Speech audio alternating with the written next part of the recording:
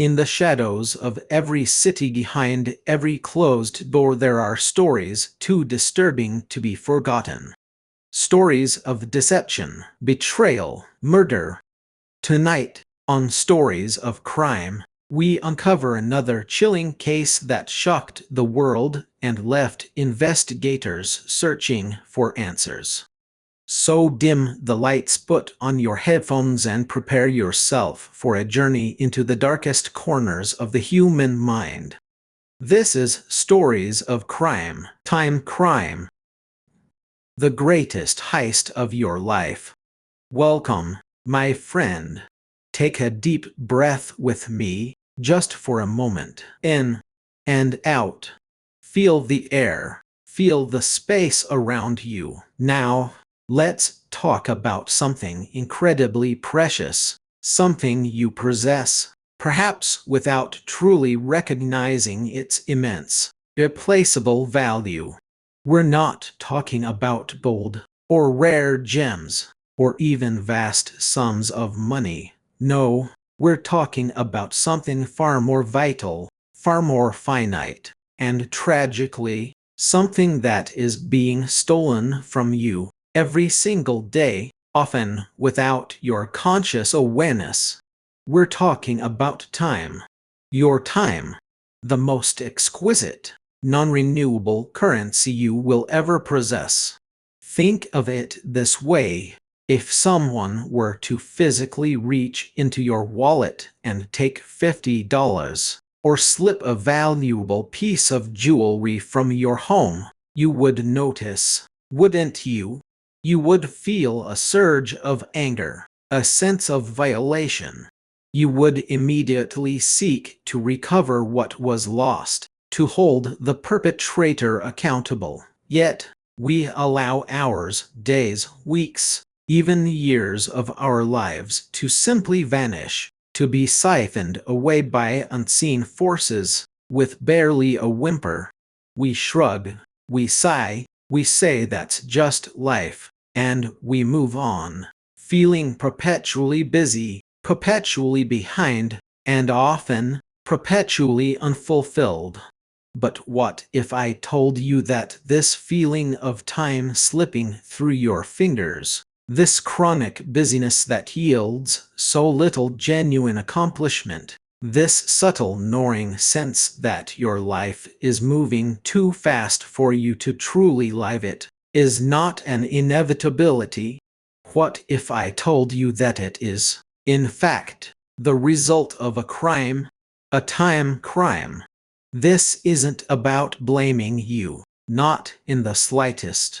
This is about awakening you to the subtle, insidious ways in which your most valuable asset is being plundered, and empowering you to become the master of your own temporal destiny. It's about recognizing that every tick of the clock is a moment of your irreplaceable existence, a unit of currency that once spent can never, ever be earned back.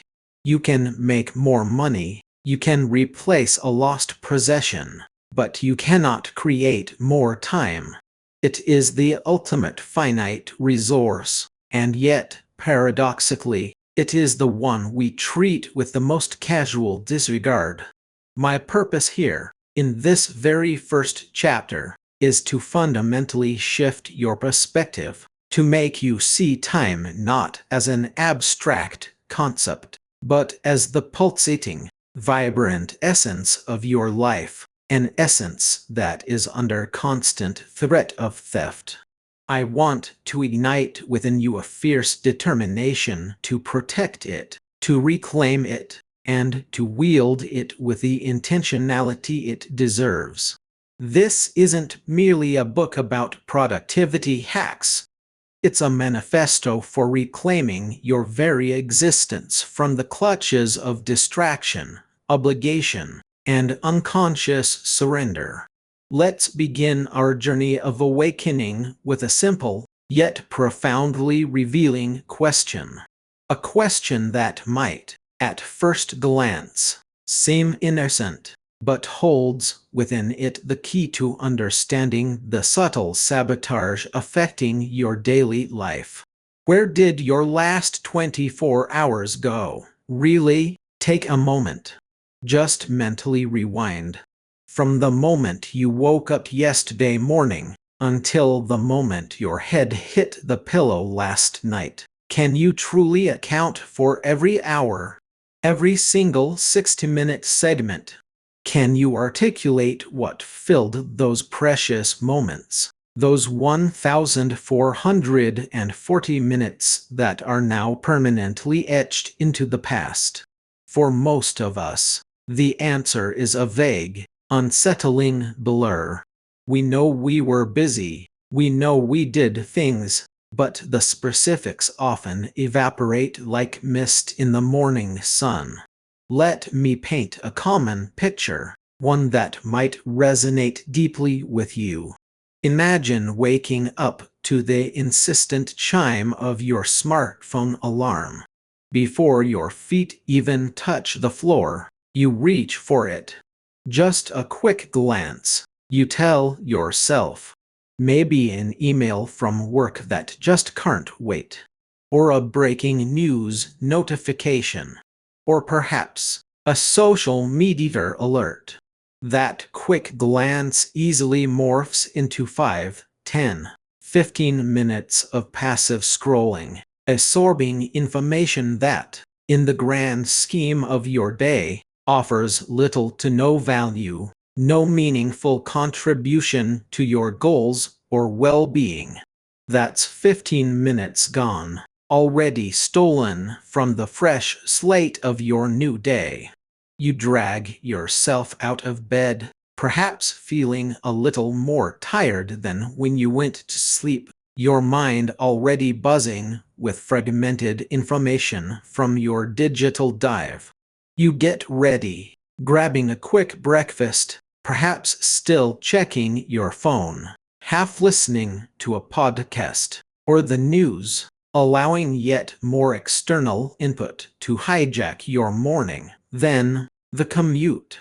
Whether it's battling traffic, navigating public transport, or simply walking from one room to another for a remote work setup, there's often an underlying sense of haste, of needing to get there and begin doing. But how much of that commute, that transition time, is truly utilized for deep thought, planning, or mindful preparation? Often, it's filled with more passive consumption, another podcast, more social media, or simply mental fretting. Another 30 minutes, an hour, perhaps more, subtly siphoned away. Then the workday begins. A cascade of emails, instant messages, unscheduled interruptions, and meetings that seem to stretch on, sometimes without a clear agenda or tangible outcome. You find yourself multitasking, flipping between tabs, responding to urgent requests that derail your carefully laid plans. Lunch might be eaten at your desk half-heartedly, while still scrolling or typing. The afternoon blurs into a flurry of activity, but at the end of it, when you look at your to-do list, it often feels as if you've been running on a treadmill, expending immense energy without actually moving forward. You've been busy, yes, undeniably busy, but have you been productive in the way that genuinely moves you toward your most important aspirations?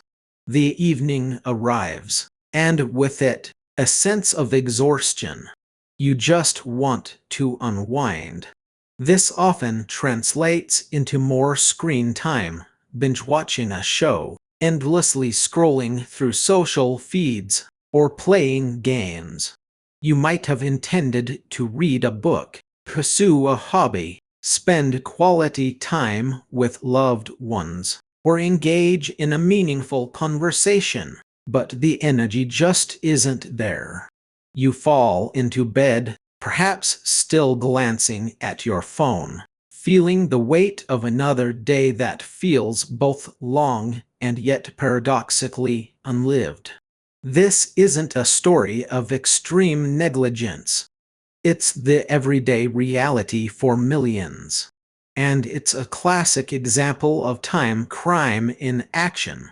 The moments aren't overtly snatched. They're subtly eroded, fragmented, and diverted without your explicit consent. Now, let's explore the psychology behind why this matters so profoundly. Why this casual loss of minutes and hours can lead to such a deep sense of dissatisfaction and unfulfillment. Our brains are hardwired for purpose, for agency, for the satisfaction that comes from intentional action. When we operate in this reactive, fragmented mode, constantly responding to external stimuli rather than proactively dictating our internal compass, we trigger a cascade of negative psychological effects. One major factor is what psychologists call the illusion of productivity. We feel busy, therefore we must be productive, right? Not necessarily. Busyness often masks a deeper lack of direction or a failure to prioritize effectively. Our brains struggle with context switching. Every time you shift your attention from one task to an email, then to a notification, then back to the original task, your brain expends energy. This constant switching doesn't just make you less efficient. It drains your cognitive reserves, leading to decision fatigue and a diminished capacity for deep, focused work. It's like constantly stopping and starting a car. It consumes more fuel than a steady drive. Then there's the insidious nature of the attention economy. Companies and platforms are meticulously designed by brilliant minds to capture and hold your attention for as long as possible. Their algorithms are sophisticated thieves, expertly crafted to exploit our psychological vulnerabilities, our need for social connection, our fear of missing out FOMO, our innate curiosity, our desire for novelty.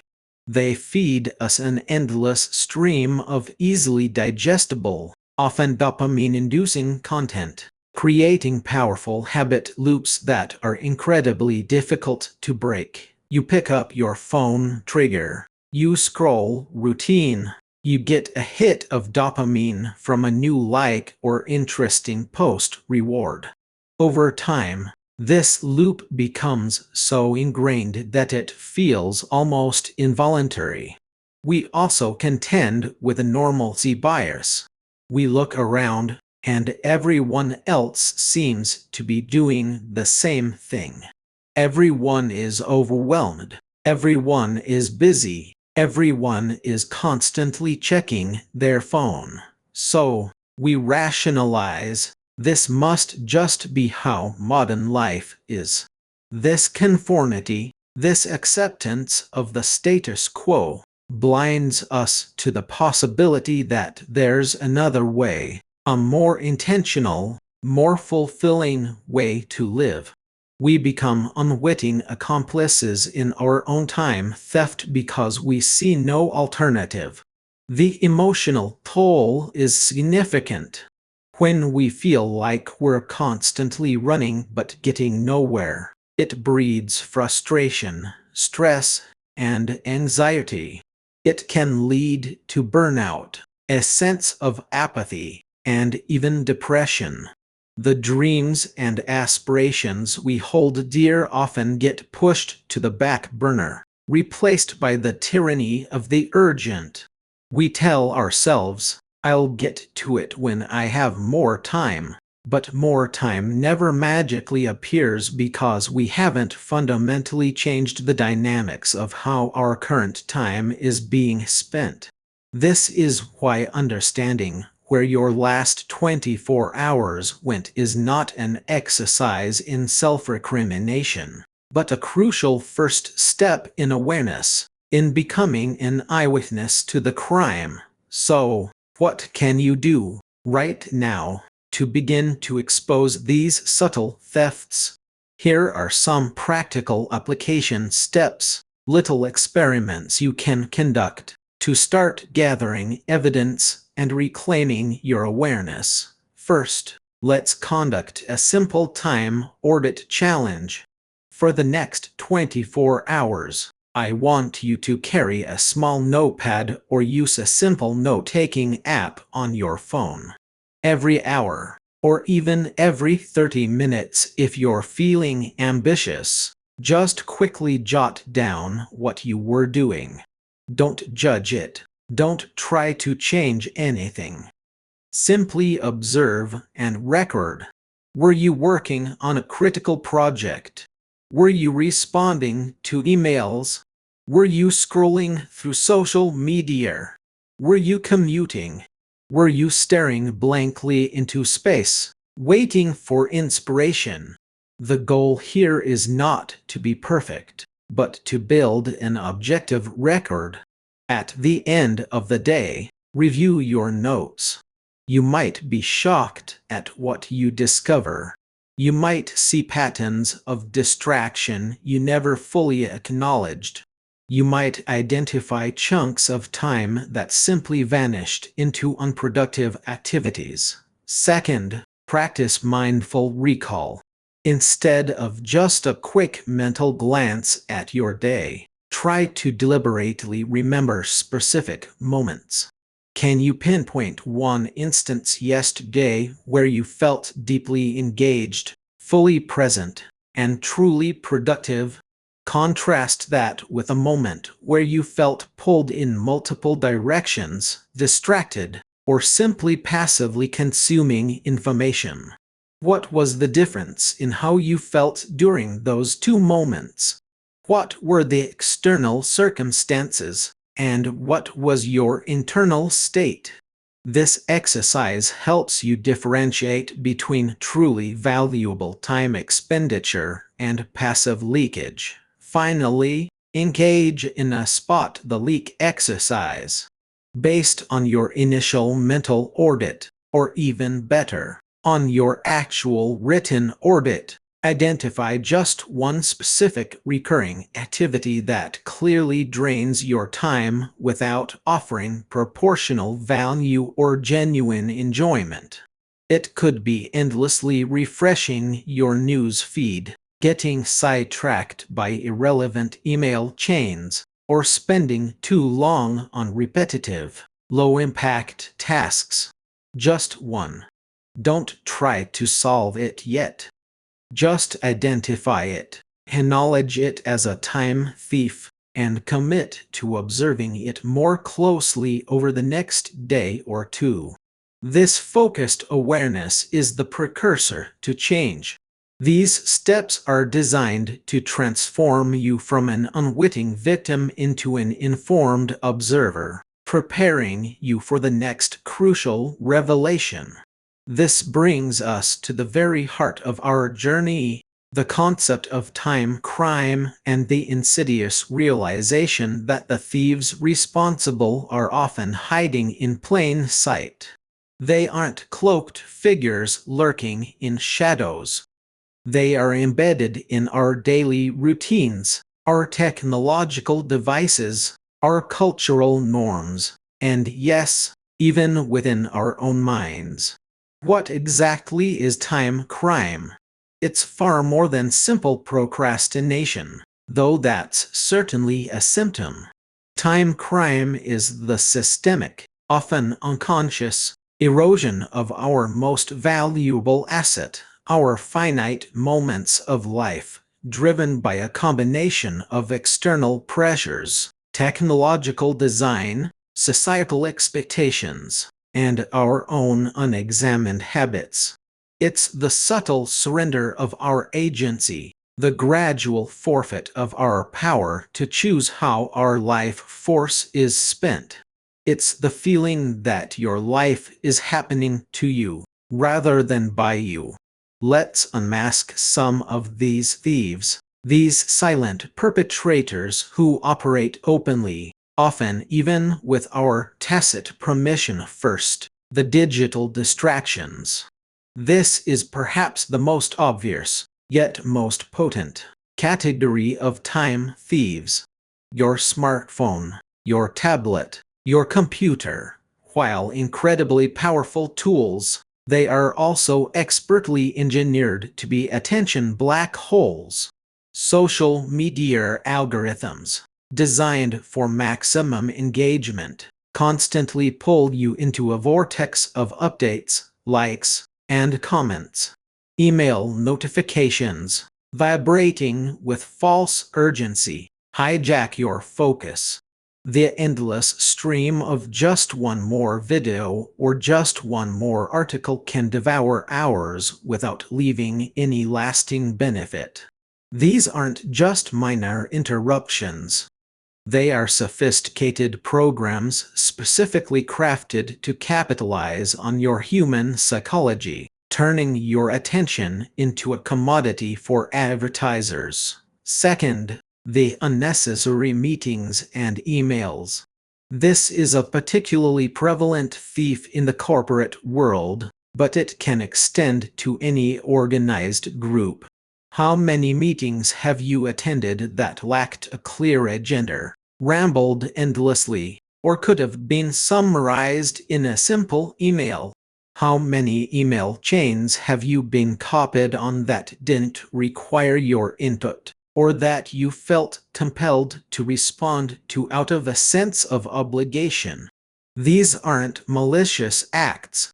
They're often the result of poor communication practices, a lack of intentionality, and a cultural default to gathering rather than truly collaborating or effectively disseminating information. Third, the lack of boundaries. This thief is often internal but manifests externally.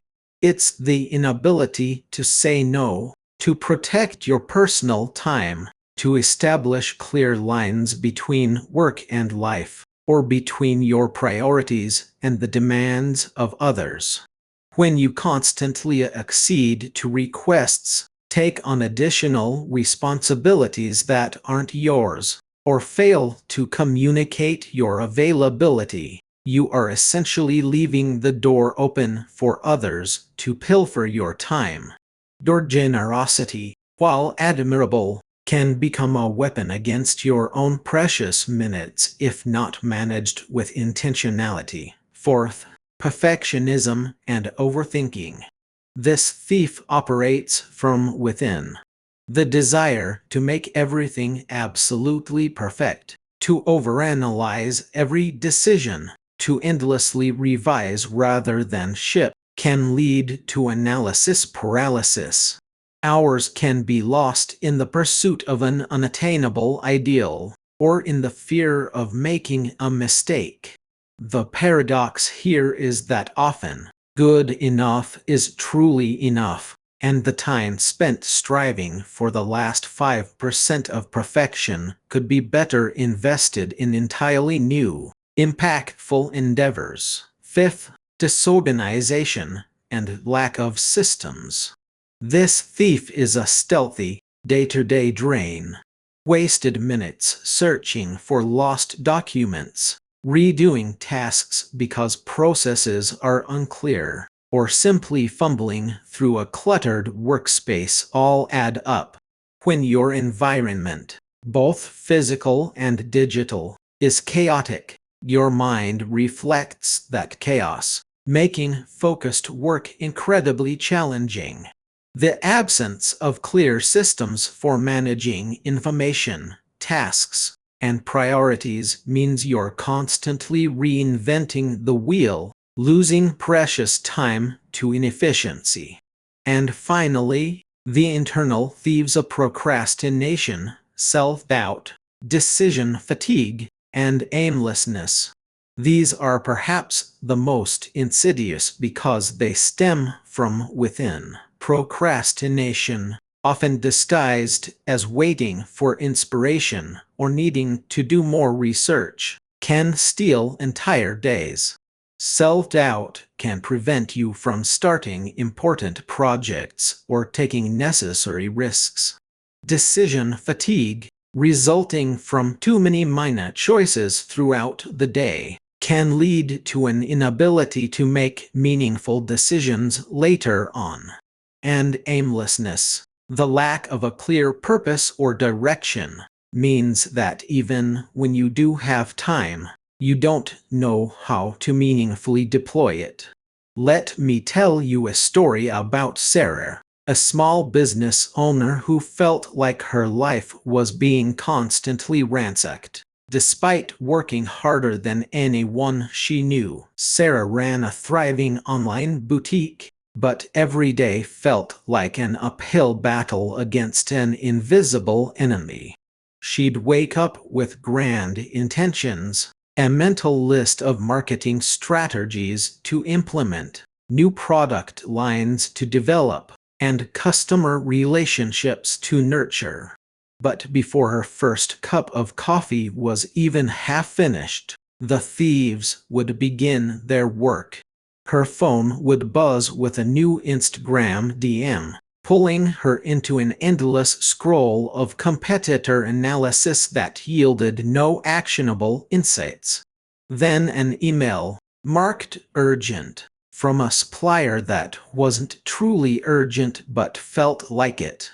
By 9 a.m., an hour that was supposed to be dedicated to deep creative work, she'd already lost precious focus to fragmented attention. Throughout the day, her inbox would ping incessantly, each new message feeling like a tiny obligation demanding immediate attention, breaking her concentration. She found herself spending hours on research, looking up new trends, competitive pricing, online marketing tools, but much of it was just sophisticated procrastination, a fear of actually doing the hard, focused work. She worried about every decision, delaying product launches for weeks because they weren't perfect. She felt guilty saying no to friends who wanted just a quick chat during work hours, and she'd agree to help colleagues with tasks that weren't strictly her responsibility. By 6 p.m., Sarah would be utterly exhausted, staring at a partially completed to-do list, feeling a profound sense of failure. The irony was, she was working. She was just working inefficiently, reactively, and without clear boundaries. Her thieves were her constantly pinging phone, her overflowing and unfiltered inbox, her ingrained habit of perfectionism that paralyzed her, her fear of delegating, and her own inability to set firm boundaries with others. The impact. Her business growth stagnated despite her effort. Her family time was constantly interrupted, and she felt perpetually behind, caught in a cycle of busyness without true accomplishment. She was an unwitting victim of time crime, her life force slowly but surely siphoned away, leaving her drained and unfulfilled. Psychologically, these thieves exploit our core human wiring. The constant pings and notifications tap into our innate curiosity and our intermittent variable reward system, the same mechanism that makes slot machines so addictive. We check because we might find something novel, something exciting, something rewarding, and that unpredictable reward strengthens the checking behavior. This is a powerful habit loop that requires immense conscious effort to break. Then there's the concept of ego depletion. Every decision we make, every act of willpower we exert, subtly depletes our mental energy.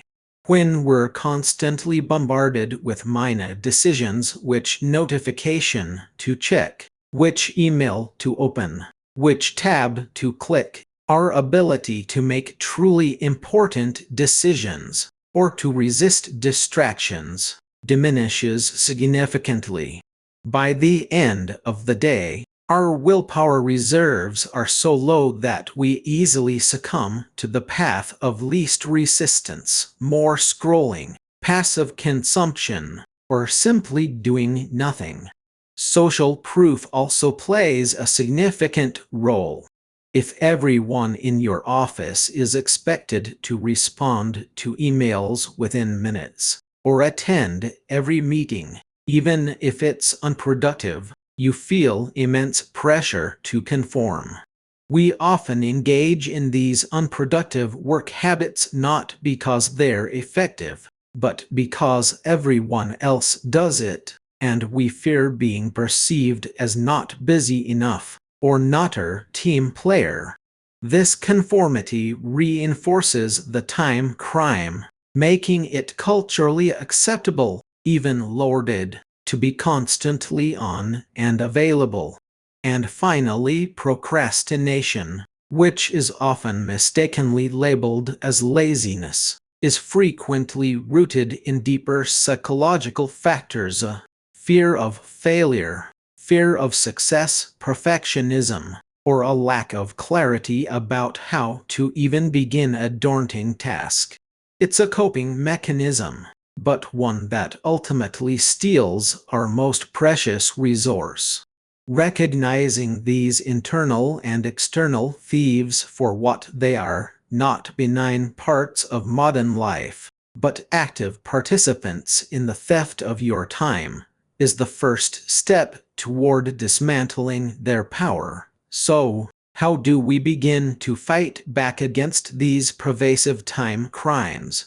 Let's put some practical steps into action to start identifying and disarming these silent perpetrators. First, your challenge is to identify your top 3 thieves. Based on what we've discussed, and perhaps your initial time audit, what are the 3 most significant external or internal forces that consistently steal your time? Be specific. Is it the endless scroll on Instagram? Is it the default yes to every request? Is it your habit of checking emails every 5 minutes? Is it the hour you lose every morning to indecision about what to work on? Write them down. Acknowledging them by name gives you power over them. This isn't about shaming yourself. It's about clear, objective identification. Second, let's try a notification detox minute challenge. For a short, defined period, say, the next 2 hours, or even just during your next focused work block, turn off all non-essential notifications on your phone, computer, and tablet. Put your phone in another room or on silent, face down. Observe what happens. Do you feel an initial urge to check it? Do you notice your hand reaching for it instinctively? After a while, do you experience a newfound sense of calm, focus, or clarity? This small act can reveal just how much control these devices have over your attention and how much peace you can reclaim by breaking that cycle, even temporarily. Third, begin with a boundary-setting starter. Identify one small area where you can start saying no, or not now. This could be saying no to an optional meeting, politely declining a request that doesn't align with your priorities, or simply setting a specific time of day when you will not check email. It doesn't have to be a grand declaration. It can be a subtle shift. The act of consciously setting a boundary, however small, begins to rebuild your sense of agency and sends a powerful message to your subconscious that you are in control of your time, not external demands. These aren't just theoretical exercises. They are the initial moves in your strategic plan to reclaim what is rightfully yours. By identifying the thieves, observing their tactics, and beginning to build small defenses, you are laying the groundwork for a profound transformation. This leads us to the grand promise, the invitation to embark on a journey that will fundamentally change your relationship with time, and in doing so, permanently steal back your life. This isn't a quick fix, a superficial trick, or a fleeting motivation. This is a commitment, a structured path forward.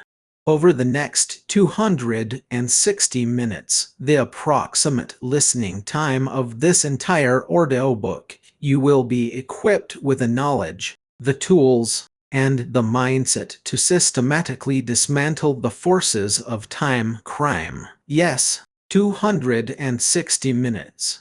Think of it as your concentrated training, your strategic planning session for the greatest heist you will ever orchestrate, the deliberate, permanent reclamation of your time, your energy, and your life's purpose.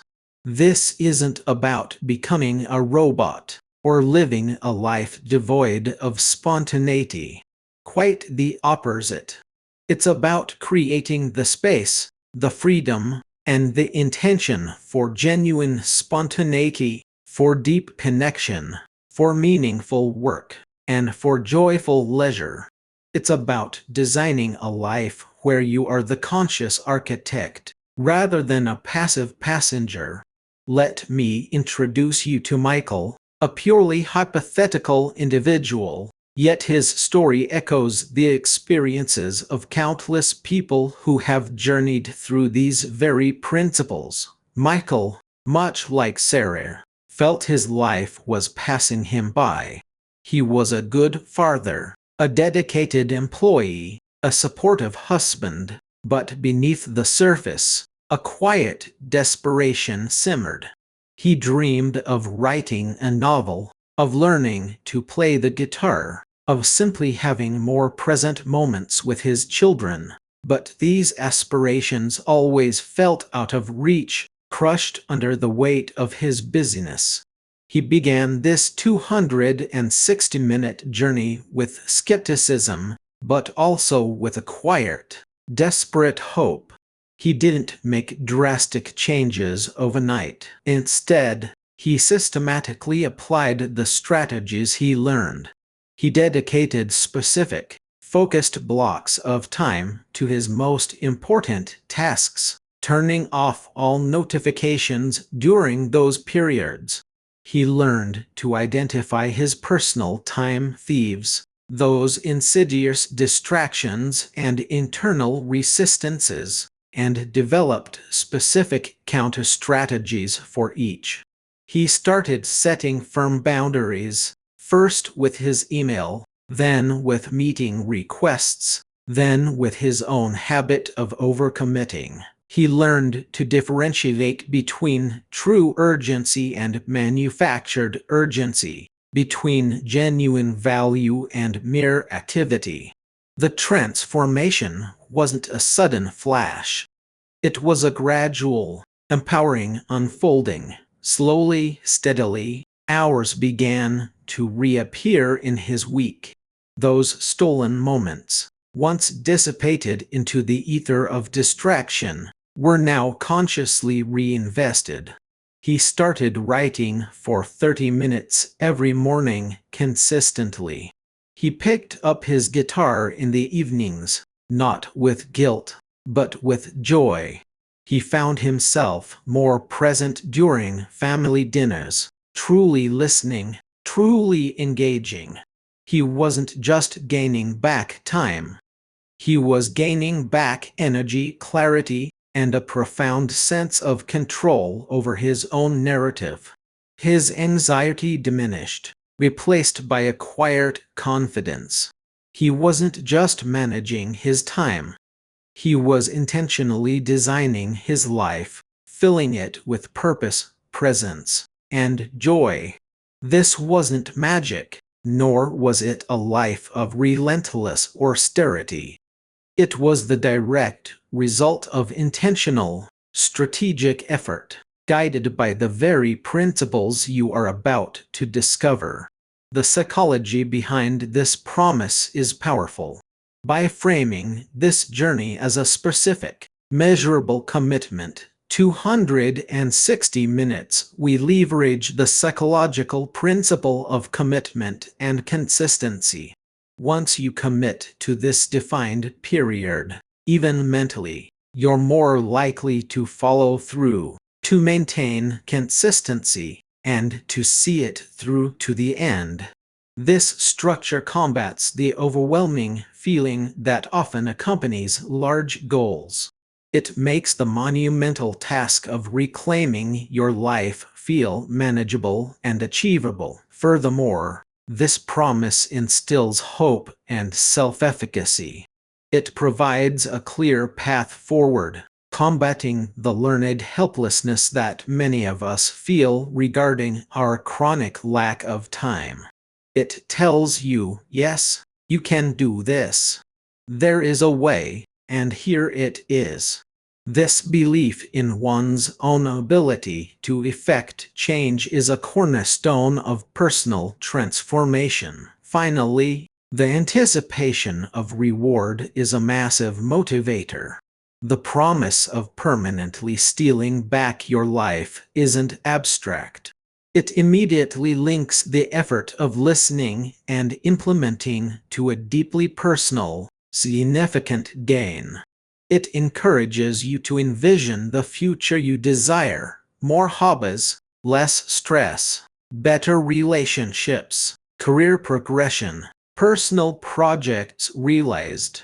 You become the hero of your own story, orchestrating a high-stakes operation to reclaim your most valuable treasure. So, let's prepare for this critical mission, this exciting journey.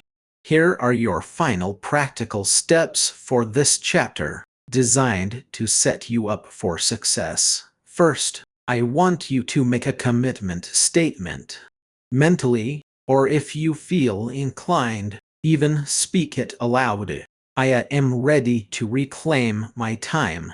I commit to this 260-minute journey to permanently steal back my life.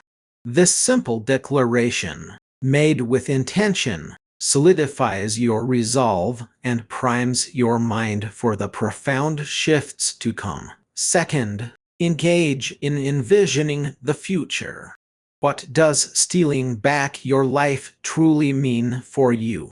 Close your eyes for a moment. What does that reclaimed time look like? Is it pursuing a long-forgotten passion, spending uninterrupted quality time with loved ones, launching that side project, feeling calm and present instead of rushed and stressed? See it, feel it, make it as vivid as possible. This vision will be your North Star, guiding you through the practical steps ahead. Third, prepare for the journey ahead. Find a dedicated, quiet time to listen to the next chapter. Treat it as an important appointment with yourself. Eliminate distractions as best you can. Have a notepad and pen ready for insights. This deliberate preparation signals to your mind that what you are about to undertake is significant, not just another piece of background noise. In summary, we've explored the profound truth that time is your ultimate, irreplaceable currency, and it's being stolen daily by an array of visible and invisible forces. We've questioned where your last 24 hours went, uncovering the unsettling blur of passive consumption and fragmented attention.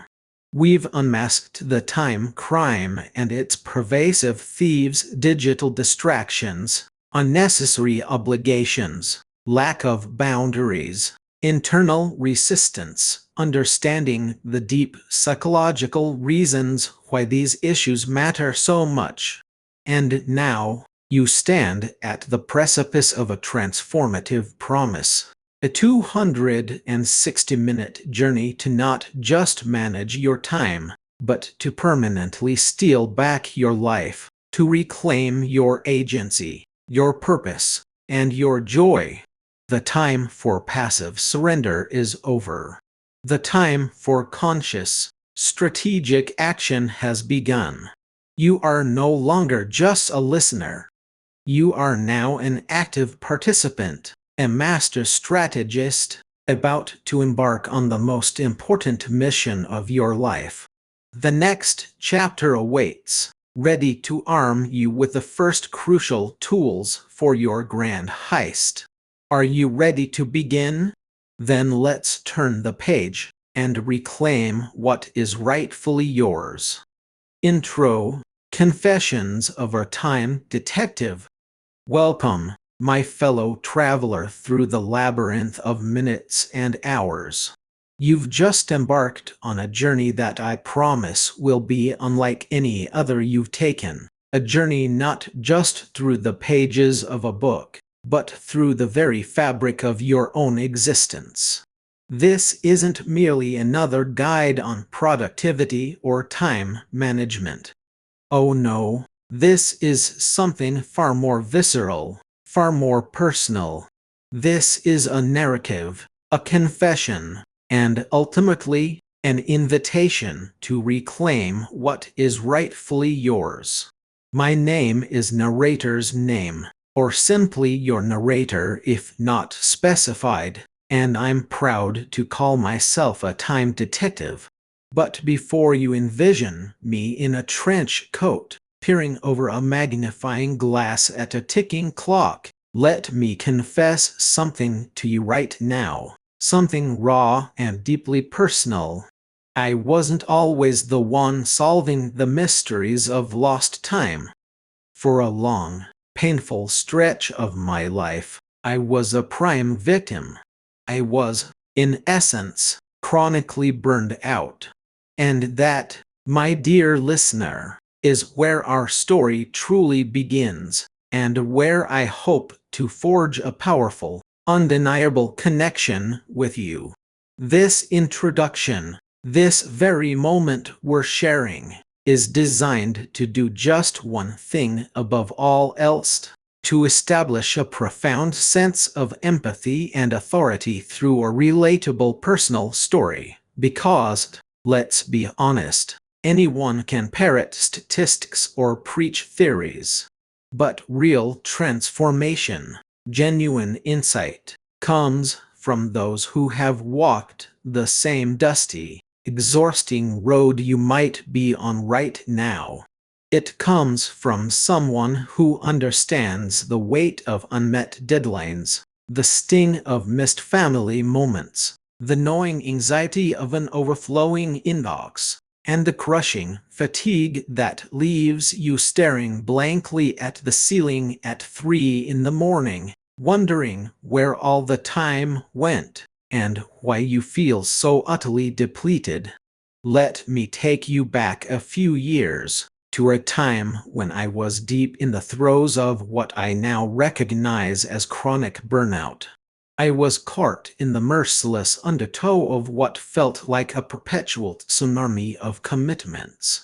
My workdays blurred into work nights, weekends dissolved into catch-up sessions, and the lines between professional ambition and personal well-being weren't just fuzzy. They had vanished entirely. I was a casualty of the always-on culture, believing, perhaps naively, that more effort simply equated to more success. I wore my exhaustion like a badge of honor, often boasting about how little sleep I'd gotten, how many emails I'd answered at midnight, or how I was always hustling. It was a perverse kind of pride, rooted in a profound misunderstanding of sustainable success. I remember one particularly vivid period, stretching over several months, where every morning felt like dragging myself out of quicksand. The alarm clock wasn't just a sound, it was an invading force, a jarring disruption to the only peace I seemed to find. My coffee intake escalated from a pleasant morning ritual to a desperate intravenous drip, barely keeping the tremors at bay. My memory started to falter. I'd forget simple things, like what I'd had for breakfast just an hour ago, or the name of a client I'd spoken with countless times. My creativity, once a wellspring of ideas, felt like a dried-up riverbed. I was irritable, snapping at loved ones for trivial reasons, only to be consumed by guilt moments later. The joy I once found in my passions outside of work, my hobbies, my friendships, had been systematically siphoned away, leaving behind a hollow ache. My body was sending me signals too, persistent headaches, an unexplained tremor in my hand, recurring colds that seemed to cling to me for weeks. I was functioning, yes, but only just. I was a high-performance machine running on fumes, destined for a catastrophic breakdown.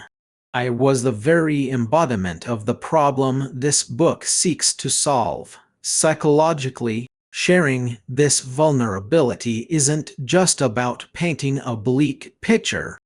It's a deliberate act of building trust.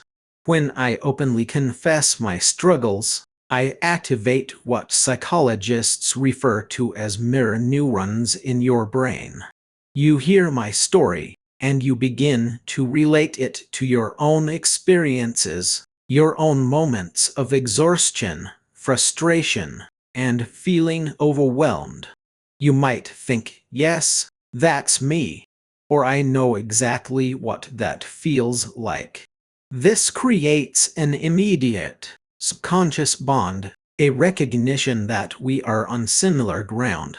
It tells you that I'm not just speaking from a pedestal of theoretical knowledge, but from the crucible of lived experience.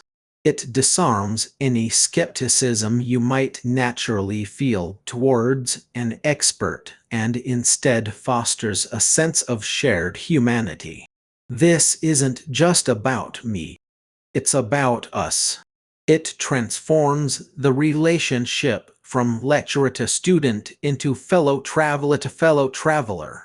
It humanizes the challenge and makes the solutions feel more attainable. Because if I, someone who was once so deeply entrenched in burnout, could find a way out, then so can you. So, as a practical application of this foundational empathy, I invite you, right here and now, to take a mental pause. As you listen to my story, reflect on your own journey. Have you felt the tendrils of burnout reaching for you? Have you experienced the dull ache of chronic fatigue, the sting of neglected relationships, the loss of joy in pursuits you once loved, all in the relentless pursuit of more? There's no judgment here, only recognition. Simply acknowledge what resonates with you. This isn't about wallowing in the past, but about understanding the present and creating a powerful motivation for the future. Recognizing the problem is always the first, most crucial step toward solving it.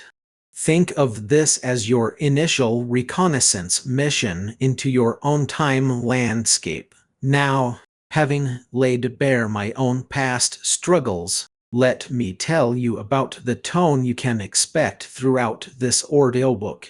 From this moment forward, I intend to set a conversational, engaging tone that feels less like a lecture and more like a candid, insightful dialogue between two individuals who are genuinely invested in understanding and mastering the elusive nature of time. You won't find sterile, academic language here. My aim is to be your guide, your co-conspirator, your fellow time detective on this grand investigation. Imagine we're sitting across from each other, perhaps in a quiet cafe or on a long, unhurried walk.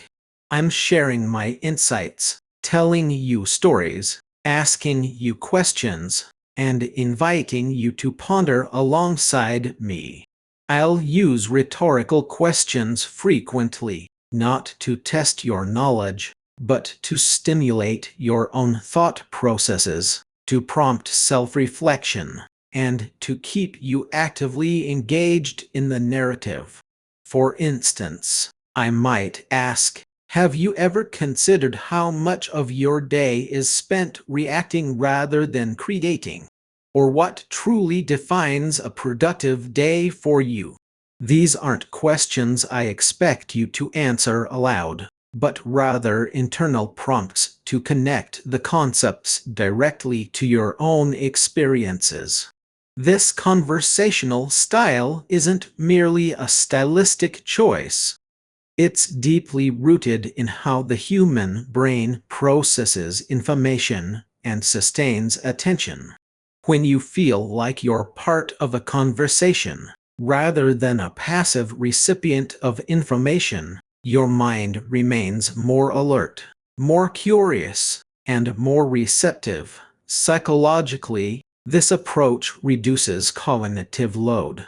Instead of struggling to decode dense academic prose, your brain can effortlessly absorb the ideas presented in a natural, flowing rhythm. It fosters a sense of parasocial interaction, where you feel a personal connection with me, the narrator, as if we're truly interacting.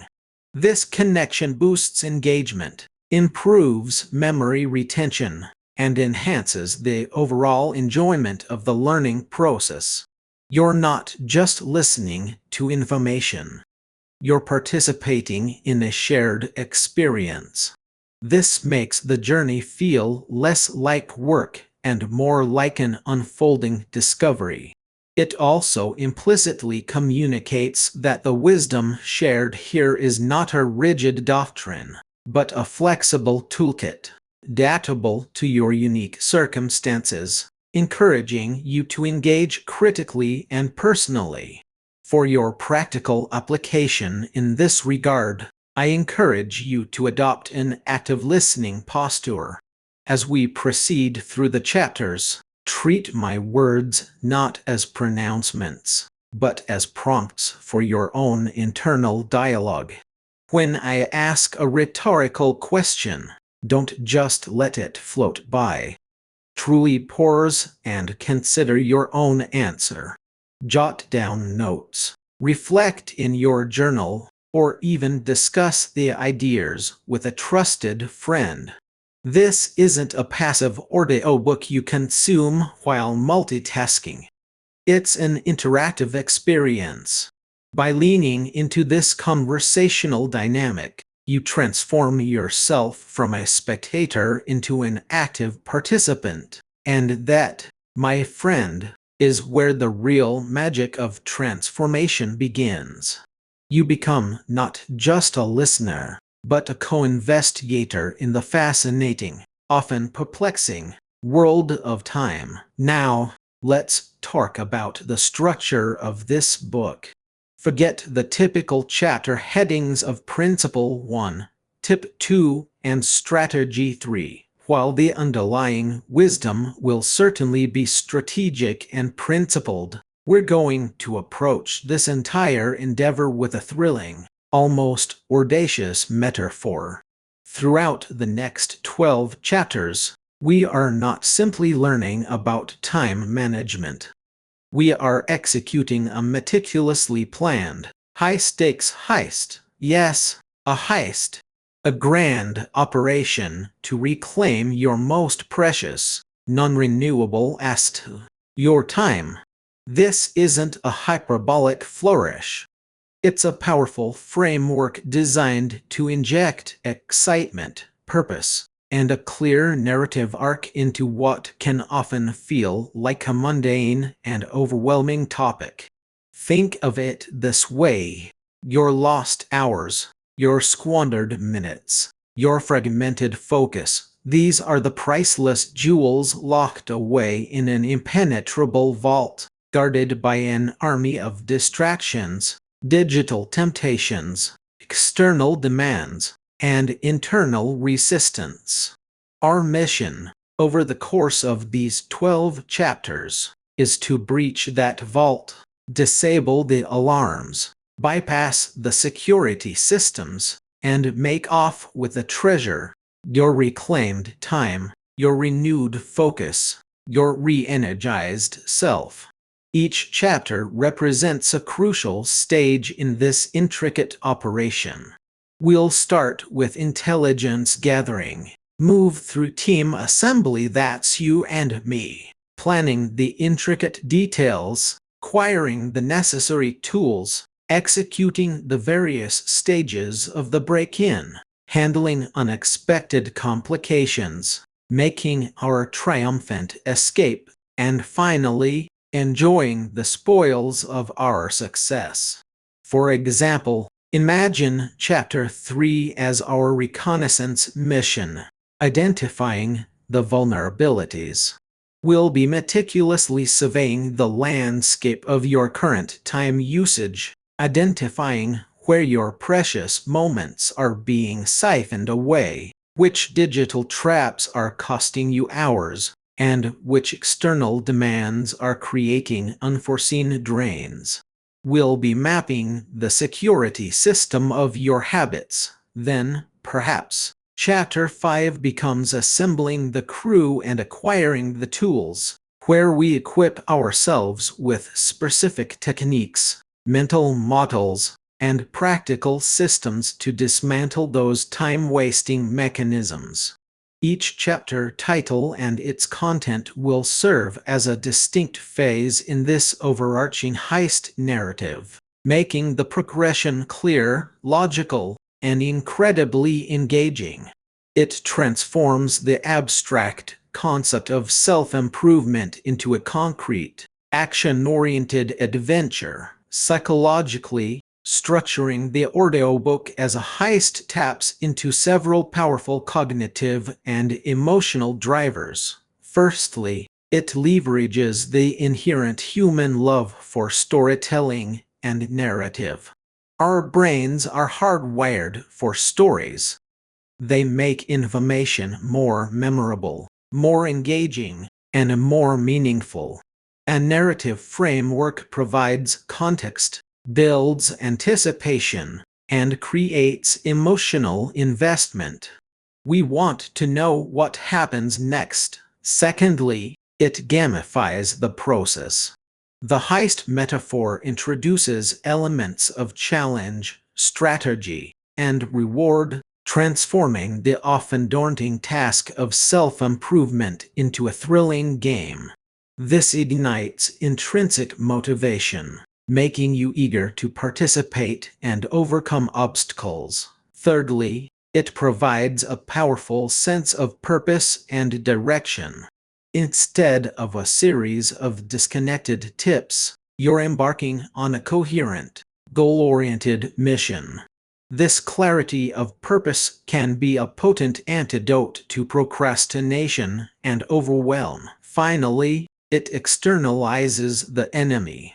Instead of feeling like you are the problem, the externalized vault or security system of lost time becomes the challenge we face together. This shifts the psychological burden from self-blame to strategic problem solving. As a practical application for this unique structure, I invite you to fully embrace the time detective mindset throughout this audiobook. See yourself as a master strategist, an engineer's planner, and a daring operative.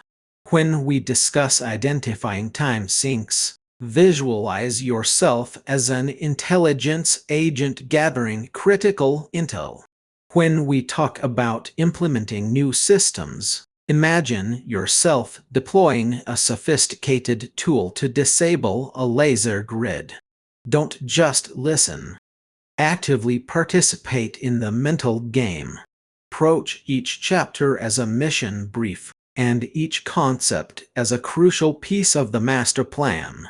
This isn't just a metaphor for fun. It's a powerful cognitive hack designed to make the journey of reclaiming your time not just effective, but genuinely exciting and deeply satisfying. This imaginative engagement will solidify the concepts in your mind and make the actionable steps feel less like chores and more like vital maneuvers in your grand time heist. So, here we stand, at the precipice of an extraordinary undertaking. I've shared my confession of burnout, hoping to connect with you on a deeply human level. I've committed to a conversational, engaging tone, inviting you into a genuine dialogue. And I've unveiled our audacious framework, a 12-chapter heist to reclaim your lost hours, transforming what might have been a chore into an adventure. My personal journey through the valley of burnout has endowed me with a unique perspective, not just on the problem, but on the practical, human-centered solutions required to overcome it. I've sifted through countless methodologies, endured countless setbacks, and ultimately forged a path back to a life of focused productivity without sacrificing well-being. This isn't theoretical wisdom. This is hard-won truth. This isn't about working harder. It's about working smarter, yes, but more importantly, it's about working wiser and living fuller.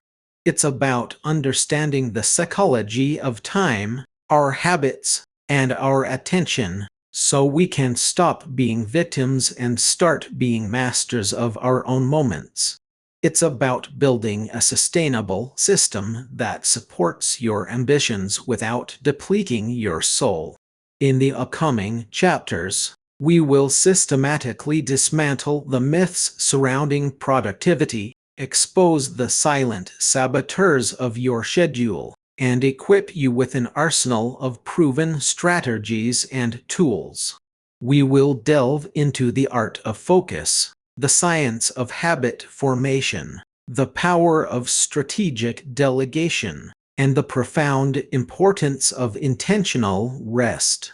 Each step of our heist will build upon the last, progressively empowering you to take back control, one precious minute at a time. Are you ready to join me, your fellow time detective, on this thrilling mission? Are you prepared to become the protagonist in your own story of reclaiming what was stolen? Good. Because our first mission, our initial intelligence gathering, begins in Chapter 3, where we embark on the grand inventory, unmasking your time thieves. We'll pull back the curtain on the hidden drains, the sneaky distractions, and the insidious patterns that are silently robbing you of your most valuable resource. It's time to shine a light into the shadows of your schedule. Let the investigation commence. Chapter 1 of The Master Thief, Digital Distraction. Welcome back to Time Crime. In our last session, we laid the groundwork, understanding that time isn't just flying by, it's often being deliberately stolen from us. We spoke about recognizing the unseen pilferers, the subtle bandits that abscond with our precious moments without so much as a by your leave. Today, we confront the most formidable, the most ubiquitous, and perhaps the insidious of these thieves, digital distraction. Prepare yourselves, for in this chapter, we unmask the master thief and its name, or rather, its names, are smartphones and social media. Imagine a highly skilled cat burglar, one who doesn't smash windows or force locks, but rather slips in unnoticed, perhaps through an open door you didn't even realize you left ajar. This thief doesn't take your jewels or your money. Instead, it quietly, relentlessly siphons away the seconds, minutes, and hours of your life, leaving you with a vague sense of unease, a feeling that something precious has vanished. Yet you can't quite put your finger on what it was or how it disappeared. That, my friends, is precisely what your smartphone and the digital ecosystems it connects you to are doing, day in and day out. We've all been there, haven't we? You pick up your phone, perhaps to check the weather, or to quickly respond to a text message. A fleeting, almost imperceptible task.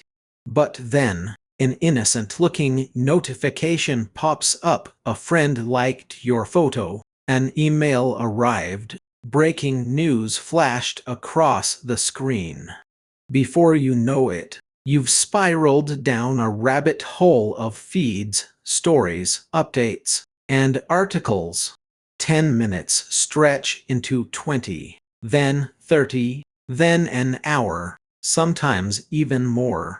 You look up, perhaps with a slight start, realizing that the original task is long forgotten, and the time you intended for something meaningful has simply evaporated, leaving behind a faint residue of digital fatigue and often a sense of mild regret. This is the hallmark of the master thief at work: seamless, seductive, and extraordinarily effective. These aren't just devices. They are intricately designed attention magnets, sophisticated pieces of engineering crafted by brilliant minds with one primary objective: to maximize your engagement. They are built to be indispensable, to become extensions of our very selves, woven so tightly into the fabric of our daily existence that separating from them feels almost like losing a limb. And this seamless integration, this perceived necessity, is precisely why they are such potent time criminals. They don't just distract us. They fragment our attention into tiny, unrecoverable pieces, creating an illusion of productivity as we constantly switch between tasks, yet rarely diving deep into any one of them.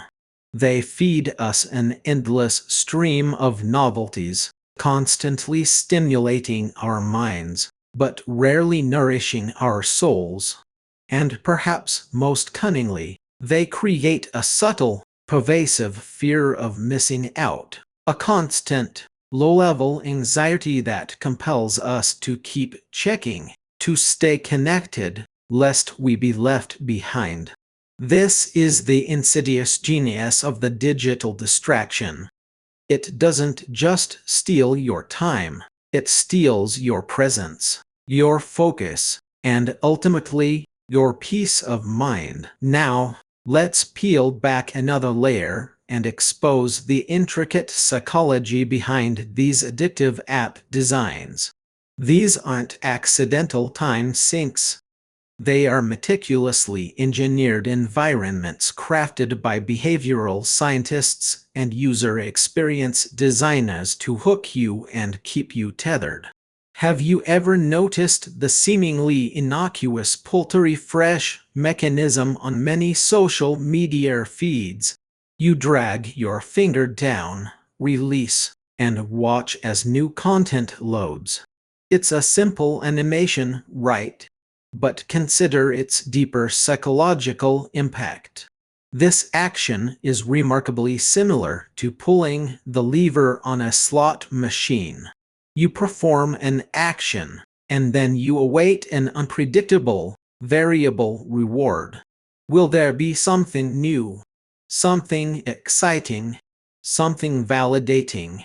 This intermittent variable reward scheduling is one of the most powerful mechanisms for addiction known to psychology. It keeps us coming back, endlessly pulling that digital lever, chasing the next dopamine hit, hoping for that gratifying piece of content or interaction. Think about the persistent red notification badges. They glow like tiny, urgent beacons, designed to tap into our innate human need for connection and our fear of missing out. A small red circle with a number isn't just an indicator. It's a psychological trigger. It suggests something is incomplete, something requires your attention, something important might be slipping past you. It creates a subtle anxiety, a nagging itch that can only be scratched by opening the app and clearing that notification. Each like, each comment, each share provides a microburst of social validation, a fleeting sense of belonging and affirmation. Our brains are wired for social connection, and these apps expertly exploit that wiring, providing quick, easy, and often superficial doses of what our primal selves crave. The infinite scroll is another brilliant, yet nefarious, design choice. It removes any natural stopping point. Unlike a book with pages, or a newspaper with an end, social media feeds are bottomless wells of content.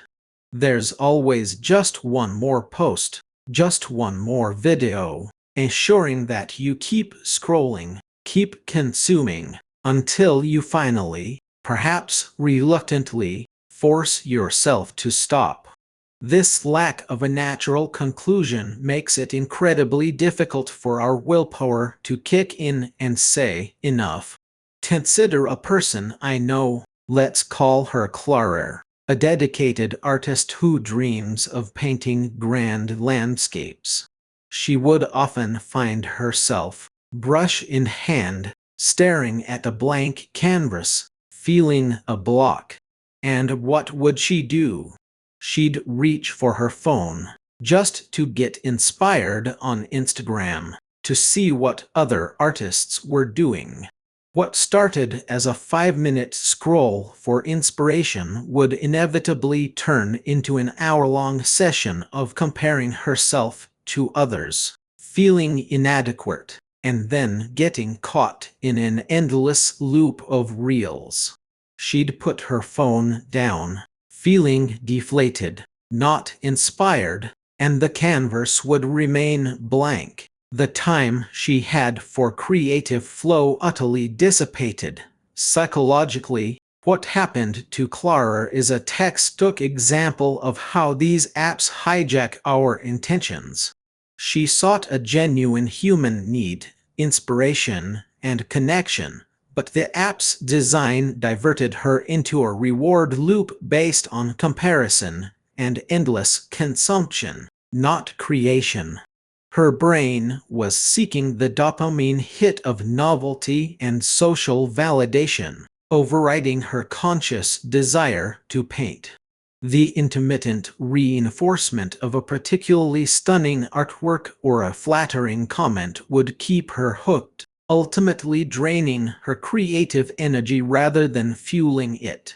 So, how do we begin to reclaim control? The first practical step is to disrupt these addictive cycles.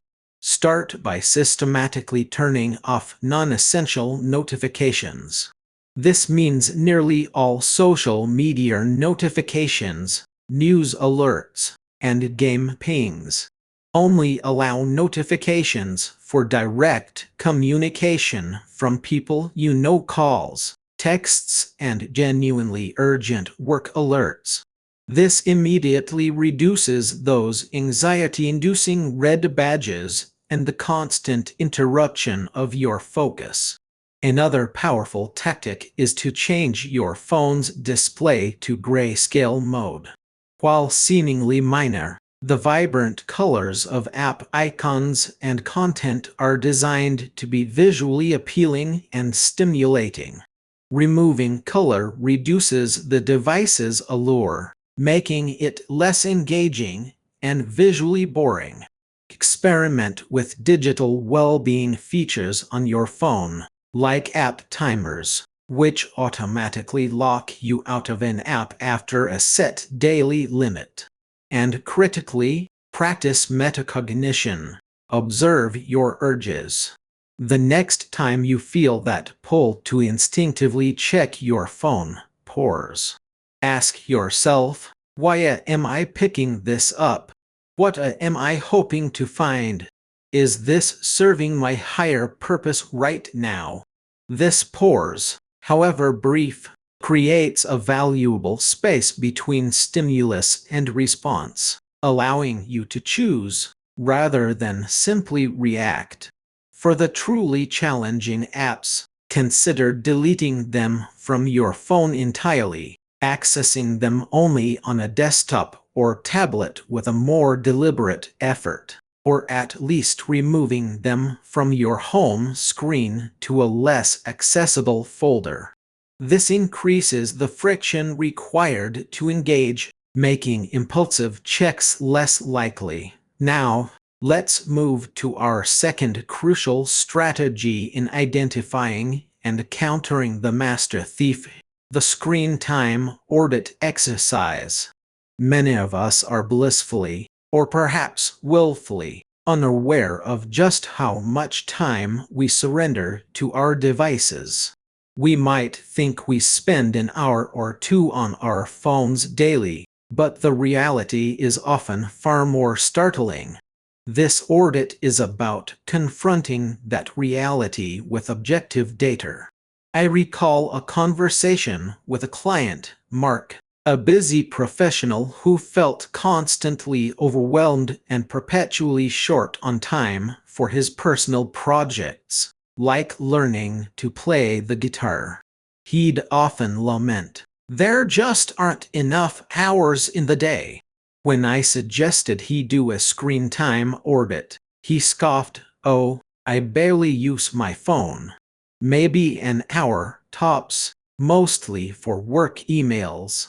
But I encouraged him to try it for just 1 week. He activated the built-in screen time tracking features on his smartphone. At the end of the week, he came back to our session, his eyes wide with a mixture of shock and dawning realization. His average daily screen time wasn't an hour. It was over 4.5 hours. Nearly 5 hours every single day. He looked at me, almost bewildered, and said, 4.5 hours? That's 31.5 hours a week. I could have learned 3 new guitar riffs, read half a book, and gone for a long run every day with that time. The data had spoken, undeniably. He was not only surprised but genuinely motivated to make a change, because the abstract feeling of no time had been replaced with concrete evidence of where his time was actually going. The psychological impact of such an audit is profound because it bypasses our cognitive biases. We are notoriously poor at estimating time, especially when we're engaged in habitual or enjoyable activities. Our brains tend to downplay the duration of things we like, or things that fill a void. The objective numbers provided by screen time trackers eliminate this self-deception. It's no longer about a vague feeling. It's about undeniable facts. This data provides the necessary self-awareness to truly understand the scale of the problem. It highlights the vast discrepancy between our perceived usage and our actual usage. This revelation can be a powerful catalyst for change, turning abstract frustration into concrete motivation.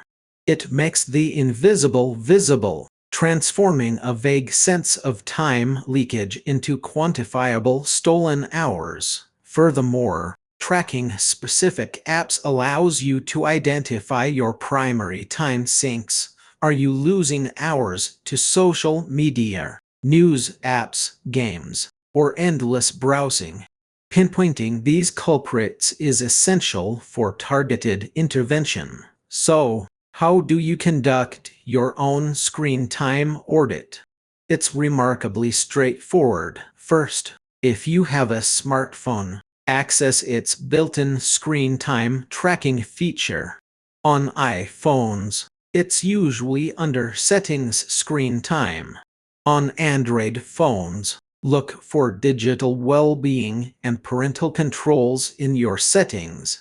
If for some reason your device doesn't have this, or you want a cross-device solution, there are many third-party apps available, though I always recommend starting with native features for simplicity and privacy. Second, commit to tracking your usage for at least one full week. This provides a representative sample, accounting for variations in weekdays versus weekends. Third, at the end of each day, and definitely at the end of the week, review your total screen time and, more importantly, the breakdown by app. Be honest with yourself. Identify which apps are genuinely productive or enriching, and which are purely for consumption, entertainment, or even worse, anxiety-driven checking. Fourth, journal your feelings. How do you feel after a long scrolling session? Energized, inspired, or drained, guilty, and irritable? Connecting your usage to your emotional state can reinforce your motivation to change. Finally, set a realistic but challenging goal for reducing your screen time, perhaps by 10–20% initially, and then progressively more. Discuss your findings with a trusted friend or partner.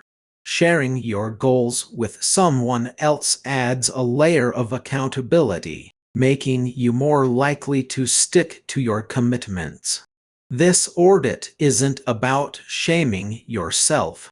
It's about empowering yourself with knowledge, turning the abstract problem of no time into a concrete, solvable challenge. It's about understanding the battlefield before engaging in the fight to reclaim your time. Our third crucial tactic in battling the master thief involves creating physical distance from your devices. This might sound overly simplistic, almost too easy, but its effectiveness lies in its profound psychological impact. Think about it. If the thief is always within arm's reach, it's incredibly difficult to resist its allure. Let me share the story of Sarah and Tom, a couple who used to have their phones on the dinner table every single night, not always actively using them, but they were there, face down, vibrating occasionally, a silent, yet palpable presence between them. Their conversations often felt fragmented, punctuated by glances at notifications or an absent-minded swipe. One evening, after a particularly silent meal where both were engrossed in their devices, Sarah had an epiphany. She bought a decorative wooden box and placed it on a small table by their front door. From now on, she announced, when we walk in, our phones go in the box. No exceptions, especially not at dinner. The first few nights were awkward. They both felt a phantom vibration, a twitch to check. But gradually, a remarkable shift occurred. Their conversations became richer, more engaged. They laughed more, listened more deeply, and rediscovered the joy of uninterrupted human connection. The physical separation of their devices from the dining space created a sacred, phone-free zone, transforming their evenings from digitally distracted to genuinely connected. From a psychological perspective, this tactic works because it leverages our understanding of willpower and environmental cues. Willpower is not an infinite resource. It depletes like a battery. Constantly resisting the urge to check your phone when it's right beside you is an exhausting mental battle. By creating physical distance, you remove the immediate environmental cue that triggers the habitual response. It's the out of sight, out of mind principle in action. If your phone isn't within easy reach, the activation energy required to engage with it increases.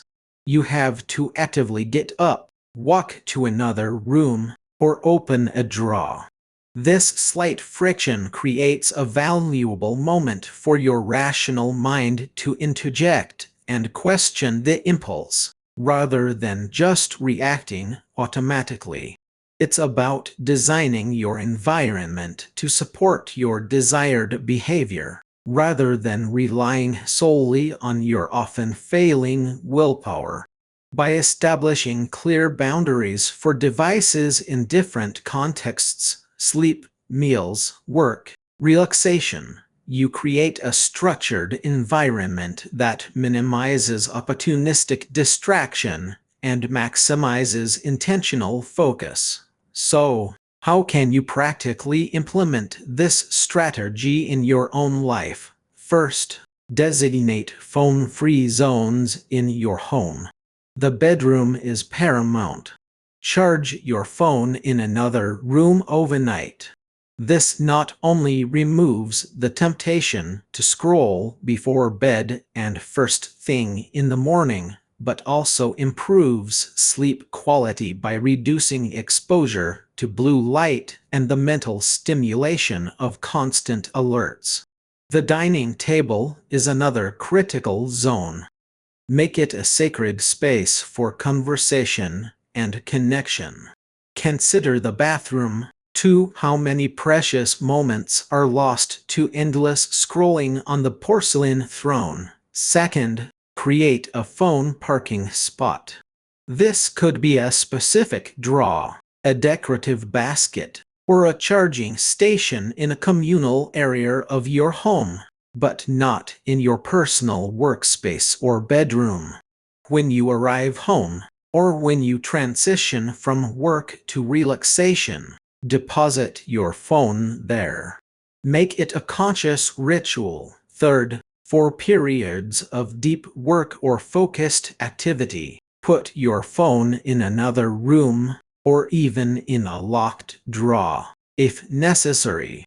The aim is to make it inaccessible without a deliberate effort. Fourth, for short errands or walks, experiment with leaving your phone at home or in your car.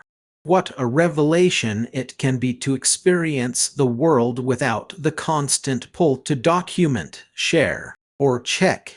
You'll notice more, hear more, and simply be more present. Finally, consider scheduled device-free blocks of time. Perhaps an hour in the morning, an hour in the evening, or even a full half-day on the weekend where all non-essential devices are put away. This isn't about becoming a Luddite. It's about consciously choosing when and how technology serves you. rather than letting it dictate your every moment. It's about moving from a state of reactive distraction to proactive, intentional engagement with your time. In summary, the master thief of our time is not some abstract concept. It is the very device we carry in our pockets, laden with apps designed for maximum engagement, not our well-being. We've unmasked its cunning strategies, from the addictive psychology behind app design, those intermittent variable rewards, the seductive notifications, the infinite scroll, to its ability to steal hours from us without our conscious realization. But we are not helpless victims. We have powerful tools at our disposal. By understanding the psychology of addiction, we can disarm its triggers, turning off notifications, going grayscale, and setting intentional limits.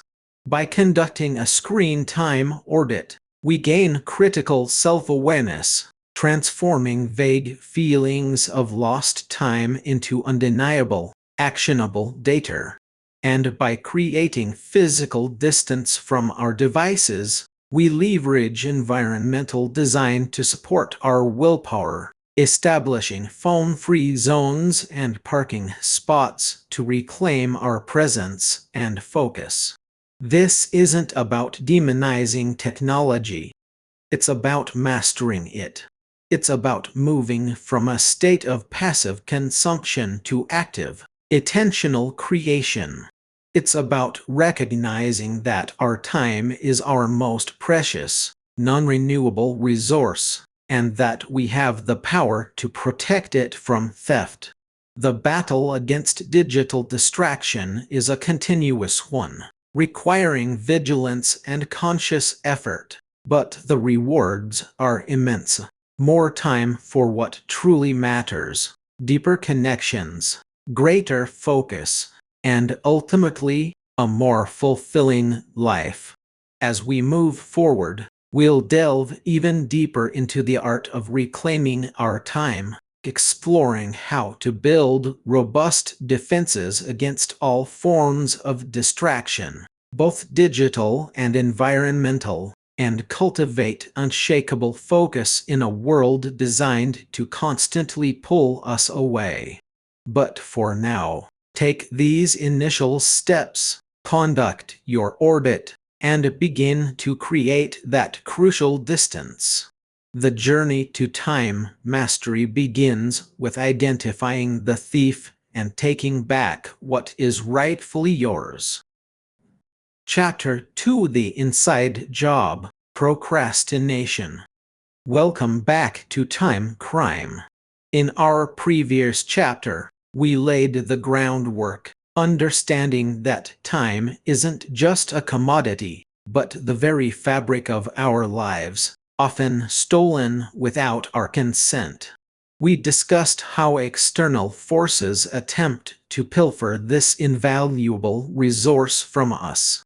But today, we turn our gaze inward, towards a more insidious and arguably more destructive form of time theft, the kind we commit against ourselves. This, my friends, is the inside job: procrastination. Procrastination is far more than mere laziness. It's a complex dance of psychology, emotion, and self-sabotage, where we willingly, almost ritualistically, hand over our precious moments, hours, and even years to a phantom future. We tell ourselves, "I'll do it tomorrow," or "I'll start when I feel more motivated," or "the conditions aren't quite right yet." And in doing so, we essentially sign away our present potential, postponing our dreams, our responsibilities, and our growth. Think about it.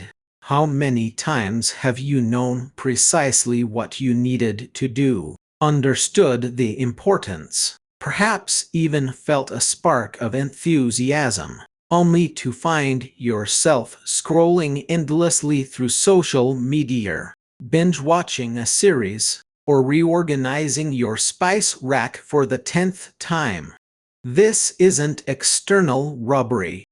This is an internal surrender. It's us, quite literally, giving away our most finite and irreplaceable asset. Why do we do this? What drives us to sabotage our own well-being and progress? It's often a cocktail of comfort-seeking, fear of discomfort, and a deep-seated apprehension about what might happen if we actually do begin.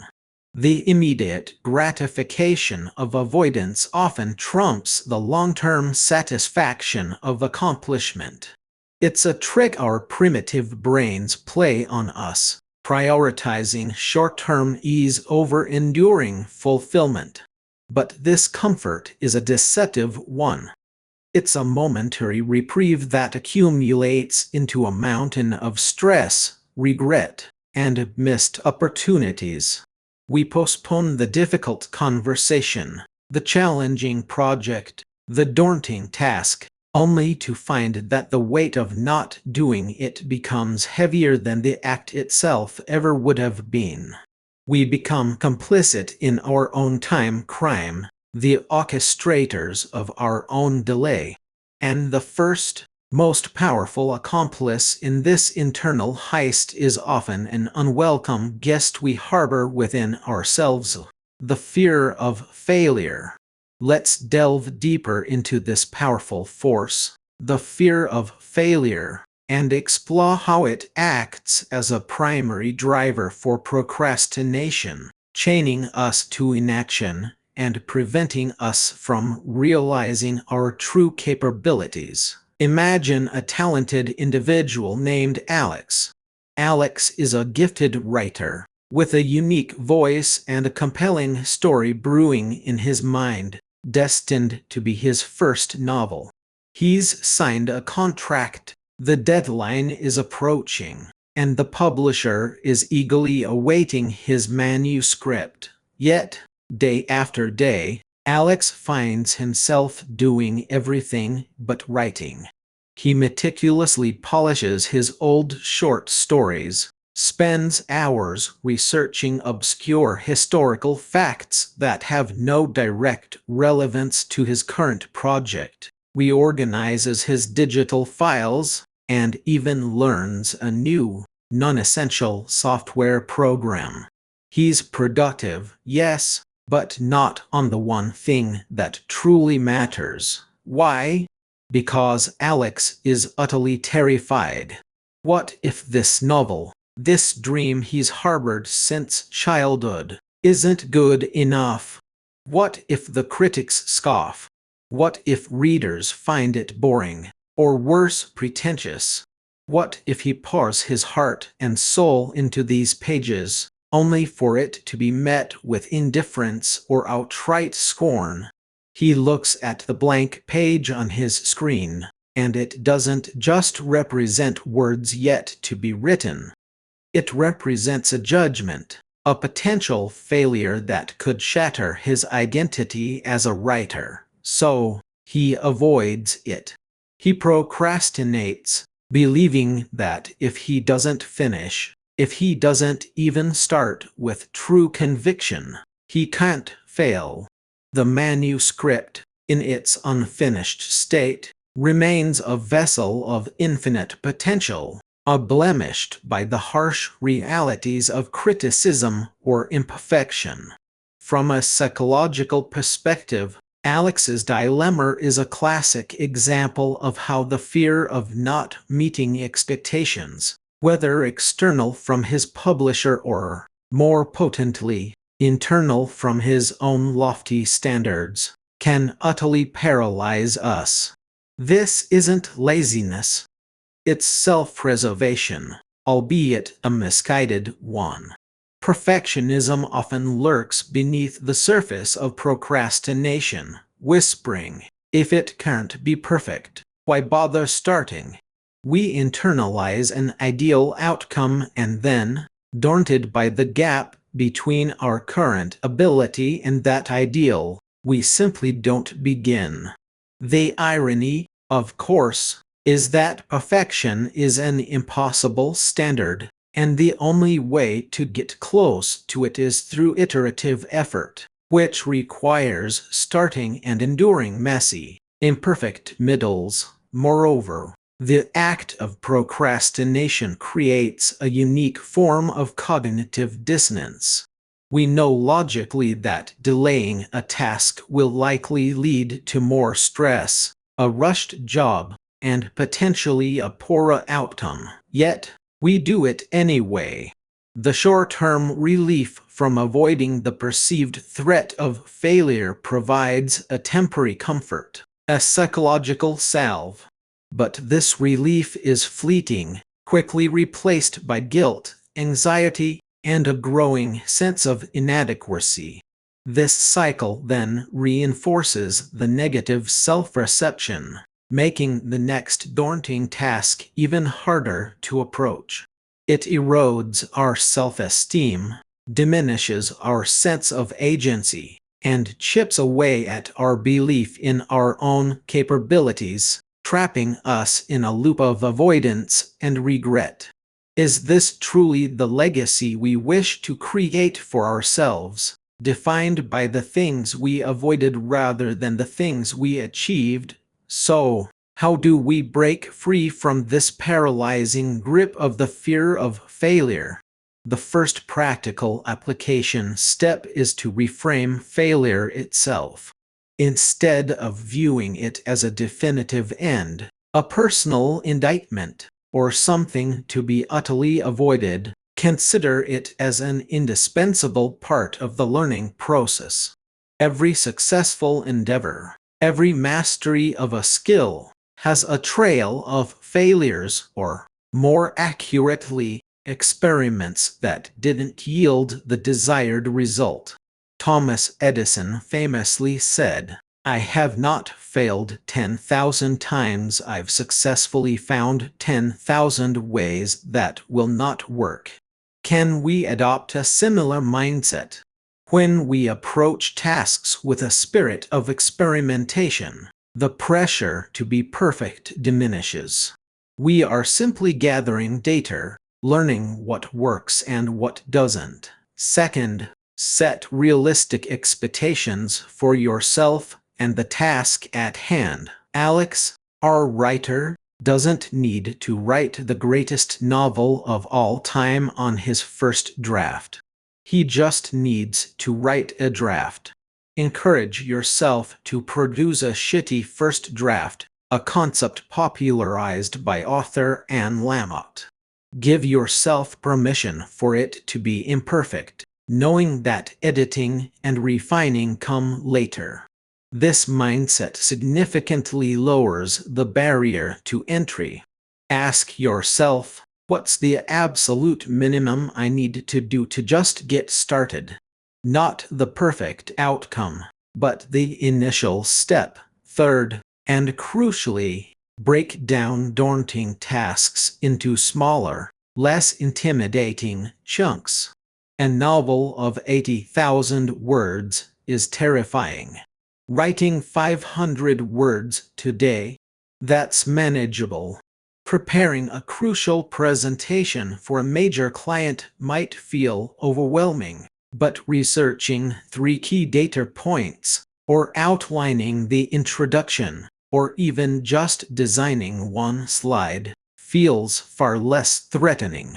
Each small chunk becomes an achievable mini-goal, a stepping stone rather than a chasm to leap across. This strategy not only makes the task feel more approachable, but also provides a sense of accomplishment with each completed segment, building momentum and confidence. Finally, focus on progress, not perfection. Celebrate the small victories. Did you write for 30 minutes, even if it wasn't brilliant? Excellent. Did you make that difficult phone call, even if you fumbled some words? Fantastic. Every step forward, no matter how small, is a win against the inertia of procrastination. Shift your internal dialogue from "I need to be perfect" to "I need to make progress." This subtle but profound change in perspective can liberate you from the shackles of fear and propel you into action. Remember, time is flowing, whether you engage with it or not. Don't let the fear of a potential misstep prevent you from ever taking a single step forward. Now, once we've begun to tackle the daunting specter of the fear of failure, the next hurdle often presents itself as the sheer overwhelming nature of the tasks themselves, or simply the activation energy required to initiate any action. This is where a deceptively simple yet profoundly effective technique, the 2-minute rule, comes into its own, transforming procrastination into immediate momentum. Consider John, a busy entrepreneur who prides himself on his vision and strategic thinking, but consistently struggles with the mundane, smaller tasks that pile up around him. His desk is a graveyard of unopened mail, his inbox an overflowing testament to forgotten emails, and his to-do list seems to grow exponentially each day. He knows he needs to organize his finances, respond to client inquiries, and file important documents, but the sheer volume makes him freeze. "I'll dedicate a whole afternoon to it," he tells himself, "when I have more time." Of course, that whole afternoon rarely materializes, and the small tasks morph into looming monsters, leading to missed deadlines, mounting stress, and the very real possibility of penalties or lost opportunities. John isn't lazy.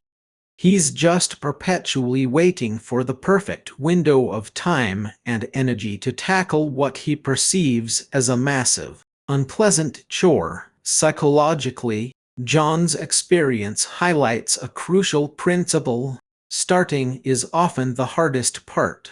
The brain expends significant energy just to overcome inertia and initiate a new activity, especially one it perceives as difficult or unpleasant. This is often referred to as activation energy. The 2-minute rule, popularized by author and productivity expert David Allen, masterfully lowers this activation energy barrier. The premise is straightforward. If a task takes less than 2 minutes to complete, do it immediately. Don't add it to a list. Don't defer it. Just do it. The power of this rule lies in several interconnected psychological mechanisms. Firstly, it leverages the concept of momentum. Once you start a task, even a tiny one, your brain shifts gears. The act of doing itself can create a cascade effect, making it easier to continue not just that task, but other related tasks as well. Think of it like pushing a stalled car. The initial push is the hardest, but once it starts rolling, it becomes easier to keep it moving. Secondly, small wins build confidence. Each completed 2-minute task provides a tiny dose of dopamine, a neurochemical associated with pleasure and reward. These micro-victories accumulate, reducing the perceived difficulty of subsequent tasks and reinforcing a positive feedback loop of action and accomplishment. It tells your brain, "Hey, this wasn't so bad after all. I can do this." Furthermore, applying the 2-minute rule effectively reduces the mental load. Every pending task, no matter how small, occupies a small corner of our mental bandwidth. That nagging thought, I need to reply to that email, or I should put away that dish, consumes precious cognitive resources. By immediately addressing these quick tasks, we free up mental space, reduce decision fatigue, and alleviate the background hum of unfulfilled obligations. This also connects powerfully to habit formation. By consistently acting on 2-minute tasks, you begin to rewire your brain to move from intention directly to action, rather than getting caught in the mire of deliberation and delay. It teaches your brain to bypass the procrastination circuit. Now, for the practical application steps. The first and most obvious step is to identify those tasks that genuinely take 2 minutes or less to complete.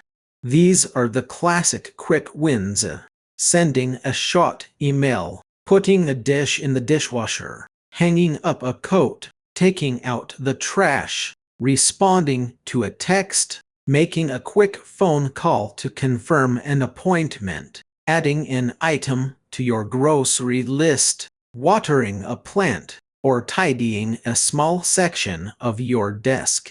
The key here is not to overthink it. If it seems like it could be done quickly, just do it. Second, for those tasks that clearly take longer than 2 minutes, apply the spirit of the rule. Use 2 minutes to start the task. For example, if you need to write a long report, commit to opening the document and typing out the title and your name. If you need to clean your entire house, start by cleaning just one countertop for 2 minutes. If you need to research a complex topic, simply open your browser and type in the first search query. The goal isn't to finish the entire task in 2 minutes, but to break the psychological barrier of inaction. Often, once you've committed those initial 2 minutes, you'll find yourself continuing for 5, 10, or even 30 minutes, fueled by the momentum you've created. The hardest part is truly just beginning. Third, make it a conscious habit, almost a game. Whenever you encounter a task, briefly ask yourself, can I do this in 2 minutes? If the answer is yes, do it immediately, without hesitation. If the answer is no, then ask, can I start it in 2 minutes? And then proceed. This immediate internal dialogue short-circuits the procrastination impulse. Place visual cues in your environment if necessary. Perhaps a sticky note that simply says 2 min on your monitor. Over time, this conscious effort will transform into an unconscious habit, deeply embedding the principle of immediate action into your daily routine. Embrace this rule not as a rigid command, but as a gentle nudge, a small trick to outsmart your procrastinating brain. It's about building a consistent track record of small successes that collectively build into significant achievements, ensuring that your time is spent in action, not in agonizing over what to do. Remember, the insidious nature of procrastination often means small tasks fester into larger, more formidable challenges. The 2-minute rule is your antidote, a simple yet powerful weapon against the inside job of time theft. Having equipped ourselves with strategies to conquer the fear of failure and initiate action, we arrive at perhaps the most emotionally significant aspect of our battle against procrastination: forgiving past wasted time. This isn't just about moving on. It's about liberating ourselves from the heavy chains of regret and guilt that often fuel future procrastination, perpetuating a vicious cycle. Consider Maria. Maria is in her late 40s, a successful professional in her field, but she carries a deep sense of regret about her artistic aspirations. Since childhood, she dreamed of being a painter, spending countless hours sketching and imagining vibrant canvases. Life, as it often does, took over. She pursued a stable career, raised a family, and while she was grateful for her life, a persistent whisper of what if haunted her. She often found herself scrolling through art gallery websites, sighing, or browsing art supply stores, only to walk out empty-handed. She knew she could still pursue her passion, perhaps take evening classes or dedicate weekends to painting, but whenever she considered it, a wave of guilt would wash over her. "I've wasted so many years," she'd lament to herself. "It's too late now.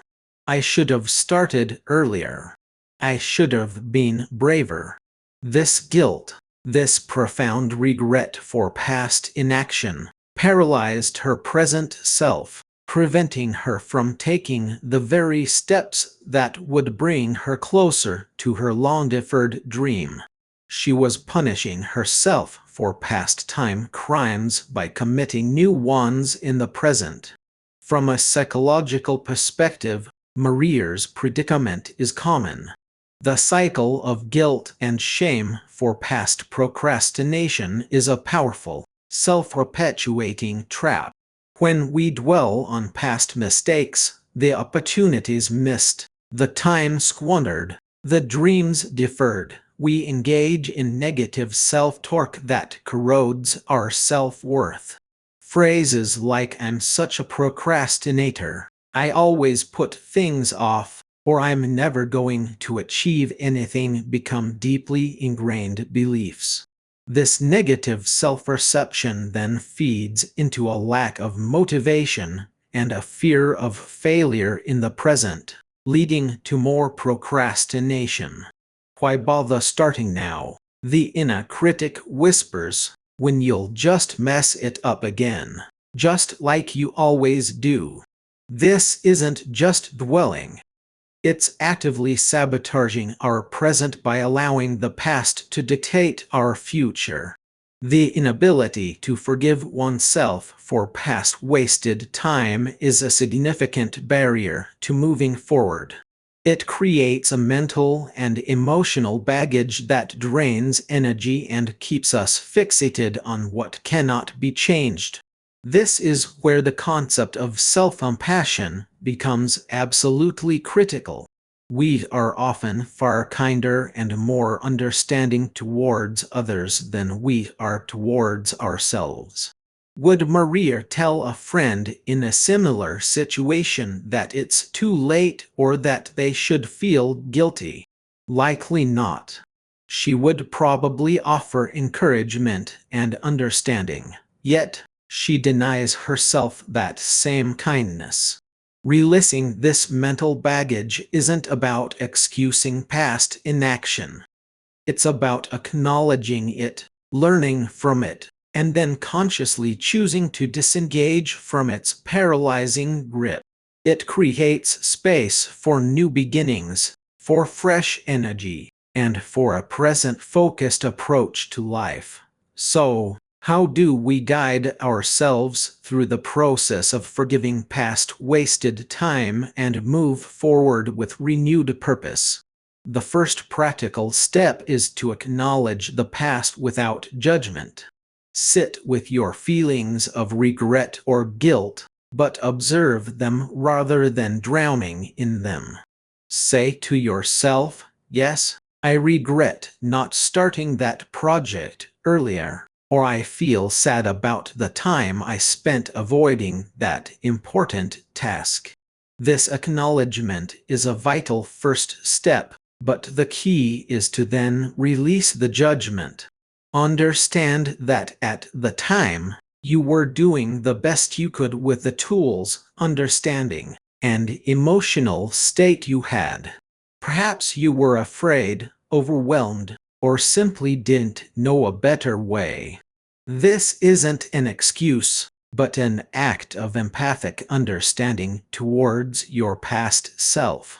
Second, actively practice self-compassion. Treat yourself as you would a dear friend. When the inner critic starts its barrage of negative self-talk, consciously interrupt it. Replace "I'm such a failure for wasting all that time" with "it's okay. Many people struggle with procrastination. I'm learning and growing, and I can choose differently now." Try a simple self-compassion exercise. Place a hand over your heart, breathe deeply, and offer yourself words of kindness and understanding. Remind yourself that you are human, imperfect, and worthy of a fresh start, regardless of past missteps. Third, shift your focus decisively to what can be done now. The past is a closed book.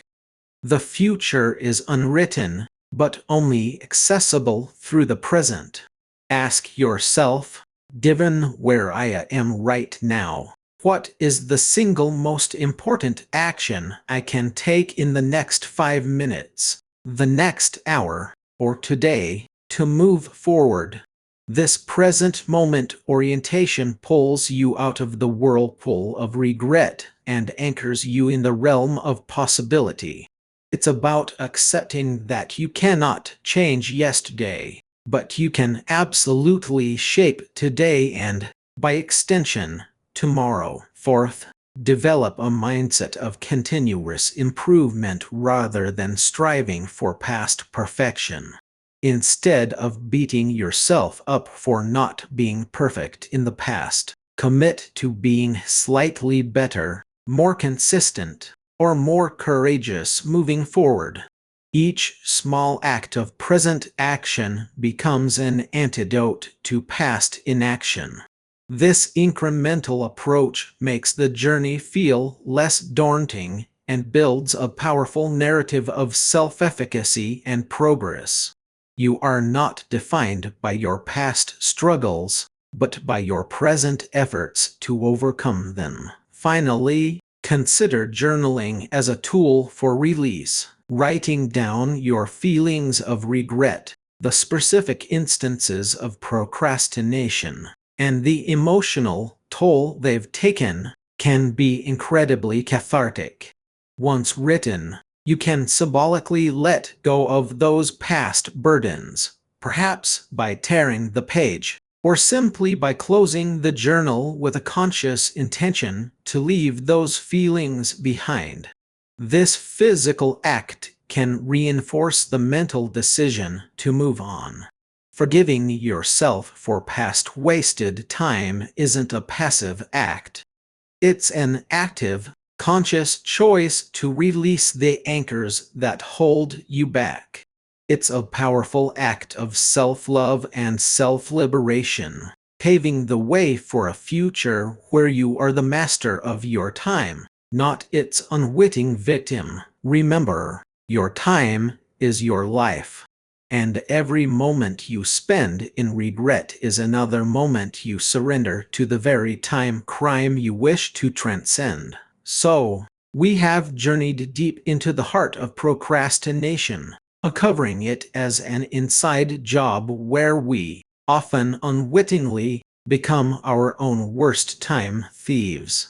We've explored how the insidious fear of failure can paralyze our intentions, transforming the potential into regret. We learn that by reframing failure as a learning opportunity, setting realistic expectations, and breaking down tasks, we can loosen its grip and begin to take those crucial first steps. We then discovered the elegant simplicity and profound power of the 2-minute rule. a practical antidote to inertia, teaching us that the smallest actions can build immense momentum and chip away at overwhelming tasks. And finally, we addressed the vital, often overlooked, act of self-forgiveness, understanding that releasing the heavy burden of past wasted time is not just an act of compassion, but a necessary liberation that frees our present energy and empowers us to create a more intentional future. The journey to reclaim your time is not about instant transformation. It is about consistent, conscious effort. It's about recognizing that every moment is a choice, and that you possess the inherent power to make choices that serve your highest good. Your time is finite, a precious gift bestowed upon you. To surrender it to procrastination is to diminish your own potential, to defer your dreams, and to live a life less vibrant than it could be. By understanding the psychological underpinnings of procrastination and applying these actionable strategies, you begin the profound work of reclaiming your agency and asserting your rightful ownership over your most invaluable asset. This internal work is foundational. It prepares us for the next stage of our fight against time crime, where we will shift our focus from the internal saboteur to the external forces that constantly vie for our attention and energy. In our next chapter, we will uncover how digital distractions, the constant pings and notifications from our devices, and the pervasive culture of hyperconnectivity have become sophisticated time traps, subtly stealing our focus and disrupting our flow.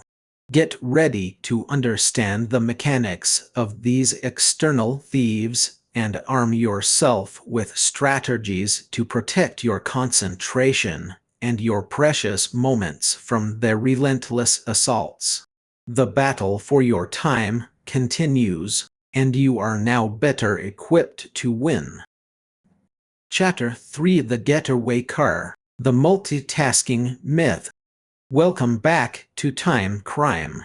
In our previous chapters, we've started to uncover the hidden thieves that steal our most precious resource.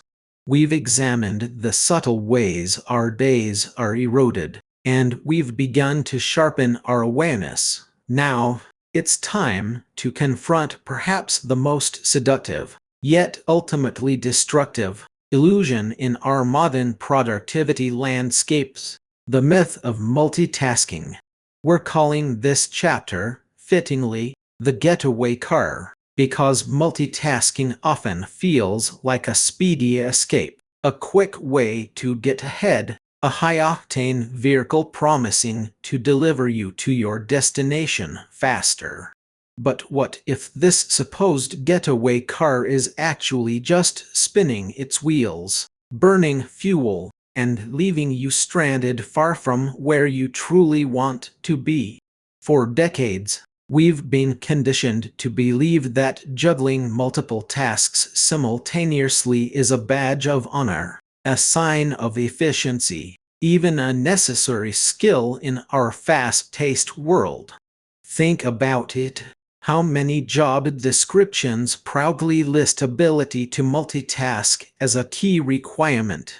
How many of us secretly, or not so secretly, pride ourselves on answering emails while on a conference call, or drafting a report while half listening to a podcast, or even planning dinner while trying to solve a complex work problem? We imagine ourselves as maestros, expertly conducting a symphony of tasks, each note perfectly timed, each instrument playing its part harmoniously. But I'm here to tell you, with absolute clarity and backed by compelling evidence, that this perception is not only flawed, It's a critical time crime. It's an illusion that doesn't save time. It steals it, along with your focus, your energy, and often the quality of your output. Why do we fall for this alluring myth? Primarily because it feels productive. The rapid switching between tasks creates a sense of urgency and activity, a mental buzz that can be misinterpreted as progress. Our brains are designed to seek novelty and stimulation, and multitasking provides a constant stream of both, giving us a dopamine hit each time we successfully jump from one task to another, however briefly. It's like a mental sugar rush, immediate gratification followed by an inevitable crash. The modern digital environment, with its incessant notifications, endless tabs, and always-on connectivity, actively encourages and reinforces this behavior, making it even harder to resist the siren song of trying to do everything all at once. We're bombarded with requests and information, and our natural inclination is to try to keep all these plates spinning, believing that if one falls, the whole meal is ruined. But the truth is, by attempting to spin them all simultaneously, we risk breaking every single one. So, let's unpack this further, beginning with the irrefutable neurological evidence that unequivocally demonstrates the steep price our brains pay for constantly shifting gears. Your brain isn't actually multitasking in the way a computer might. It's not executing multiple processing threads in parallel with full efficiency. Instead, what your brain does is rapid, sequential task switching. It's like a very fast, but ultimately single-core processor, constantly moving its attention from one thing to another, never truly giving its undivided focus to any single activity for a sustained period. Consider the daily scenario of a marketing manager named David. David sits down at his desk, determined to finalize a crucial client proposal, a document that requires meticulous attention to detail, persuasive language, and complex data analysis. He opens the document, ready to dive in. But then, a new email notification pops up on his screen, urgent to campaign performance review. His eyes dart to it. Perhaps just a quick glance, he thinks. He clicks, reads the email, and realizes he needs to pull a report. He opens another tab, logs into the analytics platform. Just as he starts typing in the search parameters, his phone buzzes with a team chat message. Quick question about the new social media calendar, David. He picks up his phone, types a brief reply, and returns to his laptop. Now, where was he? Oh, right. The analytics report. He finds it, downloads it, and then remembers the urgent email. He starts formulating a response in his head, half thinking about the client proposal he originally intended to work on, half thinking about the campaign review, and a quarter of his brain still trying to recall the details of the social media calendar query. This isn't productive, is it? It's a mental tug-of-war. The psychological analysis here is critical. What David is experiencing is a phenomenon called context switching cost. Every time your brain switches from one task to another, especially between tasks that require different cognitive resources, there's a measurable cost. This isn't just a feeling of being scattered. It's a real neurological drain. Research from institutions like the American Psychological Association has shown that even brief interruptions, like checking an email or a text message, can lead to significant delays in completing your primary task. Your prefrontal cortex, the part of your brain responsible for executive functions like focus, planning, and decision-making, has to work incredibly hard to disengage from the first task and then re-engage with the second, then disengage again, and re-engage with the original task. This process isn't instantaneous or free. It consumes valuable mental energy, depletes your cognitive reserves, and often results in a residue of the previous task lingering in your mind, making it harder to concentrate fully on the current one. Think of it like a computer constantly opening and closing dozens of applications. Each time an application is closed and another opened, there's a loading time, a memory clear, and a fresh startup. For your brain, that translates into lost time, reduced accuracy, increased stress, and a much higher likelihood of making errors.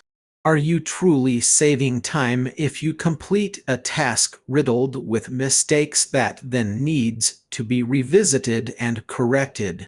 I think not. So, how do we practically apply this understanding to reclaim our focus?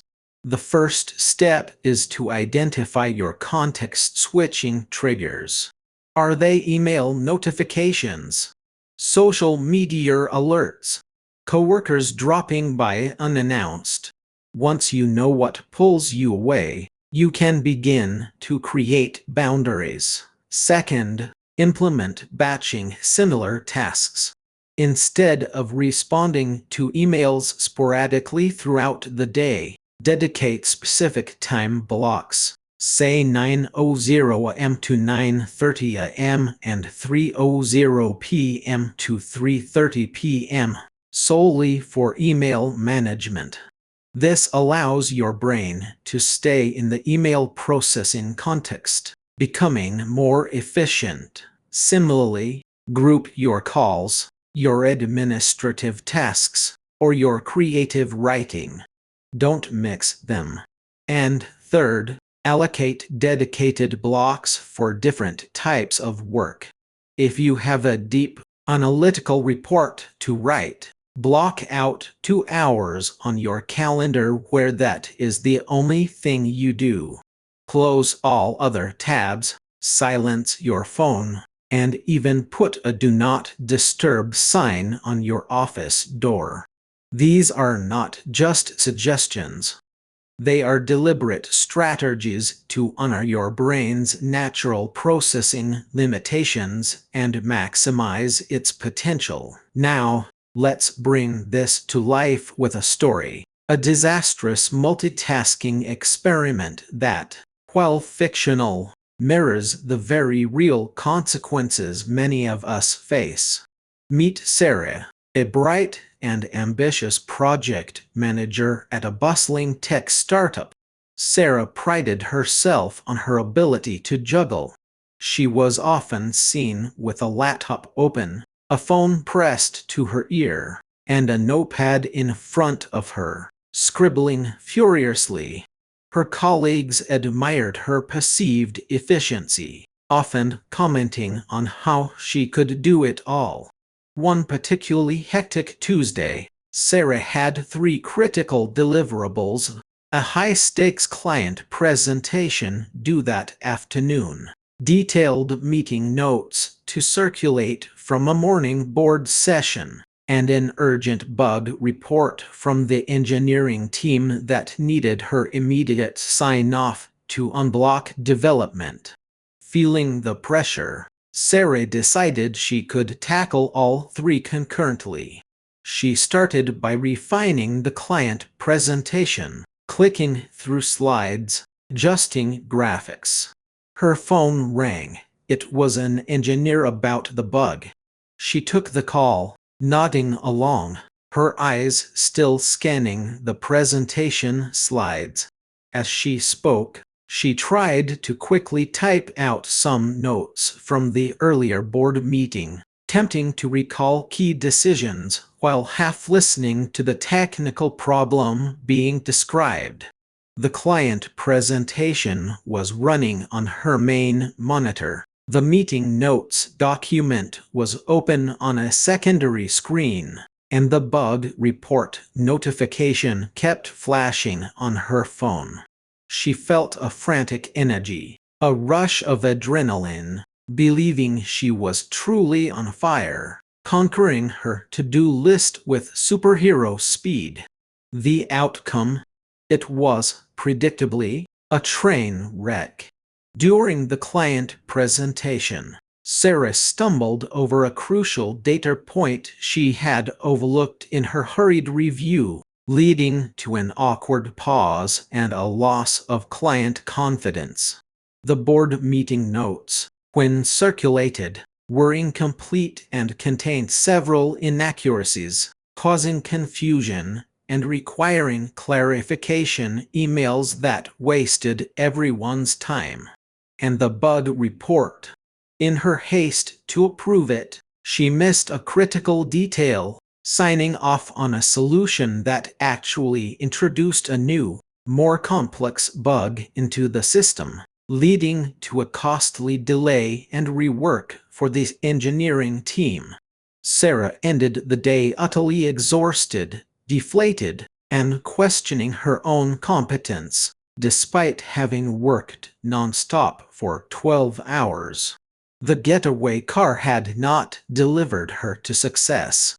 It had crashed and burned, taking her productivity and reputation with it. The psychological analysis of Sarah's predicament reveals a stark truth. Multitasking does not enhance productivity, it degrades it. The human brain, in its attempt to serve multiple masters, inevitably sacrifices depth and accuracy for breadth and speed, leading to superficial engagement with each task. When Sarah was multitasking, her brain was constantly generating switch costs, as we discussed earlier.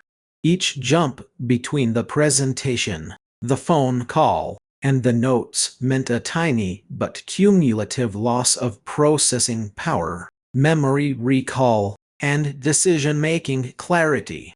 The quality of her work plummeted because she never fully immersed herself in any single task. This constant cognitive load is not just inefficient, it's incredibly stressful. The brain is literally working harder to achieve less, burning through its limited supply of glucose and neurotransmitters faster, resulting in mental fatigue, irritability, and a diminished capacity for creative thought and problem solving. Sarah's feeling of being on fire was a misinterpretation of her body's stress response, an elevated heart rate and cortisol levels, not peak performance. The illusion of progress was shattered by the reality of errors, rework, and damaged trust. This scenario exemplifies how attempting to do too much at once actually increases the total time spent on tasks because of the need for correction and recovery. How can you apply this lesson to your own life? First, practice ruthless prioritization. Before you even think about starting your day, identify the single most important task that absolutely must get done. This is your most important task, or MIT. Tackle that first, before anything else. Second, enforce periods of digital detox during focused work. Turn off all notifications, email, social media, messaging apps. Put your phone on silent and face down, or even better, in another room. Close all unnecessary browser tabs. Create a sterile, focused environment for your brain to operate in. Third, communicate your boundaries. Let your colleagues know that during certain times of the day, you'll be focused on deep work and may not respond immediately to non-urgent messages. Set expectations with clients about response times. This isn't about being unhelpful. It's about being effective. Explain that giving your full, undivided attention to their issues will lead to a better, faster resolution in the long run. By proactively managing interruptions and expectations, you create a sanctuary for your focus. Having debunked the myth and seen the dangers, how do we move forward? The solution is elegant in its simplicity: single tasking. And to help you master it, I want to introduce you to a powerful method called the single tasking sprint. This technique is designed to harness your brain's natural ability to focus deeply when given the chance, transforming scattered effort into concentrated power. Let me tell you about Mark, a software developer who used to embody the chaotic programmer stereotype. His desk was a monument to multitasking: 3 monitors displaying lines of code, email clients, chat windows, and a live sports feed. His brain was similarly configured, constantly jumping between writing code, debugging, answering questions from junior developers, and keeping up with the latest news. He was perpetually behind schedule. His code was riddled with subtle bugs, and he often felt overwhelmed and frustrated, despite putting in long hours. He believed he was optimizing his time, but in reality, he was diluting his genius. One day, Mark attended a workshop where the concept of single tasking was introduced. Skeptical but desperate, he decided to try the single tasking sprint. He picked his most challenging coding task, developing a complex new algorithm. He then set a timer for 45 minutes. Before starting, he took 5 minutes to prepare. He closed all irrelevant applications, silenced his phone and placed it in his desk drawer, put on noise-canceling headphones, and even told his team he was entering deep work mode and would be unavailable for the next 45 minutes. Then, he started the timer and committed to only working on that single algorithm, and nothing else, for the entire duration. The first few minutes were challenging. His mind, accustomed to flitting about, tried to pull him in different directions. He felt an urge to check his email, to glance at a news headline. But each time, he gently redirected his attention back to the code, reminding himself of his commitment. Around the 15-minute mark, something shifted. The external world seemed to fade away. He wasn't just typing. He was thinking with the code, anticipating logical flows, visualizing data structures. He entered a state of intense concentration, a flow state where time seemed to dissolve, and his focus felt effortless. When the timer chimed 45 minutes later, Mark felt a profound sense of accomplishment. Not only had he made significant progress on the algorithm, but the code he produced was cleaner, more efficient, and critically bug-free. He took a short, deliberate 10-minute break, stretching, getting a glass of water, clearing his mind, before deciding on his next single task. This wasn't just a one-off success. It became his new way of working, transforming his productivity and his peace of mind. The psychological analysis of Mark's transformation highlights the immense power of focused, single-minded attention. When you commit to a single task for a defined period, you allow your brain to build momentum. You're not forcing it to constantly re-engage. Instead, you're giving it the space and time to fully immerse itself. This sustained attention leads to several profound benefits. First, it enables you to enter that coveted flow state, where you are completely absorbed in your work, operating at peak performance without conscious effort. In this state, your brain is optimally wired for the task at hand, making connections, solving problems, and generating insights with remarkable efficiency. Second, it significantly reduces mental fatigue. By eliminating context switching, you conserve your precious cognitive energy, allowing you to sustain focus for longer periods and tackle more complex challenges without feeling drained. Third, the quality of your output dramatically improves.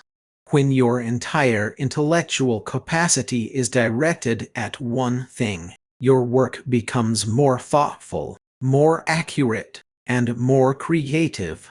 And fourth, paradoxically, you often complete tasks faster and with less stress. The time saved from not making errors, not needing rework, and not constantly restarting outweighs any perceived benefit of juggling. This method aligns with how our brains are actually designed to function best, allowing for deep work and genuine progress rather than superficial activity. So, how do you implement the single-tasking sprint method in your own life? It's straightforward, but requires discipline. First, choose one single, important task. This isn't just any task. It should be something that genuinely moves the needle, something that requires your focused attention. Second, set a timer for a specific duration. A common starting point is 25 minutes, the Pomodoro technique, but you can experiment with 45 or 50 minutes, or even longer if you're experiencing deep flow. The key is to commit to that duration. Third, eliminate all distractions. This is non-negotiable. Turn off phone notifications, close unnecessary browser tabs, put your phone out of reach, and if possible, find a quiet space. Communicate to others that you are unavailable. Fourth, commit fully to that single task until the timer rings. Do not switch. Do not check emails. Do not glance at social media. If another thought or task pops into your head, simply jot it down on a parking lot list to address later, and immediately return your focus to your primary task. Fifth, when the timer rings, take a short, restorative break. 5 to 10 minutes to stand up, stretch, get a drink of water, or step outside. This isn't for checking your phone. It's for true mental disengagement. And finally, reflect on the immediate benefits.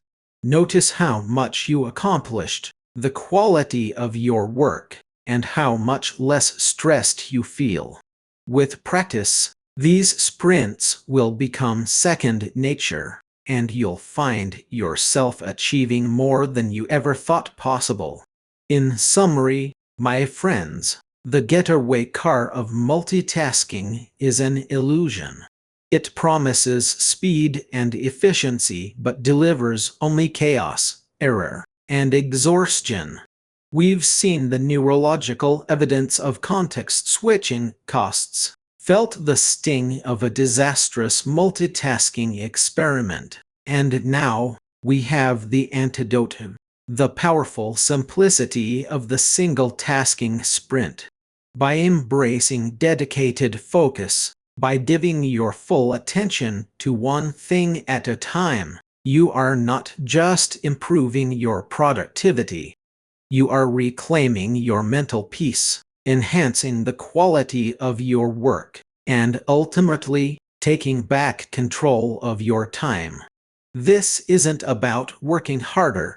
It's about working smarter, in harmony with your brain's natural design. As we move forward, we'll continue to build on these foundational principles, exploring how to further fortify your defenses against time crime.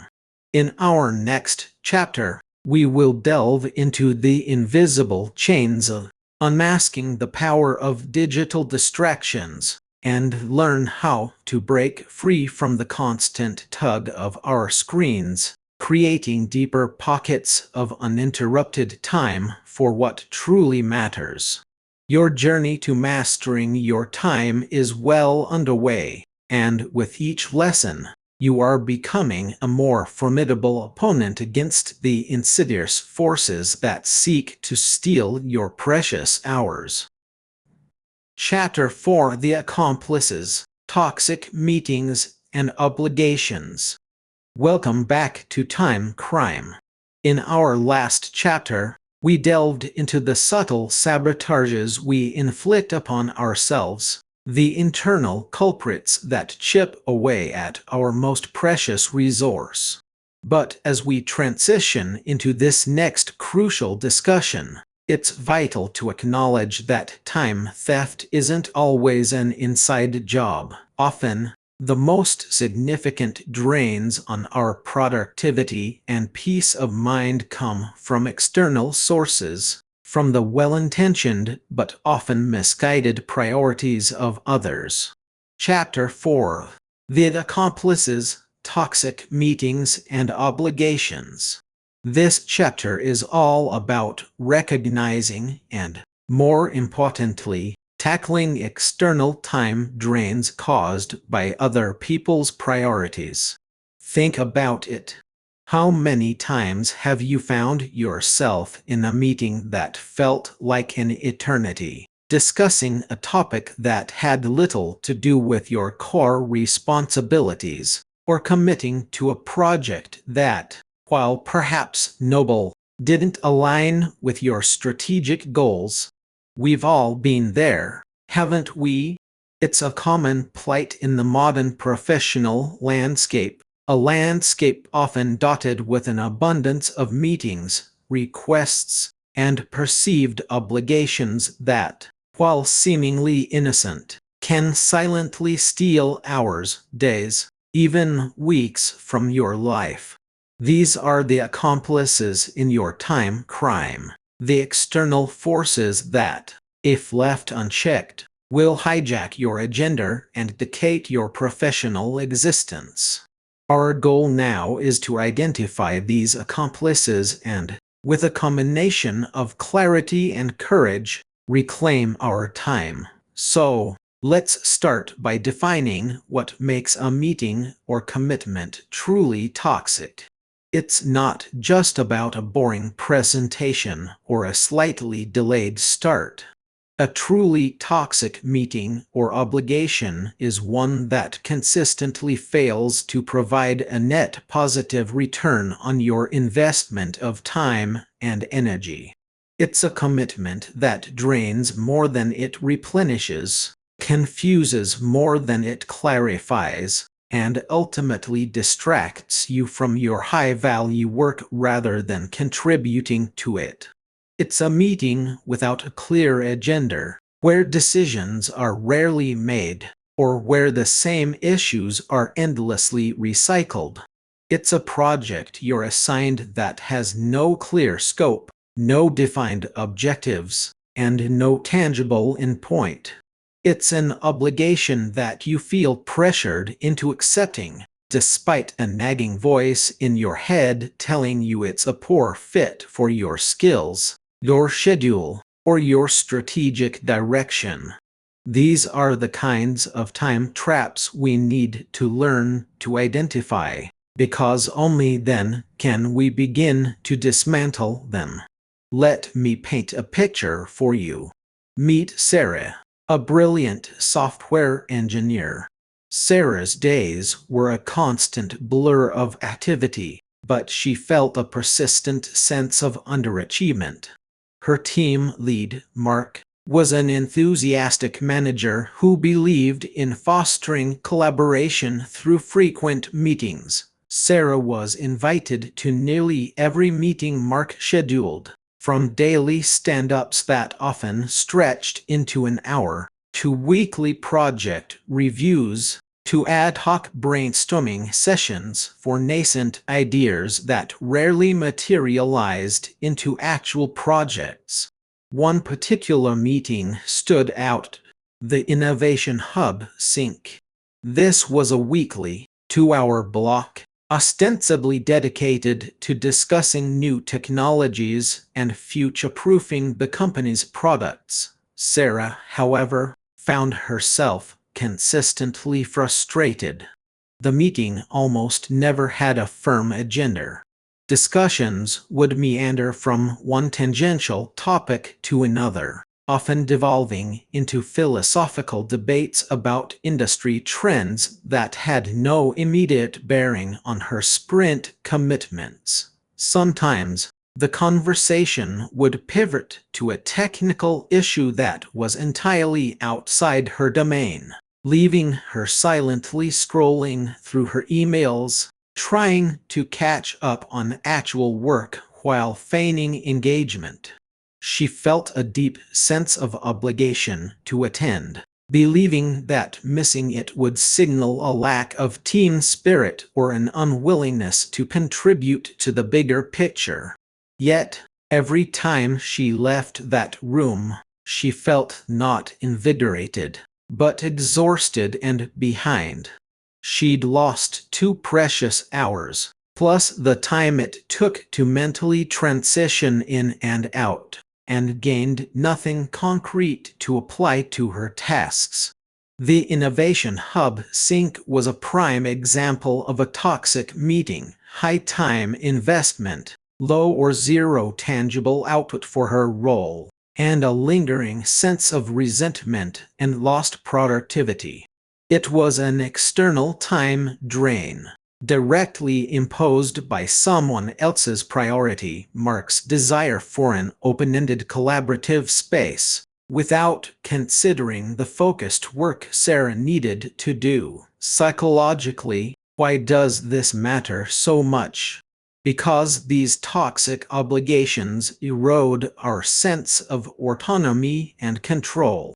When we are constantly pulled into activities that don't align with our goals, we start to feel like passengers in our own professional lives, rather than the drivers.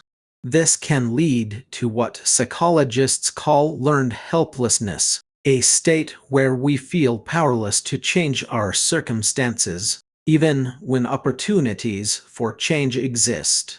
We rationalize our participation, telling ourselves it's part of the job, or that we can't say no to the boss. This constant exposure to low-value activities also depletes our mental energy and willpower, making it harder to focus on the high-value, complex tasks that truly move the needle. Think of it as a constant low-level cognitive load, a background process running in your brain that saps resources. Furthermore, the fear of missing out, or FOMO, plays a significant role. We worry that if we don't attend, we might miss a crucial piece of information, or be perceived as unengaged.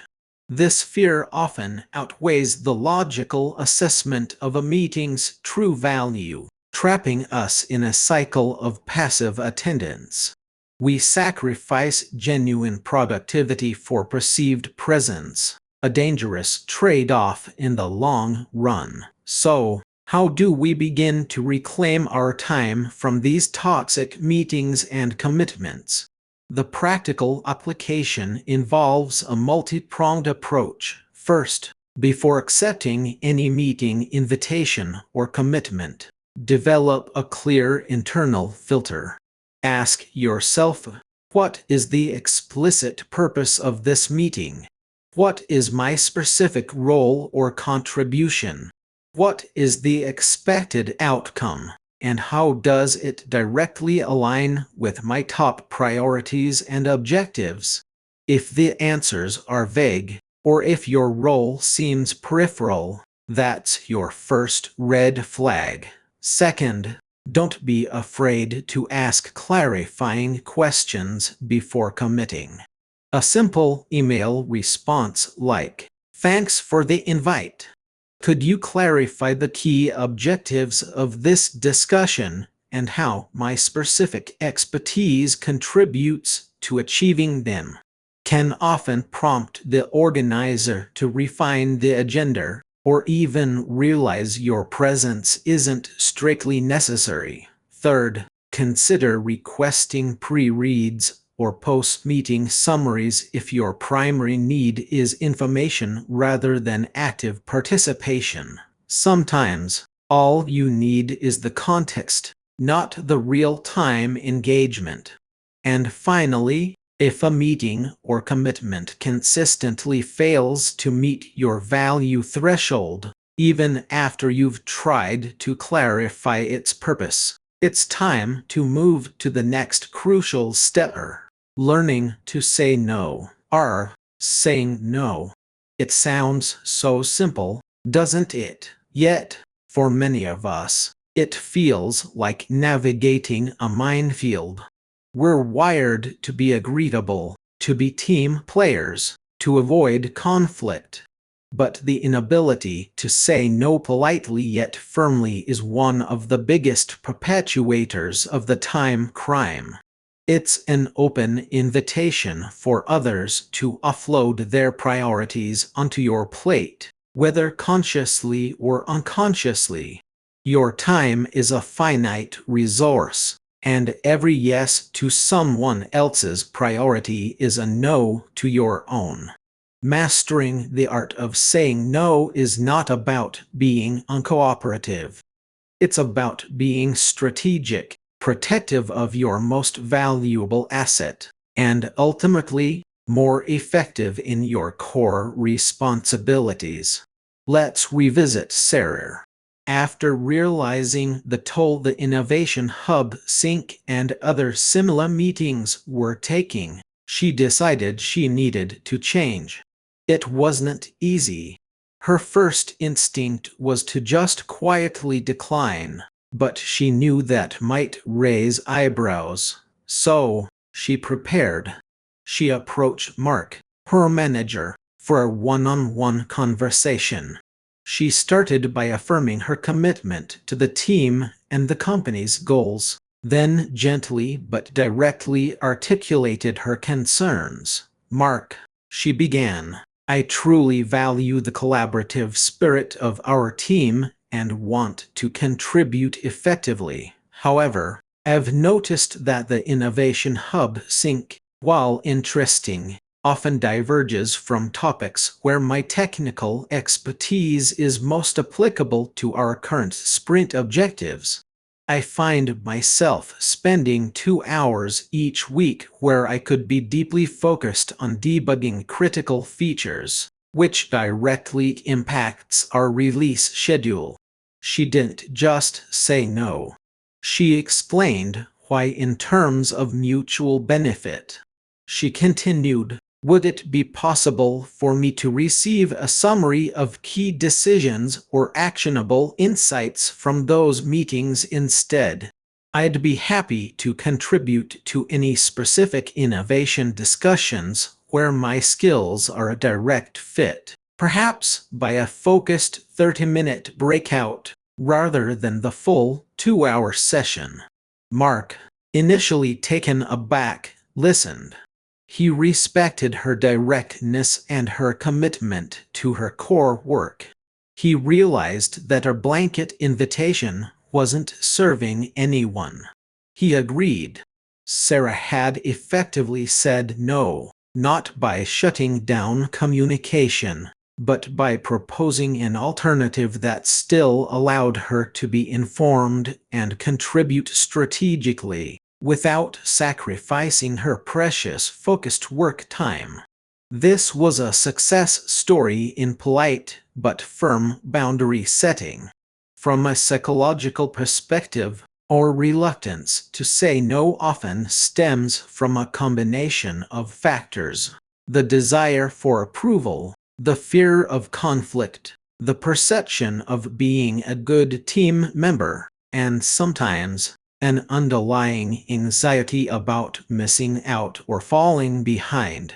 We might also suffer from the availability bias, where the immediate request seems more important than the distant, internal priorities we've set for ourselves.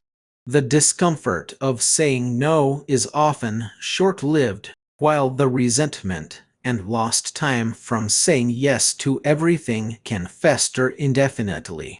When we say yes out of obligation rather than genuine desire or strategic alignment, we also chip away at our own self-respect. We implicitly communicate to ourselves and to others that our time is less valuable, less protected.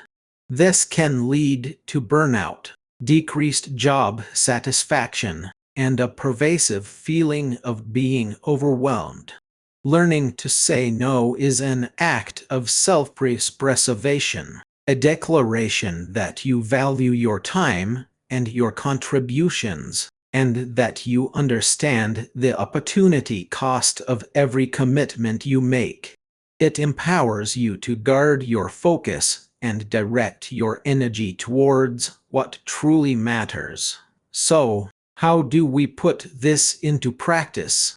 Here are some polite but firm scripts for saying no, adaptable to various situations. For a meeting with no clear agenda or relevance, thank you for the invitation.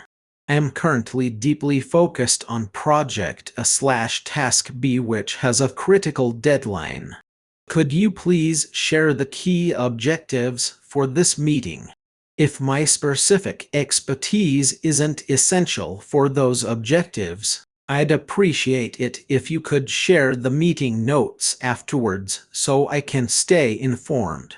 For a new project or commitment that doesn't align with your priorities, I appreciate you thinking of me for this. However, my current plate is full with mention 2-3 high priority items which are crucial for mention impact/goal. Taking on new requests right now would jeopardize my ability to deliver effectively on these existing commitments. I want to ensure I give my best to what I'm already working on. Or, if appropriate, while this project sounds interesting, it doesn't align with my core objectives of mention your objectives this quarter. Perhaps colleague's name has expertise more suited to this at the moment. For informal requests that eat into your time, I'd love to help, but I'm in the middle of a focused work block right now. Could we perhaps connect, specify a later time/day to discuss this properly? This creates a boundary while still offering to help on your terms. For requests from a superior where a direct no isn't feasible, I understand this is important. Given my current workload of list 2-3 top priorities, taking this on would mean name a specific existing task would have to be delayed. Which of these would you prefer I prioritize? This isn't a no, but a reprioritization discussion. putting the ball back in their court to make the strategic trade-off. It's about creating an either/or choice rather than a yes/no scenario. The key is to be respectful, clear, and to offer alternatives or explanations that focus on your existing commitments and strategic contribution, rather than simply stating you don't want to do it. Remember, you're not rejecting the person, you're declining the request in order to protect your ability to deliver high-quality work where it truly matters. The more you practice, the easier it becomes. Now, let's talk about a powerful proactive strategy to prevent these time drains from even entering your calendar: the decline by default calendar strategy. This isn't just about saying no after the fact. It's about setting up your calendar in such a way that it automatically protects your time, forcing others to justify its use. The premise is simple. Assume every incoming meeting invitation is a potential time drain until proven otherwise. Instead of having an open calendar that anyone can fill, you proactively block out time for your most important work and decline meetings that fall outside of your established parameters. Consider Alex, a marketing manager responsible for crucial product launch campaigns. Alex found himself constantly reacting to meeting requests, his calendar a patchwork of back-to-back calls and discussions. He'd arrive at his desk planning to deep dive into campaign analytics, only to find his entire morning swallowed by meetings that offered little direct value to his immediate objectives. He decided to implement the decline by default strategy. First, he identified his core periods of deep work, typically 9 a.m. to 12 p.m. and 2 p.m. to 4 p.m., Monday through Thursday. He then explicitly blocked these times on his calendar with entries like focused work, campaign strategy, or deep work, analytics, and reporting. He communicated this to his team and key collaborators, explaining that these blocks were non-negotiable for his critical deliverables. When meeting invitations landed in these blocks, his immediate response became a polite decline, often accompanied by a suggested alternative time outside his deep work hours, or a request for a detailed agenda if the meeting truly was urgent and required his presence. He also started marking an hour before and after any scheduled meeting as preparation and follow-up time, preventing those insidious back-to-back scheduled jams. At first, there was some pushback, but as people saw Alex's increased productivity and clearer output, they began to respect his boundaries. He went from feeling constantly overwhelmed and reactive to being in control of his day, delivering better results, and experiencing far less stress. His calendar, once a battleground for other people's priorities, became a fortress for his own. Psychologically, the decline by default strategy works by shifting the burden of proof. Instead of you having to justify not attending a meeting, the meeting organizer now has to justify why your attendance is essential, especially if it conflicts with your clearly designated focus time. This reclaims your agency and sets a powerful precedent. It also leverages what's known as the scarcity principle. When your time is visibly scarce and protected, others tend to value it more. They are less likely to send out frivolous invites if they know they will likely be declined. Furthermore, It combats the tyranny of the urgent by prioritizing your proactive, high-value work over reactive, often low-value interruptions. By consciously scheduling deep work, you are actively creating a container for your most important tasks, safeguarding them from the constant influx of external demands. This reduces decision fatigue, as you're not constantly evaluating each meeting request in isolation. You have a default position. It fosters a sense of discipline and self-respect, reinforcing the idea that your time is precious and deserving of protection. Here's how to practically apply the decline by default calendar strategy. First, audit your existing calendar. Identify all recurring meetings. Which ones are truly essential? Which ones could be shorter, less frequent? Or could you delegate your attendance or receive a summary instead? Be ruthless in this initial purge. Second, identify your peak productivity times. When are you most focused, creative, or effective for deep work? These are your sacred hours. Third, proactively block out these peak productivity times in your calendar with clear, descriptive titles like Deep Worker, Project X, Focused Strategy Session, or Uninterrupted Creation Time. Make these blocks recurring. Communicate this strategy to your key colleagues and manager, explaining why you're doing it, to increase your effectiveness and deliver better results.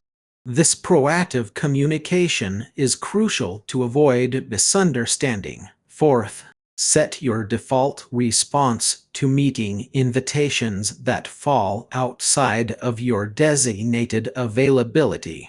For non-urgent requests that land in your blocked time, politely decline with a suggested alternative time or a request for an agenda to assess necessity. For invitations that are critical but still conflict, consider asking if you can join for a specific segment that requires your input, rather than the entire duration. Fifth, include buffers. Block 15-30 minutes before and after important meetings or focused work blocks. This allows for transition time, mental preparation, and immediate follow-up, preventing the exhausting back-to-back schedule. And finally, be consistent. The effectiveness of this strategy relies on your commitment to upholding your boundaries. It might feel uncomfortable initially, but the long-term benefits to your productivity, well-being, and overall impact will be immense. You are training others how to interact with your time, and in doing so, you are training yourself to value it more deeply. In summary, confronting external time drains, the accomplices in our time crime, requires a multifaceted approach. We must first learn to define what truly constitutes a toxic meeting or obligation, one that yields a net negative return on your time and energy. We then need to develop the courage and communication skills to politely but firmly say no, providing clear explanations rooted in mutual benefit or strategic priority. And finally, we can proactively fortify our calendars using the decline by default strategy, establishing a protective framework for our most valuable work. By mastering these techniques, you move from being a passive recipient of others' agendas to an active architect of your own productive and fulfilling professional life. As we conclude this chapter, reflect on the meetings you've attended this week. Which ones truly fueled your progress, and which ones merely filled your time? which obligations truly aligned with your strategic goals, and which felt like a burden imposed by someone else. The answers to these questions are your roadmap for change. In our next chapter, we will shift our focus to leveraging technology as an ally in our fight against time crime, exploring how digital tools can either be powerful enablers of productivity or insidious distractions, depending on how we choose to wield them. Join me as we explore the double-edged sword of digital efficiency. Chapter 5 of the Stakeout: Tracking Your Hours. Welcome back, fellow time detectives. In our last session, we began to uncover the insidious nature of time crime, understanding that our most precious resource often slips through our fingers, unnoticed and unappreciated. We discussed the invisible forces that steal our moments, leaving us feeling overwhelmed and perpetually behind. Now, as we embark on Chapter 5, the Stakeout, it's time to put on our trench coats, grab our notebooks, and delve into the gritty reality of our own daily schedules. This is where we stop guessing and start knowing. Imagine, if you will, the seasoned private investigator. They don't jump to conclusions. They don't operate on hunches alone. Their first, most critical step is observation. They tail their subject, not with judgment, but with an unwavering commitment to detail. Every coffee stop, every casual detour, every seemingly insignificant conversation is meticulously recorded. They are not there to criticize the subject's choices, but simply to document their movements, their patterns, their actual behavior. This, my friend, is precisely the mindset we adopt for the next 2 days. You are about to become the private investigator of your own time. You are going on a stakeout. Why is this detective-like approach so crucial? Well, psychologically, our perception of time is notoriously unreliable. We are prone to a myriad of cognitive biases that distort our reality. We tend to overestimate how much productive work we've accomplished, convinced that we've been intensely focused for hours, when in truth, numerous micro-distractions have eroded our concentration. Conversely, we often underestimate the sheer volume of time consumed by seemingly trivial activities, the quick peek at social media that morphs into 20 minutes, the just one more email that spirals into an hour-long rabbit hole, the spontaneous chat that extends far beyond a friendly greeting. Our brains, in their effort to conserve energy, create narratives that often smooth over these inconvenient truths, presenting us with an edited version of our day. This stakeout bypasses those internal editors. It forces us to confront the raw, unvarnished data of our lives. It's not about self-criticism or shame. It's about objective data collection.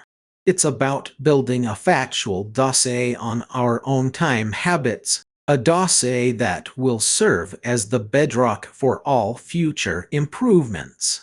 Without this clear-eyed assessment, any attempt to manage your time is akin to a detective trying to solve a crime without any evidence, pure guesswork. So, how do we begin this crucial investigation? Your practical first step is to choose your recording tool. Will it be a simple, dedicated notebook and pen, carried with you everywhere? Or perhaps a digital spreadsheet on your computer and phone? Maybe a specialized time tracking app? The tool itself is less important than your commitment to using it diligently and immediately. When an activity begins, you note the start time. When it ends, you note the end time. And you record everything. Every minute spent scrolling, every 5 minutes spent daydreaming, every 10 minutes waiting in line, every 30 minutes on a phone call. This is not a highlight reel. It is an unedited documentary of your life. The more honest and immediate your recording, the more valuable your insights will be. Remember, the detective doesn't wait until the end of the day to reconstruct events from memory.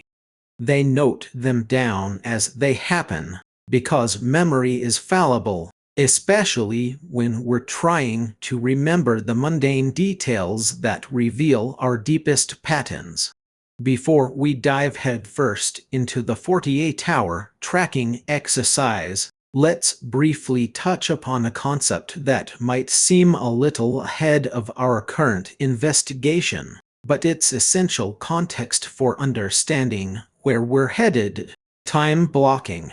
While our immediate task is observation, the ultimate goal is deliberate allocation.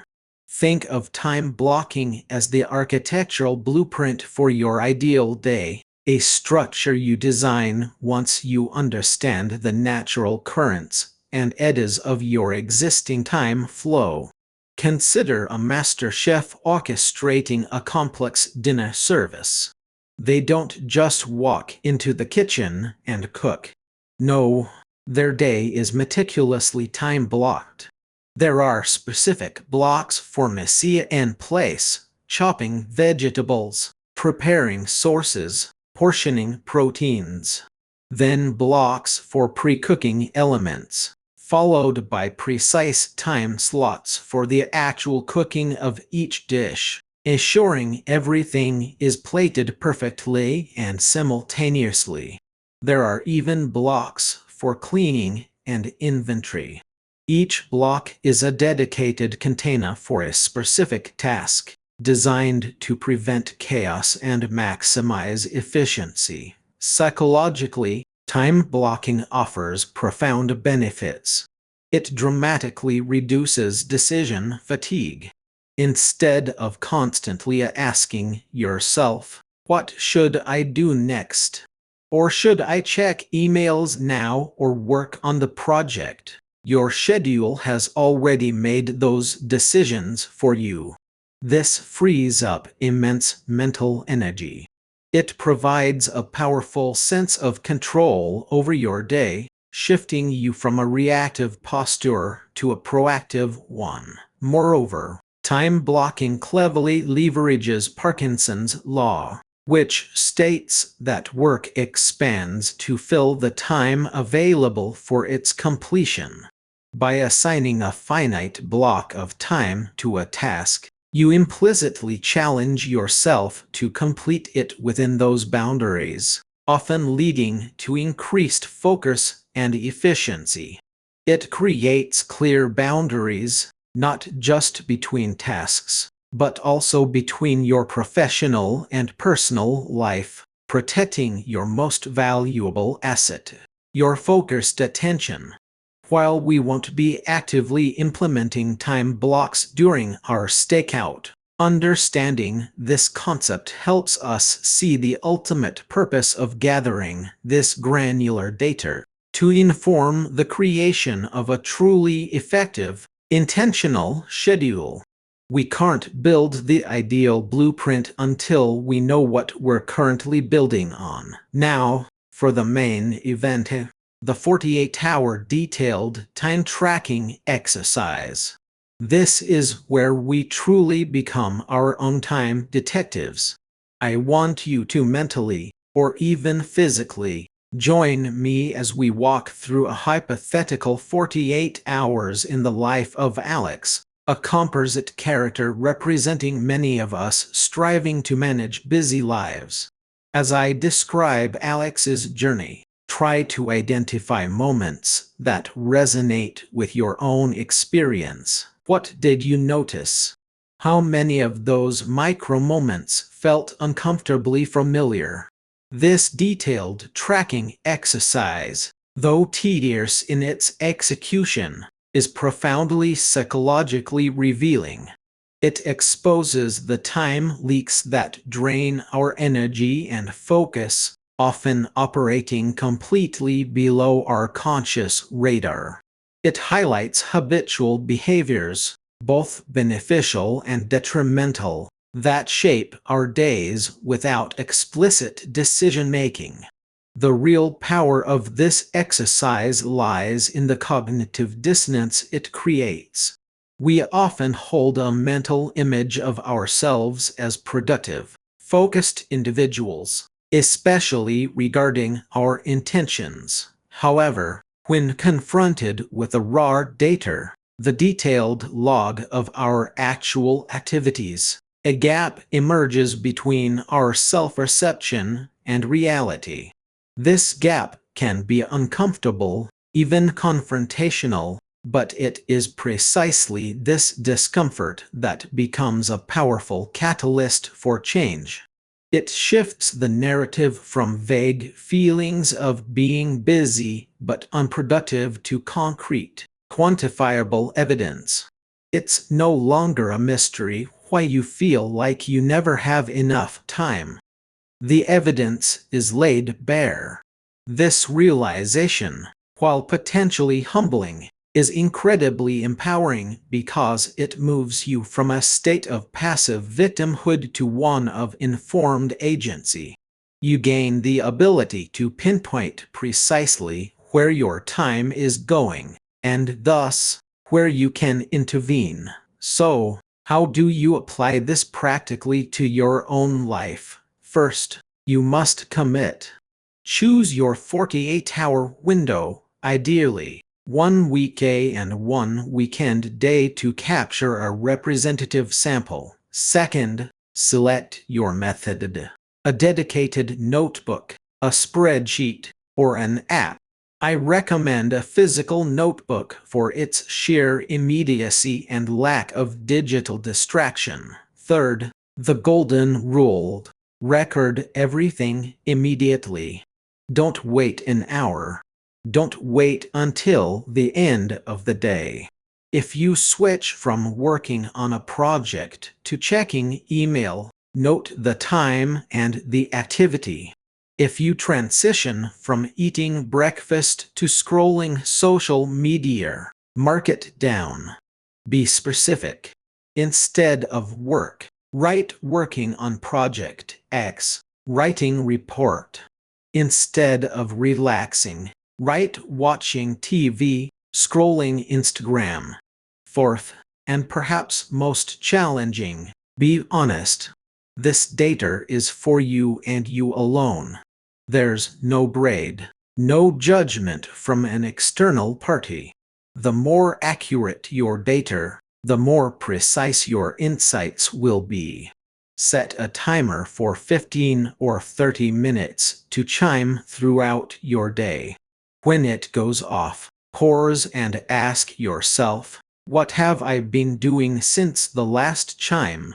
This acts as a gentle, consistent reminder to record your activities. Commit to this process for the full 48 hours.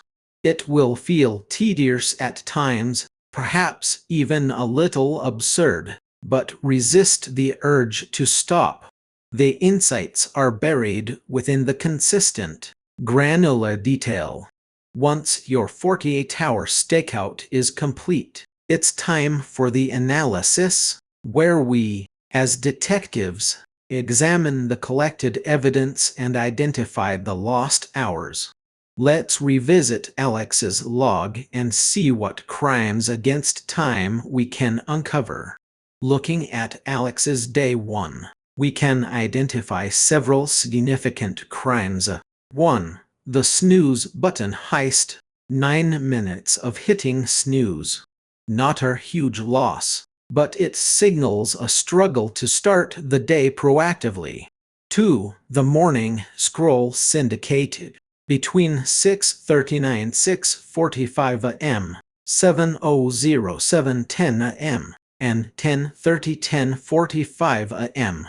Alex spent 38 minutes just on initial phone checking and news browsing before and during work. This is almost 3/4 of an hour lost before deep work even begins. 3. The email vortex. Alex dedicates 45 minutes 8:45 9:30 a.m. and another 45 minutes 2:00 2:45 p.m. solely to email management, plus a final 30 minutes 4:35 p.m.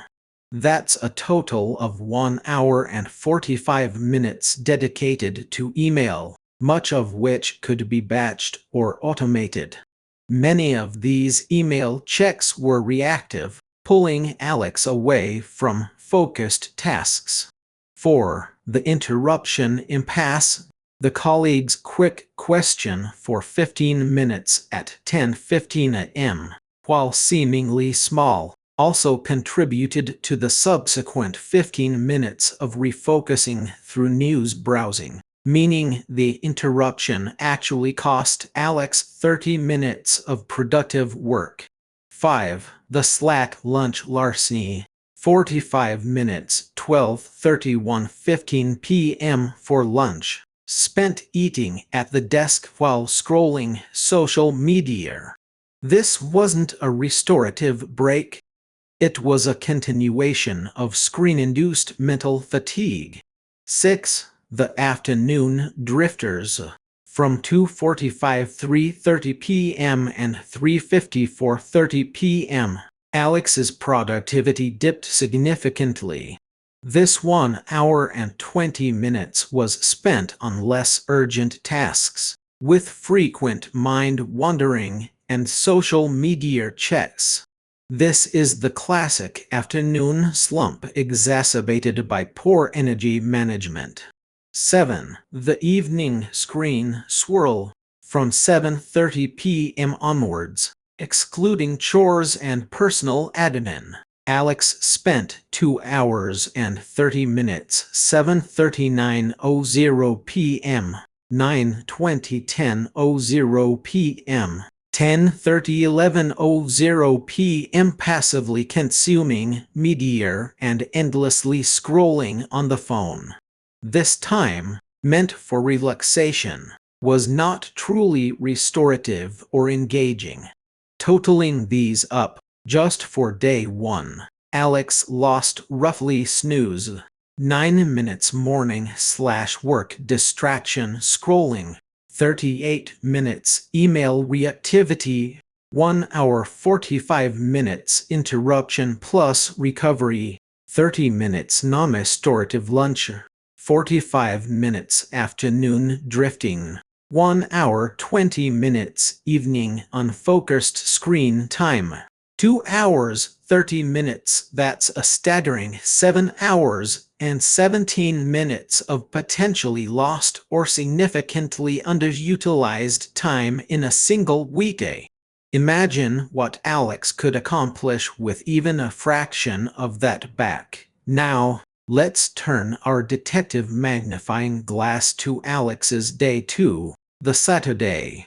1. The weekend wake-up web. Alex immediately spends 20 minutes 8:08 20 a.m. and then another 40 minutes 8:35 9:15 a.m. on the phone with leisurely browsing. That's a full hour before even properly starting the day. 2. The disorganization drag. 20 minutes 9:40 10:00 a.m. spent searching for tools for a home project. This isn't lost time due to laziness, but due to a lack of preparation and organization. 3. The social media sinkhole. The 40 minutes 11:15 11:55 a.m. lost after hitting a snag on the project. This was a direct avoidance tactic, leading to deep, unproductive scrolling. 4. The aimless errands. While necessary, the 40 minutes 12:21:00 p.m. at the hardware store included significant browsing and potential impulse buys, indicating a lack of clear purpose or a shopping list. 5. The procrastination puddle. 30 minutes 2:00 p.m. of unplanned TV, delaying a planned gym session. This is a clear example of intention versus action.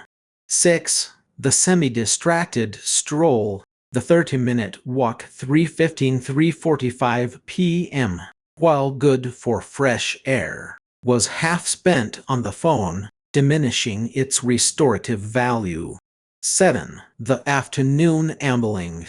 Another 45 minutes 3:45–4:30 p.m. of unfocused screen time before evening plans. On a relaxed Saturday, Alex still lost approximately morning phone use, 1 hour disorganization, 20 minutes social media sinkhole, 40 minutes aimless errands, 40 minutes procrastination, 30 minutes distracted walking, 15 minutes afternoon ambling, 45 minutes, that's another 4 hours, and 10 minutes of largely unproductive or deeply unfulfilling time. Over 2 days, Alex has effectively lost over 11 hours. This isn't just about work. It's about life. Imagine what Alex could do with 11 extra hours a week. Learn a new skill, spend quality time with loved ones, pursue a passion project, prioritize health and fitness, or simply truly rest and recharge without digital distractions. Psychologically, this analytical step is where the transformation begins. It moves beyond the vague feeling of I should be more productive to the concrete reality of I spent X hours on activity Y that doesn't align with my values or goals. This quantification removes the mystery. It provides a tangible target for change. It shifts the locus of control from external factors, I don't have enough time, to internal choices, I allocated my time in these specific ways. This realization can be both confronting and incredibly liberating. It fosters accountability without necessitating self-blame. It simply presents the facts, allowing you to make informed decisions about your future time allocation. It underscores that time management isn't about finding more hours in the day. It's about reclaiming the hours you already have. For your practical application steps in analyzing your own 48-hour log, here's what you need to do first. Categorize your activities.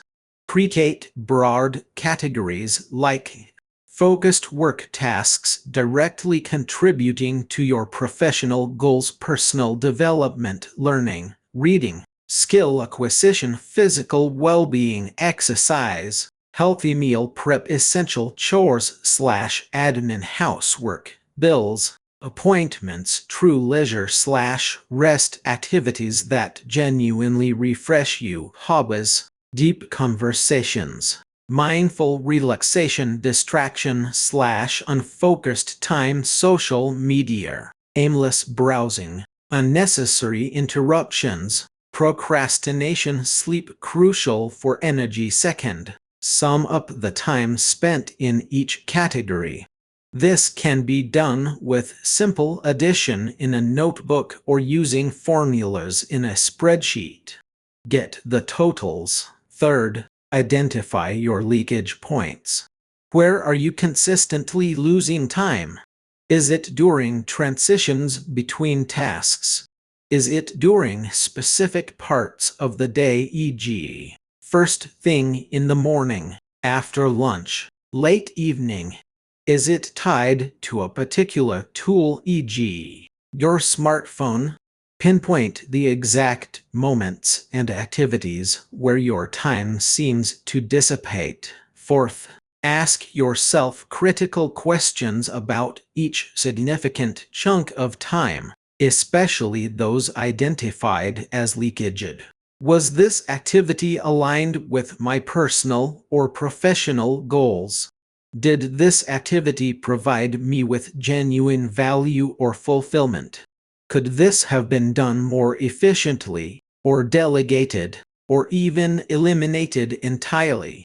What was the actual return on investment for this time? Was I truly present and engaged during this activity, or was my mind elsewhere? This analytical phase is not about perfection. It's about gaining profound self-awareness. It's about taking the raw data from your stakeout and transforming it into actionable intelligence. This intelligence will be your compass as we navigate the next steps in preventing future time crimes. So, as we bring this chapter to a close, remember the power of the 48-hour stakeout. It's a period of intense, non-judgmental observation that will unveil the hidden truths about your relationship with time. It reveals not just where your time goes, but often where your energy and focus are truly directed. This exercise is not designed to make you feel guilty. Rather, it's an empowering act of self-discovery. By knowing precisely where your time is currently being invested or squandered, you gain the clarity necessary to make deliberate choices about its future allocation. The data you've meticulously collected, the patterns you've uncovered, the lost hours you've identified, this is your treasure map. In our next chapter, we will move from observation to intervention. We'll explore strategies for how to take this valuable intelligence and use it to proactively design your days, to build robust defenses against the subtle forces of time crime, and to reclaim your precious hours for what truly matters. Get ready, time detective, because your understanding is about to lead to your liberation. Chapter 6: Forging Documents. The Art of the Fake Yes. Welcome back to Time Crime. In our last chapter, we delved into the subtle art of identifying the true thieves of your time. Today, we're going to confront perhaps one of the most insidious time crimes of all: the act of forging documents. Now, I'm not talking about anything illegal in the traditional sense. Rather, I'm referring to the metaphorical forging of commitments, the creation of a fake yes, a promise you make, often impulsively, that you know deep down you cannot, or should not, keep. This chapter, Forging Documents: The Art of the Fake Yes, is dedicated to shining a bright, revealing light on those people-pleasing habits that often lead us down a treacherous path of dangerous overcommitment. We've all been there, haven't we? That moment when a colleague asks for just 5 minutes of your time, which morphs into an hour-long discussion. Or when a friend requests a favor, and before you've even fully processed the request, the word yes has already escaped your lips, sealing a commitment you barely considered. Why do we do this? What drives us to overextend ourselves, to stretch our resources so thin that we risk not only our own well-being but also the quality of the work we actually want to do? The answer, more often than not, lies in a deeply ingrained desire to please, to be seen as helpful, capable, and universally agreeable. But what is the true cost of this agreeable nature? It's the silent accumulation of tasks that drain your energy, hijack your focus, and ultimately leave you feeling resentful and overwhelmed. It's the slow erosion of your own boundaries, turning your schedule into a free-for-all for anyone with a request. This isn't just about saying no more often. It's about understanding the profound psychological underpinnings of why we struggle with it in the first place, and then equipping ourselves with the practical tools to reclaim our time and our integrity. Our journey begins by dissecting the very root of this pervasive issue, the psychological need for peer approval. It's a powerful, almost primal force that can dictate our actions far more than we realize. Consider Sarah, a brilliant young architect who was rapidly climbing the corporate ladder at a prestigious firm. Her designs were innovative, her presentations compelling, and her work ethic, by all accounts, was phenomenal. But Sarah had a secret, a silent struggle that was slowly chipping away at her potential. She simply couldn't say no. When her senior partner asked her to take on an additional, complex project, even though she was already drowning in 3 major deadlines, she said yes with a bright smile. When a junior colleague needed help refining a concept late into the evening, she graciously offered her expertise, extending her workday well past midnight. When the social committee needed a volunteer to organize the annual charity gala, Sarah, despite her packed schedule, stepped forward. She thrived on the positive feedback, the admiring glances, the casual compliments like "Sarah, you're a lifesaver," and "I don't know how you do it all." Each yes was a little hit of dopamine, a confirmation that she was valuable, indispensable, and beloved. But beneath the surface, Sarah was a rapidly depleting resource. Her sleep suffered, her personal relationships frayed, and the quality of her primary work, the very thing that made her brilliant, began to show tiny cracks. Eventually, after a particularly grueling week that saw her pull 3 all-nighters, Sarah made a critical error on a major client proposal. It wasn't catastrophic, but it was noticeable, and it was entirely uncharacteristic of her. The shame and exhaustion finally caught up, leading to a severe burnout that required her to take an extended leave. Her desperate need for peer approval had, ironically, led her to a place where she could no longer function, ultimately disappointing the very people she so desperately wanted to impress. From a psychological perspective, Sarah's story is a classic illustration of how our deep-seated need for approval can lead to self-sabotage. Humans are social creatures. Our survival, both historically and evolutionarily, depended on belonging to a tribe. The fear of ostracization, of being seen as uncooperative or unworthy, is deeply embedded in our psyche. In modern society, this translates into a fear of disappointing others, of being perceived as lazy, incompetent, or not a team player. We seek external validation to bolster our self-worth. When someone asks for help, and we deliver, we receive positive reinforcement, a thank you, a compliment, a look of gratitude. This positive feedback triggers the release of neurotransmitters like dopamine, creating a pleasurable sensation that reinforces the behavior.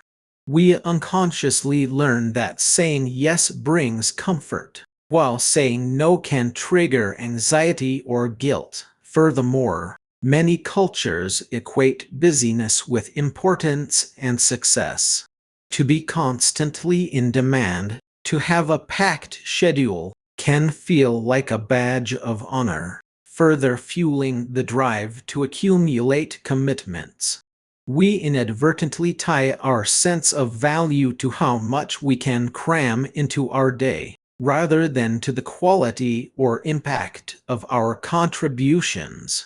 This creates a vicious cycle. We say yes for approval, get overwhelmed, perform poorly, then feel even more pressure to say yes to redeem ourselves. So, how do we begin to untangle ourselves from this web of approval seeking? The first step is profound self-awareness. Begin to observe yourself in situations where a request is made. What sensations do you feel? Is there a subtle pressure in your chest? An automatic urge to agree? Journaling can be an incredibly powerful tool here. For a week, simply track every instance where you felt compelled to say yes to something you truly didn't want to do, or didn't have the capacity for. Note down who made the request, what it was, and how you felt before, during, and after agreeing. This process helps you identify your personal triggers and patterns. Next, start to reframe your perception of no. Understand that no to one request is not a rejection of the person, but an affirmation of your existing priorities and commitments. It's saying yes to your well-being, to your most important work, and to your own integrity. Imagine that when you say no to an extraneous request, you are actually saying a more powerful yes to something more meaningful in your life. Finally, actively work on building internal self-worth. Your value is not determined by how much you can do for others, but by who you are. Engage in activities that genuinely bring you joy and fulfillment, independent of external praise. Celebrate your small victories, acknowledge your strengths, and cultivate a sense of self-acceptance that isn't dependent on peer approval. This foundational shift in mindset is crucial for breaking free from the chains of overcommitment. Moving on from understanding the why, let's equip ourselves with a powerful practical tool, the "let me check my schedule buffer" technique. This simple phrase is an absolute game changer in preventing the impulsive fake yes. Imagine Mark, a seasoned project manager known for his unwavering reliability. For years, Mark had a habit of immediately saying yes to any new task or request that came his way. His intentions were good. He wanted to be helpful and responsive. However, this immediate agreement often led to him scrambling, working late, and occasionally dropping the ball on smaller items because he'd overcommitted himself. One day, after a particularly chaotic week where he juggled 3 urgent requests that weren't truly his priority, he realized he needed a new strategy. He attended a productivity seminar where the buffer technique was introduced. Skeptical at first, he decided to try it. The next time his boss popped by his desk with a seemingly small, but potentially time-consuming request, "Mark, could you quickly draft up some talking points for the executive meeting tomorrow morning? Just a few bullet points." Mark didn't immediately launch into a yes, "of course." Instead, he paused, took a breath, and said, "That sounds important. Let me just take a quick look at my calendar and current task list, and I'll get back to you with an estimated time. I can get that to you, or let you know if I need to shift something around in the next hour. His boss, slightly surprised by the change, simply nodded. Mark then went back to his desk, reviewed his actual workload, realized he had a critical, time-sensitive report due that afternoon that needed his full attention, and mentally calculated how long the talking points would actually take. He returned to his boss within 45 minutes and said, "I can absolutely get those talking points to you, but given my report deadline today, the earliest I could give them the proper attention would be first thing tomorrow morning, before the meeting. Would that work, or do you need them tonight?"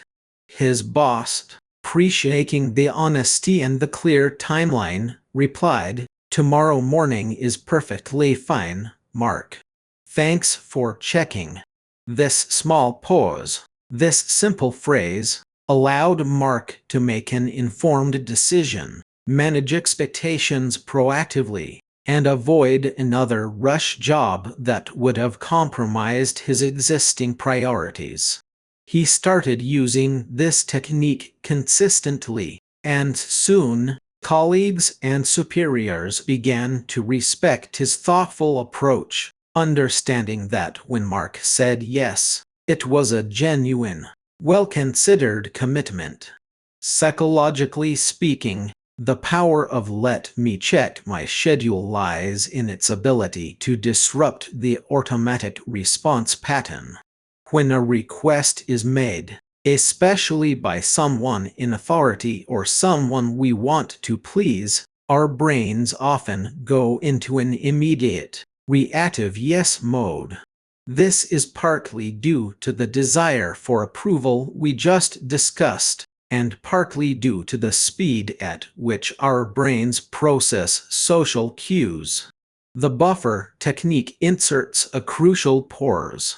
It creates psychological distance between the immediate pressure of the request and your response. This pause allows your prefrontal cortex, the part of your brain responsible for logical thinking, planning, and impulse control, to engage. Instead of an emotional, automatic response, you can engage in a rational assessment. You give yourself time to genuinely evaluate: does this new request align with my overarching goals? Do I truly have the capacity, or would I have to deprioritize something important? What are the ripple effects of saying yes? This shift from reactive to proactive decision-making is immensely empowering. It transforms you from a passive recipient of requests into an active manager of your time and commitments. It also sends a subtle, yet powerful, message to others that you value your time and commitments, and that your yes is a carefully considered, genuine agreement, not merely a knee-jerk reaction. This increases respect for your boundaries and builds your reputation as someone reliable, not just available. Implementing the "let me check my schedule" buffer is straightforward, but it requires conscious practice. First, internalize the core phrase. You can vary it, of course, but a good default is a "that sounds interesting/important. Let me check my calendar/priorities and get back to you by specific time/day."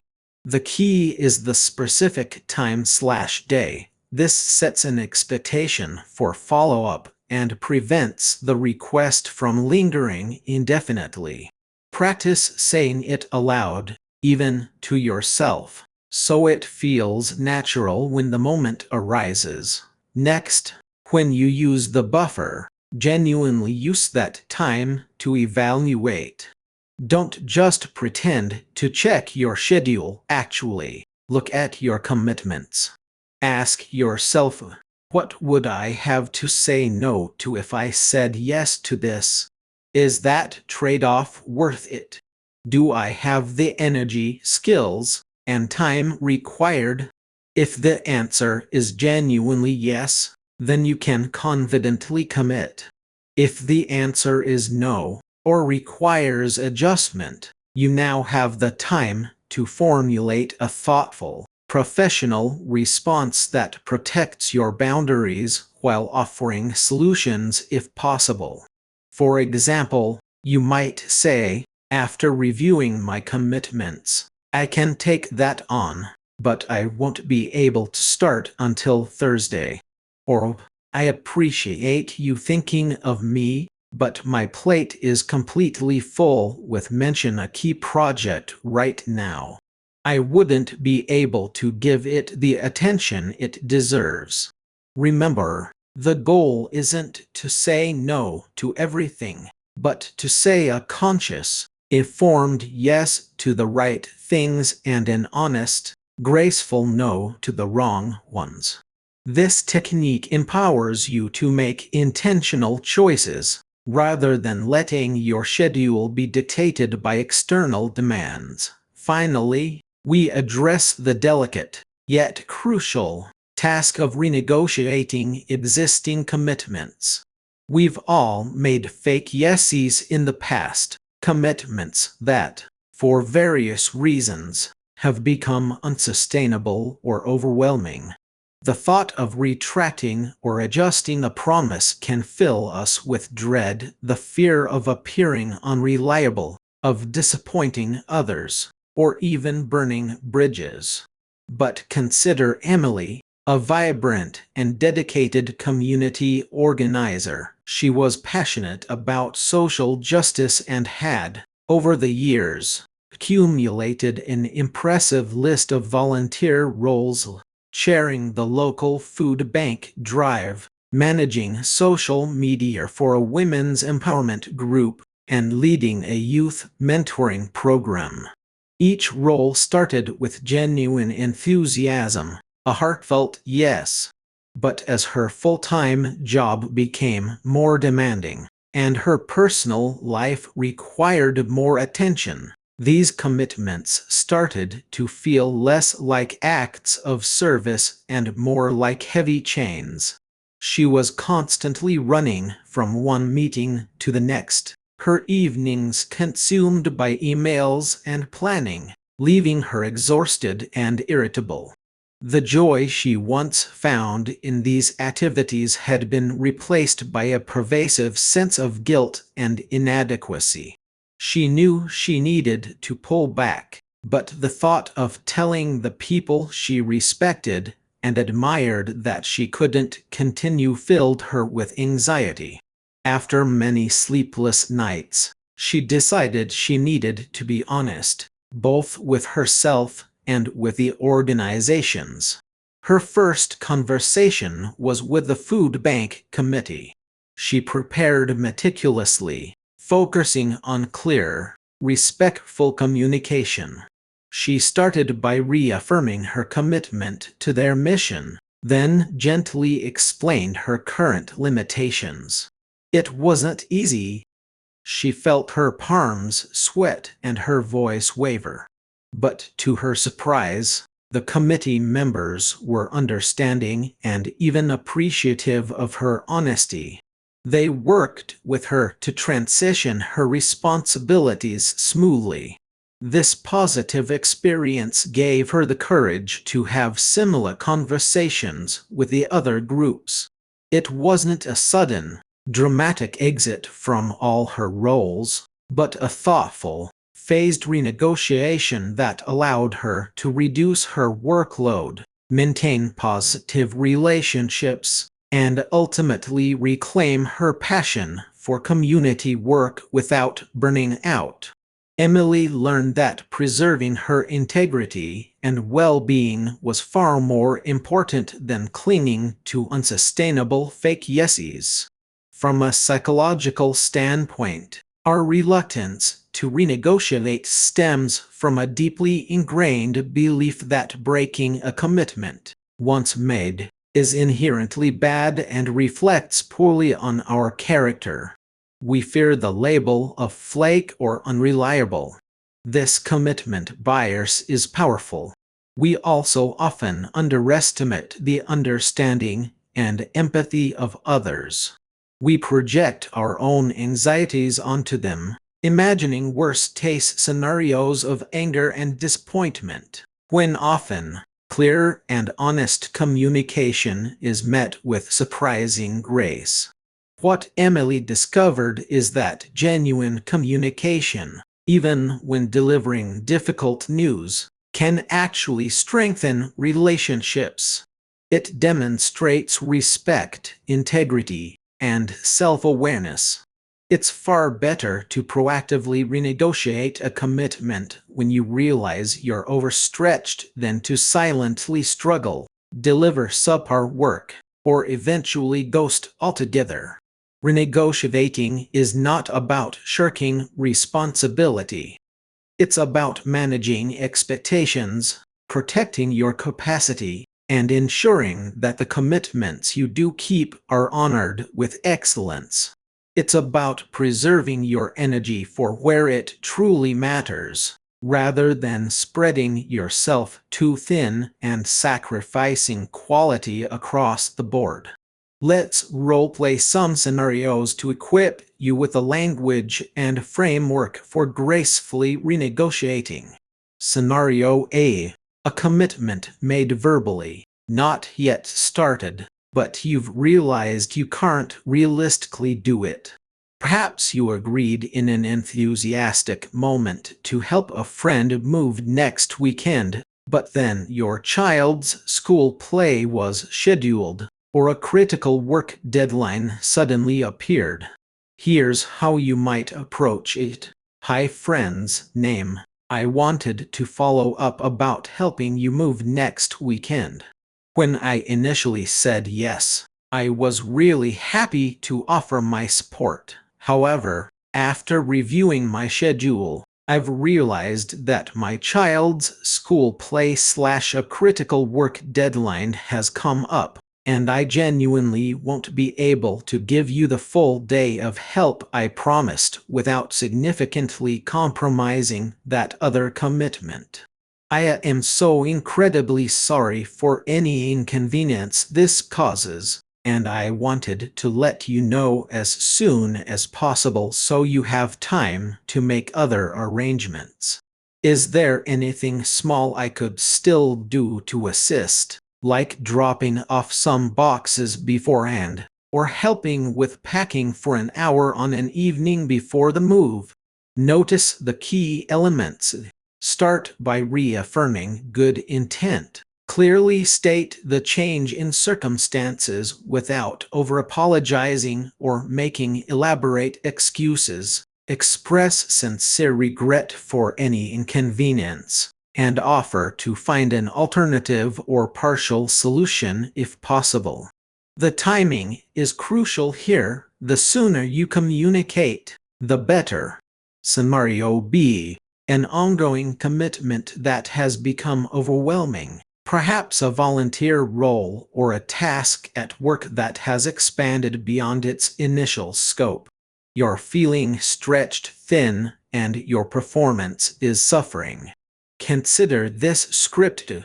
Hi manager's name/committee lead. I've been reflecting on my involvement with project/role for a while now, and I'm very committed to its success and to delivering high-quality work. However, I've found myself stretching incredibly thin across all my responsibilities, and I'm concerned about maintaining the level of contribution I expect of myself, and that you deserve. Would you be open to discussing how we might adjust my involvement? Perhaps we could suggest a specific reduction, e.g., reducing my hours to X per week, or focusing solely on one aspect of the project, or identifying someone else who could take on specific part of the role. I want to ensure I am contributing effectively and not becoming a bottleneck, and I believe a slight adjustment would allow me to perform optimally in the areas where I can have the greatest impact. This approach is proactive, focuses on solutions, and frames the renegotiation not as a failure, but as a strategic move to optimize your contribution. It shows you're thinking about the team and the project, not just yourself. Scenario C. Declining a request entirely or finding an alternative, rather than taking it on yourself. This is a subtle form of renegotiation of your time. You might say, while I can't personally take on task right now due to my current workload with mention a priority, I know someone who might be a great fit, or I could help you brainstorm other options. Have you considered reaching out to colleagues name/department who has expertise in that area? This gracefully deflects the request without a blunt no, demonstrating helpfulness without self-sacrifice. The key principles for successful renegotiation are: be honest but avoid oversharing or making excuses. Focus on your capacity and priorities, not on blaming others. Offer solutions or alternatives where possible. Do it as early as you possibly can to minimize disruption. And be prepared for potential disappointment, but stand firm in protecting your boundaries. Remember, a clear, respectful no or a thoughtful renegotiation often earns more respect than a resentful, half-hearted yes. In summary, the fake yes is a silent saboteur of your time, your energy, and ultimately, your integrity.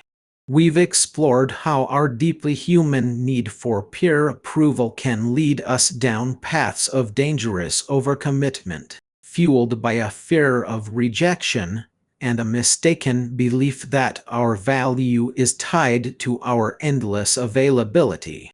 We've armed ourselves with the incredibly powerful "let me check my schedule" buffer technique, transforming us from reactive responders to proactive managers of our time.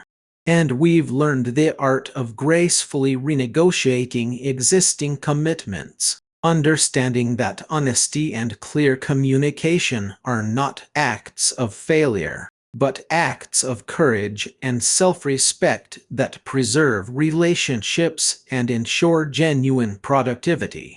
By mastering these skills, you stop forging documents, you stop making false promises to yourself and others. You reclaim your time, not by being selfish, but by being strategically generous, ensuring that your yes is always a true, genuine commitment that you can honor with excellence.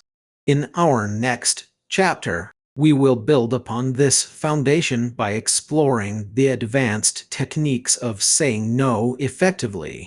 We'll delve deeper into crafting responses that are firm yet gracious, ensuring you can decline requests without burning bridges and truly solidify your boundaries as a master of your own time. Chapter 7: The Interrogation: Finding Your True Why. Welcome back to Time Crime. In our previous chapters, we've explored the subtle ways time slips through our fingers, the unconscious habits that steal our focus, and the pervasive myths that keep us from truly mastering our most precious resource. We've unmasked the culprits, haven't we? But uncovering the problem is only the first step. Today, we embark on what I consider the most pivotal chapter of this entire journey: The interrogation: finding your true why. Why an interrogation, you might ask? Because to truly reclaim your time, to infuse every minute with purpose and power, you must first subject yourself to a rigorous, honest, and sometimes uncomfortable self-inquiry. We are moving beyond surface-level time management hacks, beyond scheduling tricks and productivity apps. Those are merely tools. Without a profound understanding of why you are using them, they will invariably fail you. Much like a beautifully crafted map is useless if you don't know your destination. Our core mission in this chapter is to connect time management not just to efficiency, but to your deepest personal values and your most profound life goals. Think about it for a moment. Have you ever started a new productivity system with great enthusiasm, only to see it fizzle out after a few weeks? Have you found yourself diligently blocking out time for tasks, only to procrastinate, get distracted, or feel a deep sense of internal resistance? If so, you are not alone. This is an incredibly common experience, and it points to a fundamental disconnect. The techniques were external, but the motivation, the driving force, the very soul of your time management, was missing. When you connect your daily actions to your deepest personal values, to the aspirations that truly ignite your spirit, you tap into an inexhaustible wellspring of intrinsic motivation. This isn't about externally imposed deadlines or societal expectations. It's about an internal compass, guiding you with unwavering conviction. This deep connection provides resilience in the face of setbacks, clarity in moments of distraction, and an enduring sense of purpose that makes every deliberate choice of your time feel meaningful, rather than burdensome. It transforms time management from a chore into a powerful act of self-authorship, allowing you to sculpt a life that is authentically yours. So, how do we begin this deep dive? How do we find this elusive true why? We start by looking into the future, and then we solidify our intentions, and finally, we align our present. Let's begin with a powerful exercise designed to clarify your ultimate destination. Our first key step is to guide you through a profound visualization exercise about your ideal future self. This isn't just a pleasant daydream. It's a strategic mental rehearsal that primes your brain for action and illuminates the path ahead. Many people drift through life, making decisions based on immediate pressures or vague notions of success. But what if you could vividly experience your most desired future? Feel it, see it, touch it, right now. What kind of power would that give you? Let me share a story. Sarah was a driven marketing executive, constantly climbing the corporate ladder. She worked 6+ hours a week, prided herself on being indispensable, and her calendar was a relentless blur of meetings and deadlines. She believed she was on the fast track to success, but a nagging sense of emptiness began to creep in. During a weekend retreat, she was led through a similar visualization exercise. She closed her eyes and was asked to imagine herself at 60 years old, looking back on her life.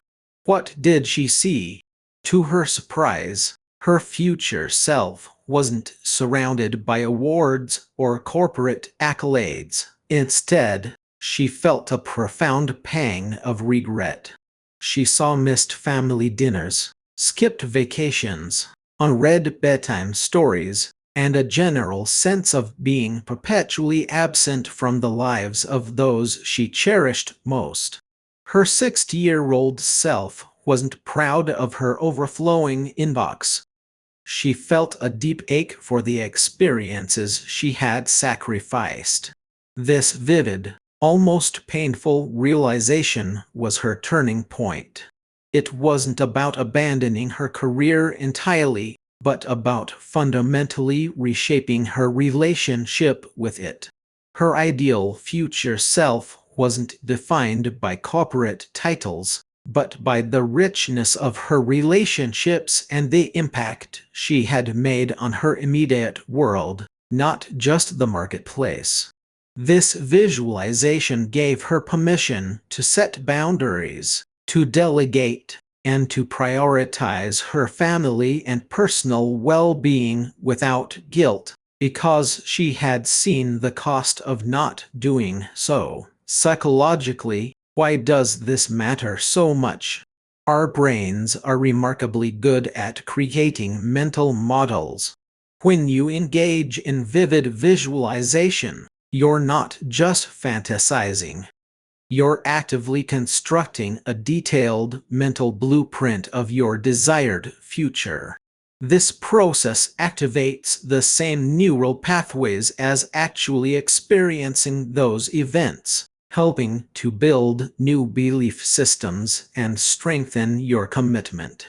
It helps bridge the often vast gap between your present self and your future aspirations, making those long-term goals feel more immediate and attainable. Furthermore, confronting potential regrets, as Sarah did, can be a powerful motivator for change, creating a sense of urgency and clarity around what truly matters. It helps us overcome present bias, that natural inclination to prioritize immediate gratification over long-term benefits. By making the future tangible and emotionally resonant, visualization bypasses the logical arguments for procrastination and taps into our deeper emotional drivers. It's not just about seeing the future. It's about feeling it, making it real, and thus making it something your present self is compelled to work towards. So, how do you apply this? Right now, I invite you to find a quiet space where you won't be disturbed for the next 10 to 15 minutes. You might want to pause this recording and resume when you're ready. Once settled, gently close your eyes. Take a few slow, deep breaths, allowing your body to relax, letting go of any tension you might be holding. Now, I want you to project yourself forward in time. Imagine yourself 5, 10, even 20 years from now. See yourself in a future where you have truly mastered your time, where you have created a life that feels deeply fulfilling and aligned with your highest values. What does your daily life look like in this ideal future? What kind of work are you engaged in, if any? Are you surrounded by people? If so, who are they? What kind of relationships do you have? How do you feel deep within your core? Are you experiencing peace, joy, purpose, excitement, contentment? What kind of legacy are you leaving behind? What are the things you're most proud of? What impact have you made on the world or on the lives of those around you? More importantly, what specific experiences, achievements, or qualities would your future self regret not pursuing if you continue on your current path without intentional change? Allow these images and feelings to wash over you without judgment. Truly immerse yourself in this vision. When you feel ready, slowly open your eyes. Take a moment to just be with the experience. Now, take out a pen and paper, or open a digital document, and immediately capture every detail you can recall. Describe your surroundings, your feelings, your accomplishments, your relationships, and especially the lessons or regrets your future self might have shared. Don't censor yourself. This unedited stream of consciousness is gold. This is your personal blueprint for a time-rich, purpose-driven life. This is the seed from which your true why will grow. Moving on, with this clear vision of your future self now etched into your mind, our second crucial step is to help you draft a personal time manifesto. What is a manifesto? It's more than just a list of goals. It's a declaration of your core beliefs, a statement of principles that will govern how you choose to spend your time. It's your internal constitution, your guiding star, a filter through which all potential activities and commitments must pass. If the visualization showed you the destination, the manifesto provides the compass and the rules of engagement for the journey. Let's consider another example. Maria was a talented artist, brimming with creative ideas, but she often found herself overwhelmed by the demands of life, her part-time job, and the constant pull of social obligations. Her creative work suffered, relegated to sporadic bursts of activity when inspiration struck, which wasn't often enough for her aspirations. After her own interrogation, she drafted a simple yet powerful time manifesto. It declared, "My time is sacred. I dedicate 2 hours every morning to my art, no matter what. I will protect this creative space fiercely. I will say no to distractions that do not align with my vision of becoming a recognized artist. My purpose is to create beauty and provoke thought, and my time will reflect this truth." This manifesto wasn't just words. It became her shield against encroachment. It gave her the courage to decline invitations, to turn off her phone, and to treat her creative time with the reverence it deserved. Over time, these protected blocks of focused creation led to a consistent body of work, a successful gallery show, and ultimately, the ability to pursue her art full-time. Her manifesto empowered her to make intentional choices rather than reactive ones. From a psychological perspective, drafting a manifesto is incredibly potent. When you commit your values and intentions to paper, especially in a declarative, authoritative way, you are solidifying them in your mind. This act of writing creates a powerful feedback loop. It transforms abstract ideals into concrete principles. It serves as an anchor, a constant reminder of what you stand for and what you are striving for. This externalization of your internal why makes it harder to ignore, harder to rationalize away when temptation or distraction arises. It also leverages the concept of cognitive dissonance. Once you've publicly, even if only to yourself, declared your principles, you're more likely to act in alignment with them to avoid that uncomfortable feeling of inconsistency. A manifesto acts as a decision-making filter, making it easier to say yes to what truly matters and a firm no to everything else. It reinforces your identity as someone who is intentional, purposeful, and aligned with their deepest values.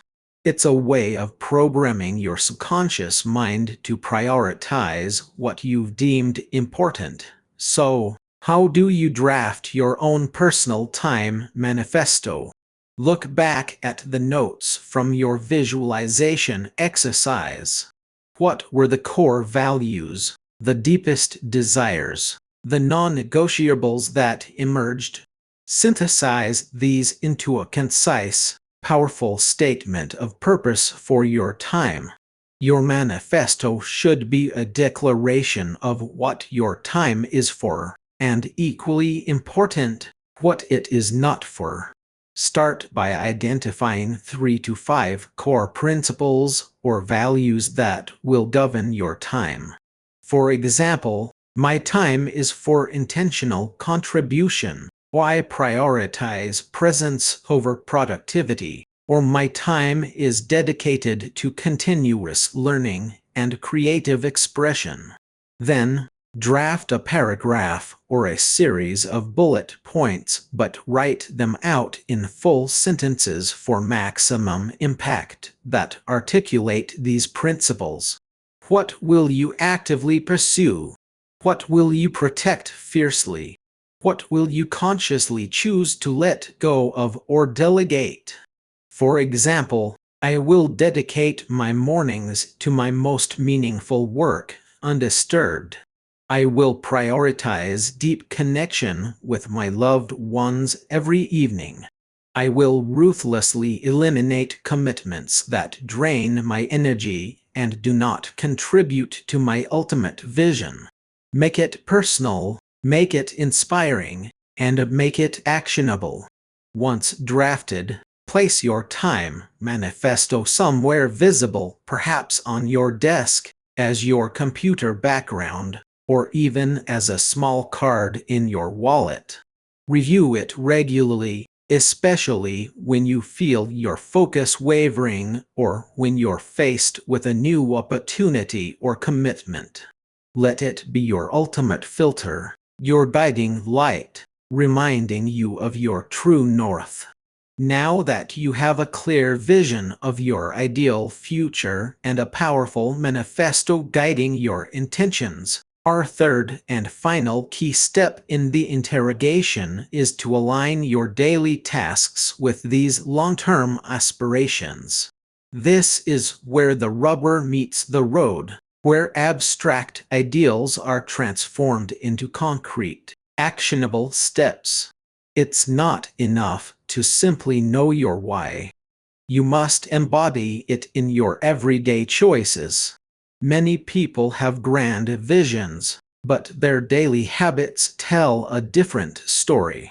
This is precisely where time crime thrives, stealing minutes and hours through 1,000 small, maligned actions. Let me share the story of Alex, an aspiring novelist who worked a demanding job in corporate finance. He dreamed of writing a best-selling book, of inspiring readers with his stories, but year after year, his manuscript remained unfinished, gathering dust on his hard drive.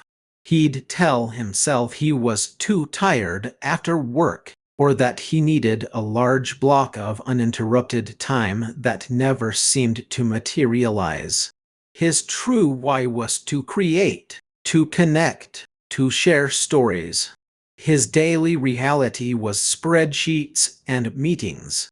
After creating his future self-visualization, where he saw himself as a published author, and drafting a manifesto focused on consistent creation, he realized the disconnect. He decided to integrate a tiny, non-negotiable writing habit into his day. Every morning, he woke up 30 minutes earlier and wrote. Not for hours, just 30 minutes. Some days it was brilliant. Some days it was a struggle, but he never missed it. He didn't wait for inspiration. he showed up for the work. Those consistent 30-minute sessions, faithfully aligned with his deeper why, compounded over months and years. Eventually, that unfinished manuscript blossomed into a complete novel, which was indeed published. Alex's success wasn't due to finding vast swaths of free time.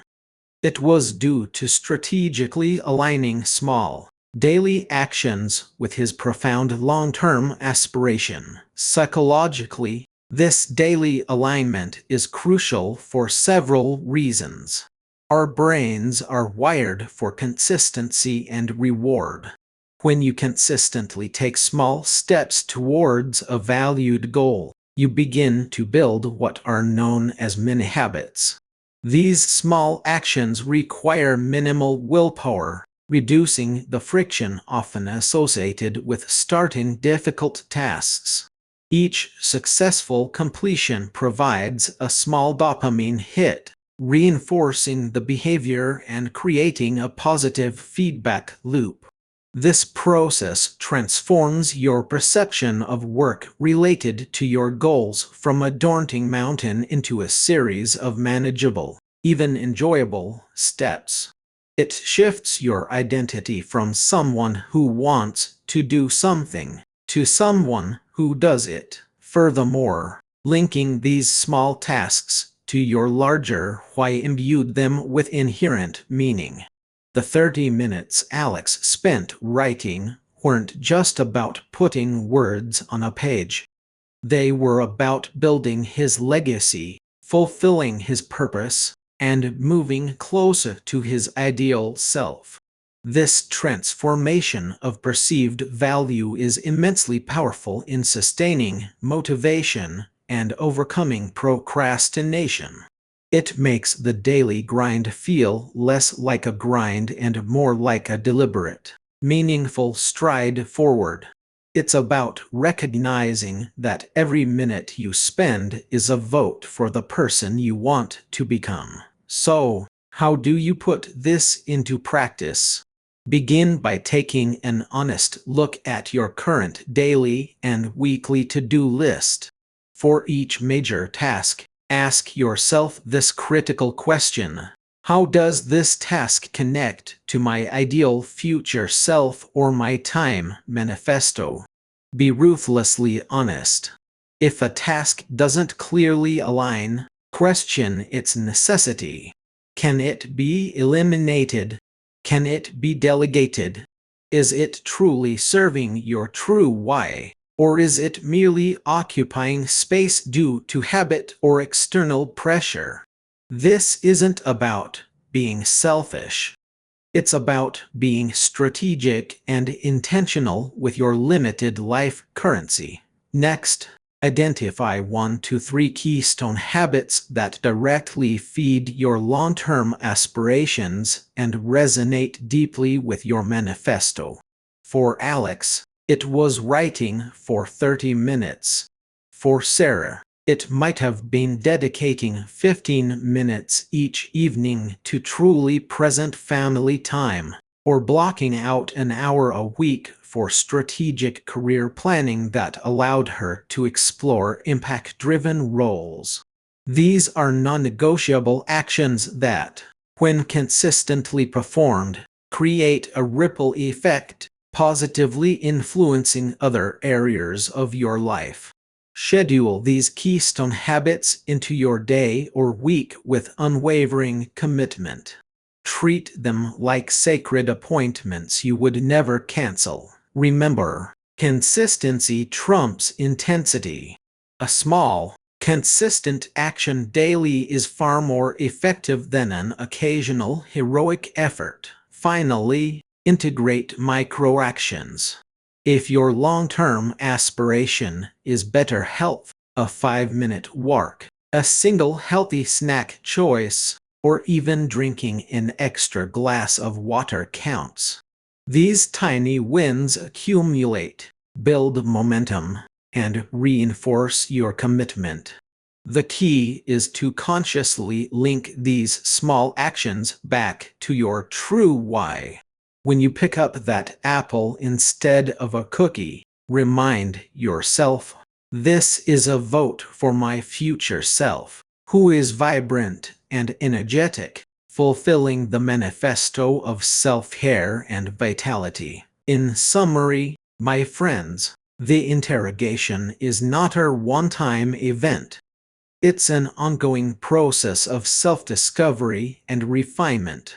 We've taken a deep dive into the profound necessity of connecting your time management to your deepest personal values and goals.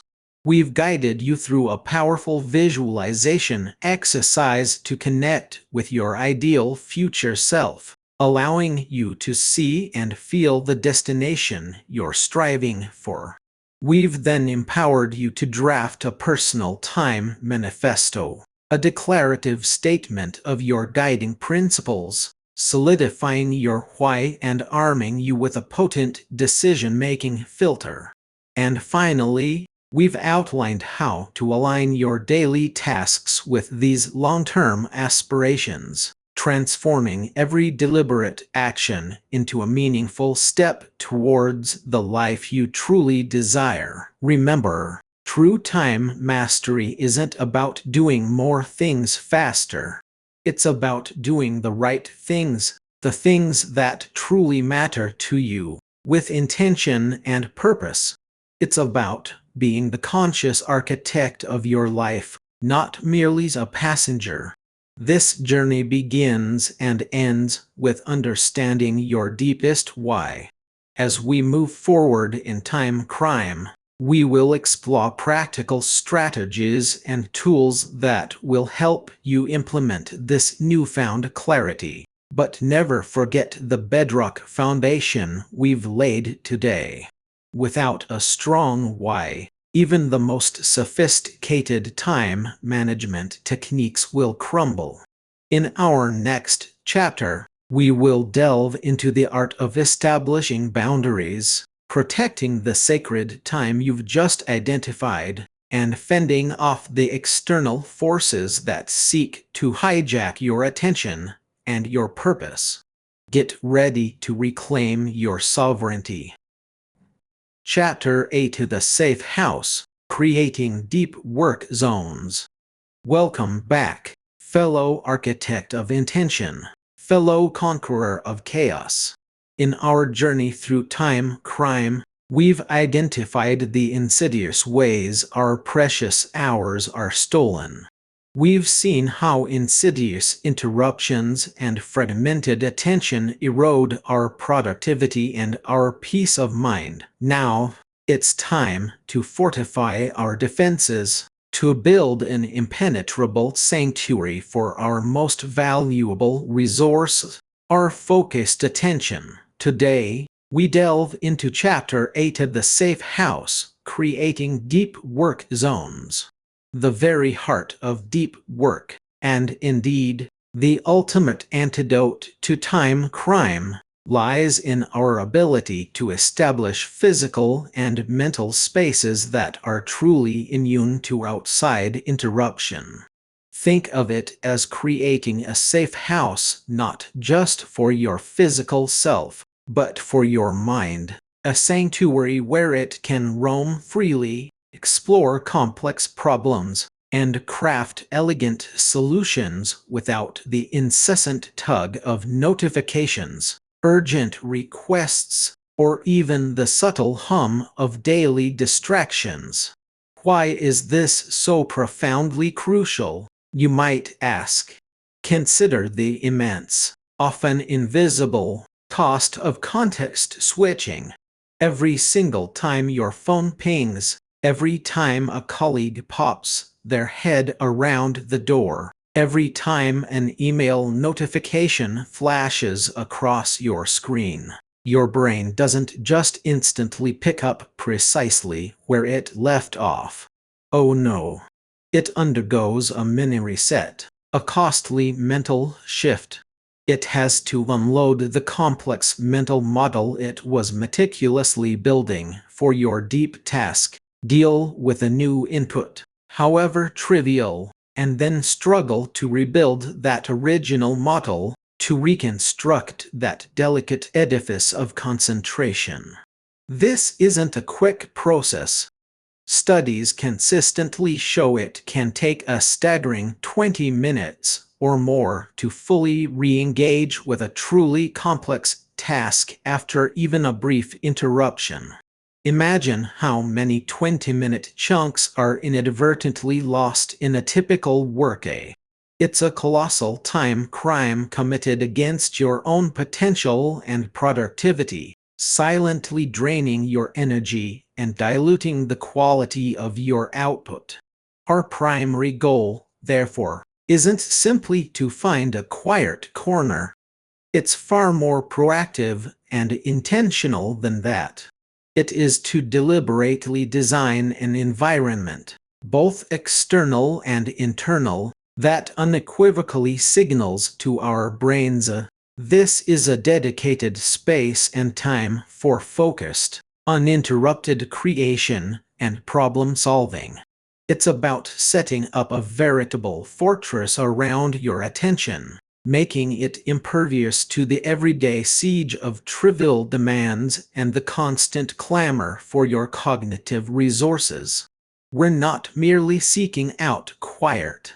We're actively manufacturing it, cultivating it, making it an absolute non-negotiable component of our working lives.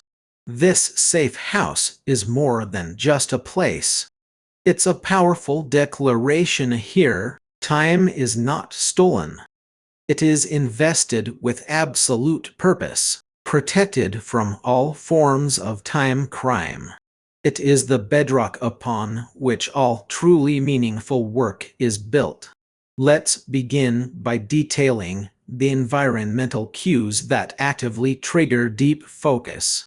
Let me share the story of Ilara, a brilliant novelist I once had the distinct pleasure of coaching. For years, Ilara struggled with her writing routine. She'd often find herself sitting at her kitchen table, surrounded by the remnants of breakfast and the distant buzz of city life, and inevitably, her mind would wander.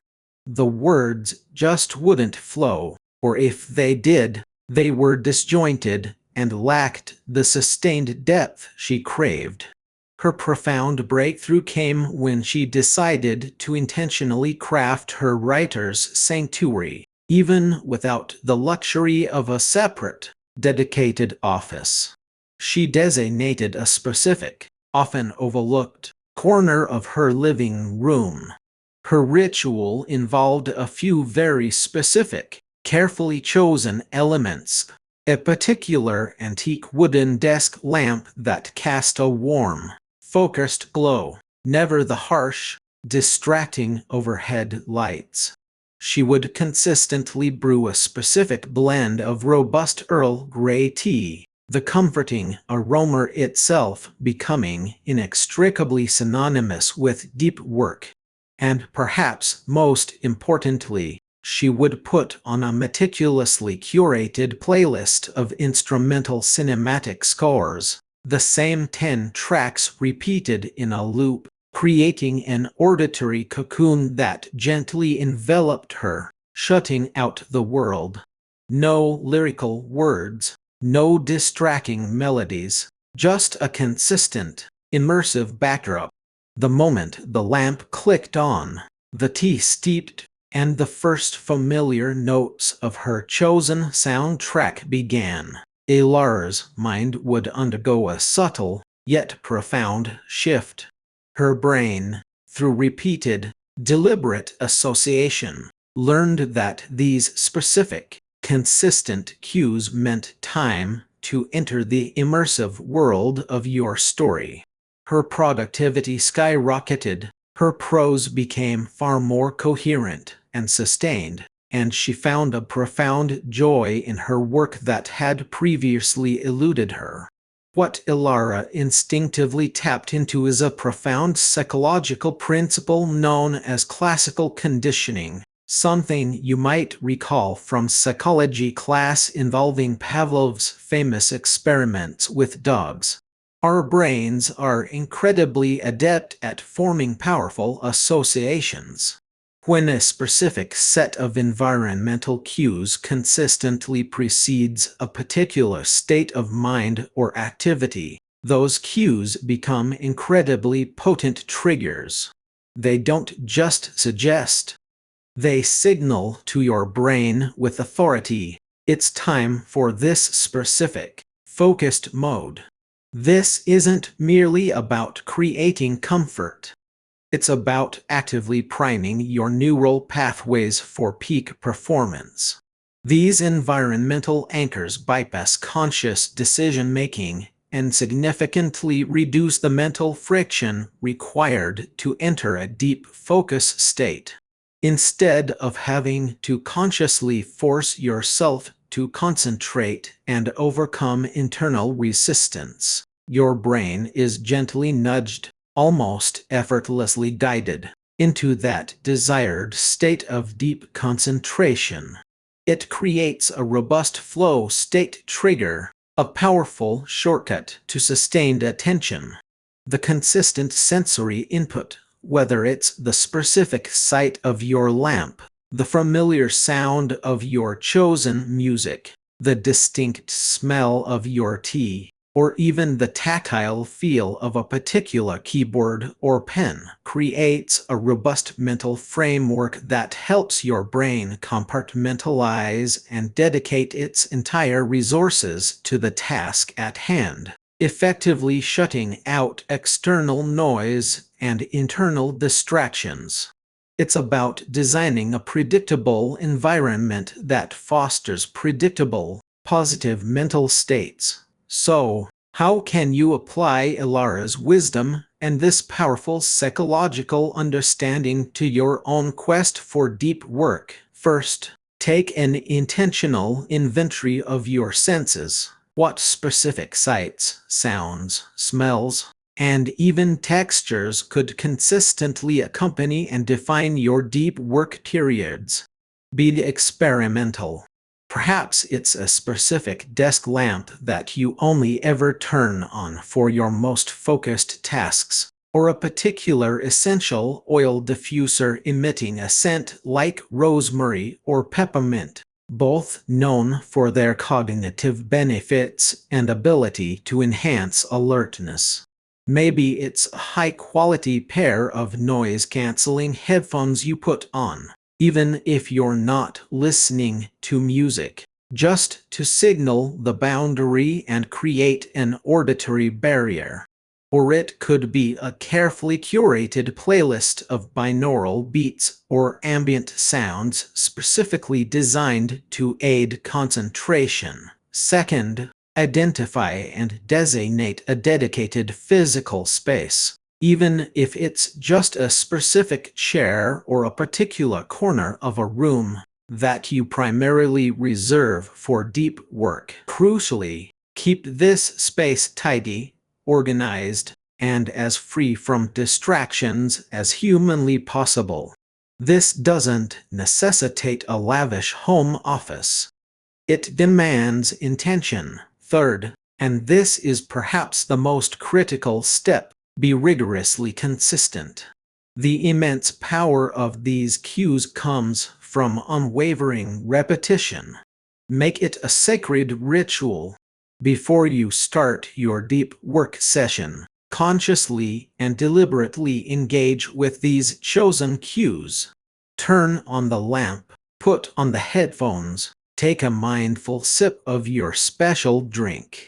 Over time, your brain will construct an incredibly powerful association, making the transition into deep focus smoother, significantly faster, and much more sustainable. Remember, you are meticulously designing a cognitive launchpad, priming your brain for peak performance, ensuring that when you sit down, your mind is already halfway to deep focus. Now, let's turn our attention to the equally crucial task of explaining how to effectively communicate do not disturb boundaries to family and coworkers. Consider Michael. a software development manager with a bustling, demanding team and an equally bustling household with 3 young, energetic children. For years, Michael felt like his brain was constantly being pulled in a dozen different directions, perpetually fractured. At work, colleagues would constantly pop in with seemingly quick questions during his most critical coding blocks, derailing his flow. At home, his kids would inevitably burst into his makeshift office, demanding immediate attention, regardless of what he was doing. He quickly realized his productivity wasn't just being hampered by external noise, but by a profound lack of clear, consistent, and well-communicated boundaries. Michael decided it was time for a radical shift and implemented a simple yet highly effective red light, green light system. At work, he scheduled focus time blocks in his shared calendar, colored bright red, making it unequivocally clear to his team that these were non-interruptible hours. He also placed a small, discreet red flag on his cubicle wall during these designated times, a clear visual cue. For his family, he found a novelty dad's super thinking hat, a bright red baseball cap that he would proudly wear when he absolutely needed deep focus. He explained to his children, in simple, age-appropriate terms, that when Dad wore the hat, it meant he was working on something very, very important and couldn't be interrupted unless it was a true emergency, like a scraped knee or a fire alarm. He even set up a small whiteboard where they could write down non-urgent questions for him to address during his scheduled breaks. This simple, visual, and clearly communicated system utterly transformed Michael's work life. His team learned to consolidate their questions for his green light hours, and his children developed a respectful understanding of his hat, often peeking in quietly to see if the super thinking hat was on before approaching. Michael's remarkable success stems from a clear and intuitive understanding of psychological principles surrounding effective boundary setting and proactive expectation management. Humans are fundamentally social creatures, and we inherently seek to understand and, generally, adhere to social norms and unspoken rules. When boundaries are vague or unclear, people tend to err on the side of engagement, often leading to unintended and unwanted interruptions. By clearly defining and unequivocally communicating his do not disturb periods, Michael wasn't being rude or unapproachable. He was being supremely proactive and strategic. He was establishing explicit social cues that his brain was offline for general interaction, actively signaling that his cognitive resources were fully engaged elsewhere. This thoughtful approach significantly reduces anxiety for both parties. Michael knew he wouldn't be interrupted, allowing him to truly immerse himself, and his colleagues and family knew precisely when it was acceptable to approach him and when it decidedly wasn't. It fosters a deep and mutual respect for your time and your critical work process. Furthermore, by taking the time to explain why these boundaries were absolutely necessary to produce higher quality work, to be more present and engaged later when he was available, he masterfully shifted the perception from him being inaccessible to him being more effective and, ultimately, more meaningfully available.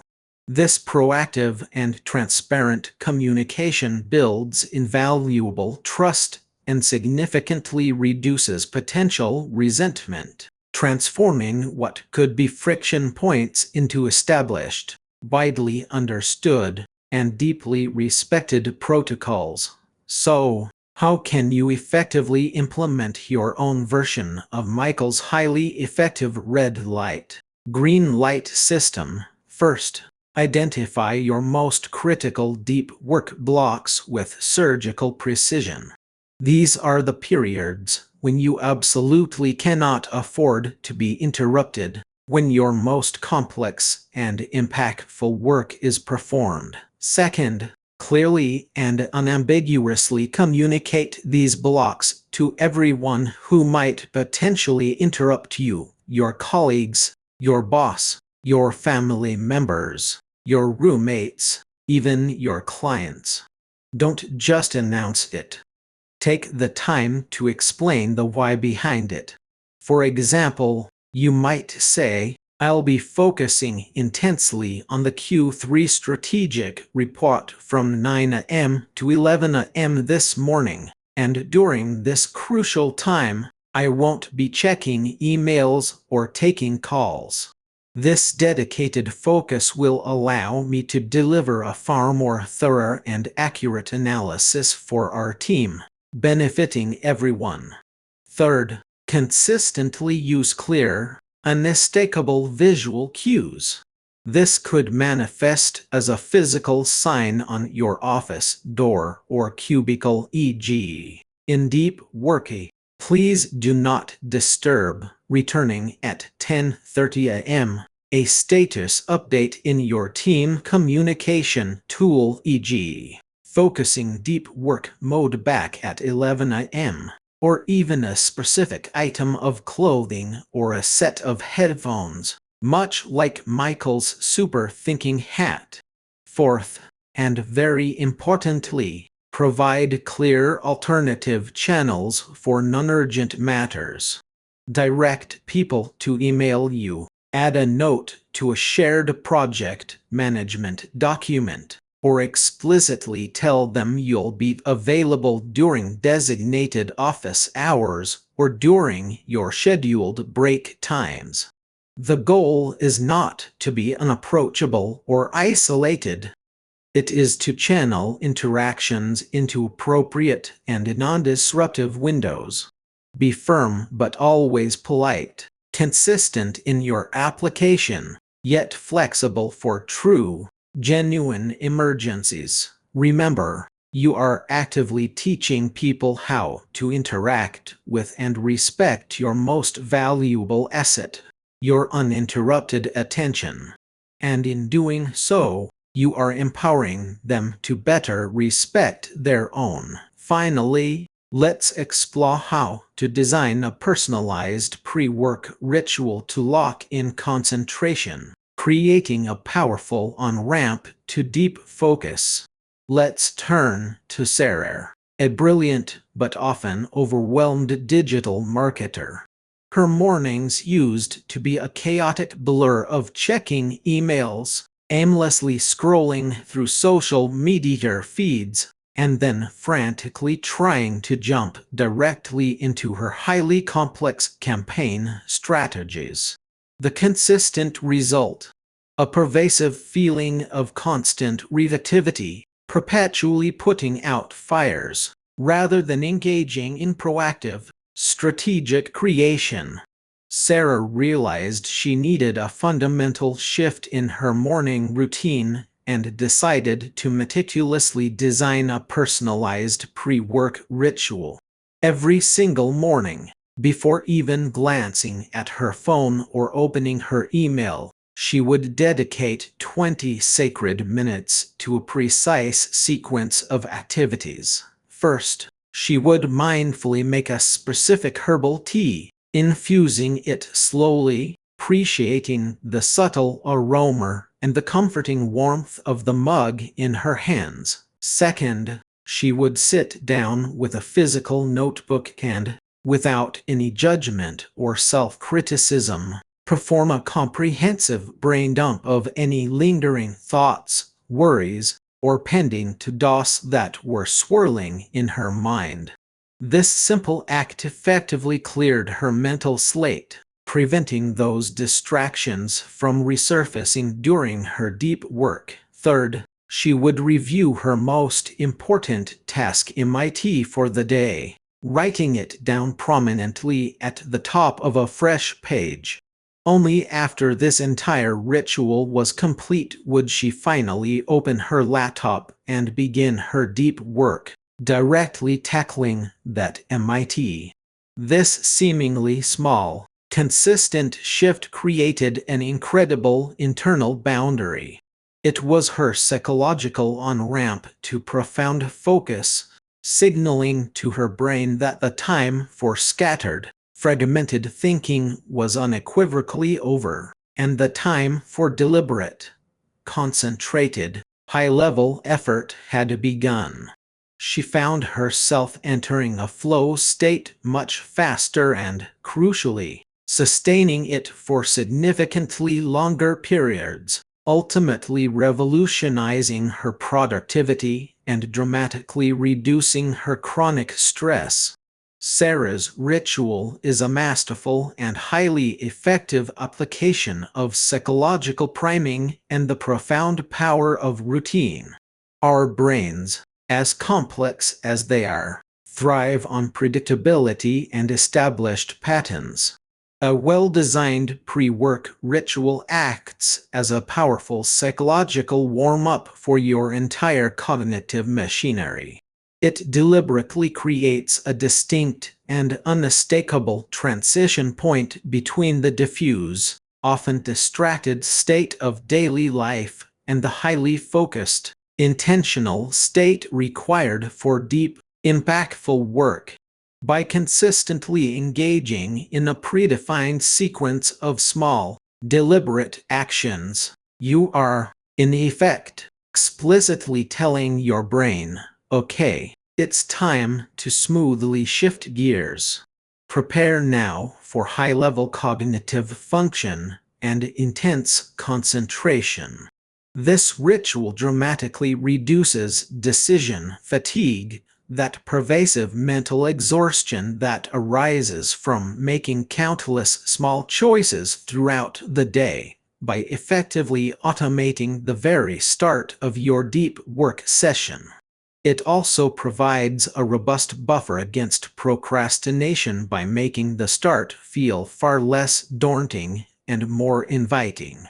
The act of clearing your mind through a brain dump, as Sarah meticulously did, is particularly potent.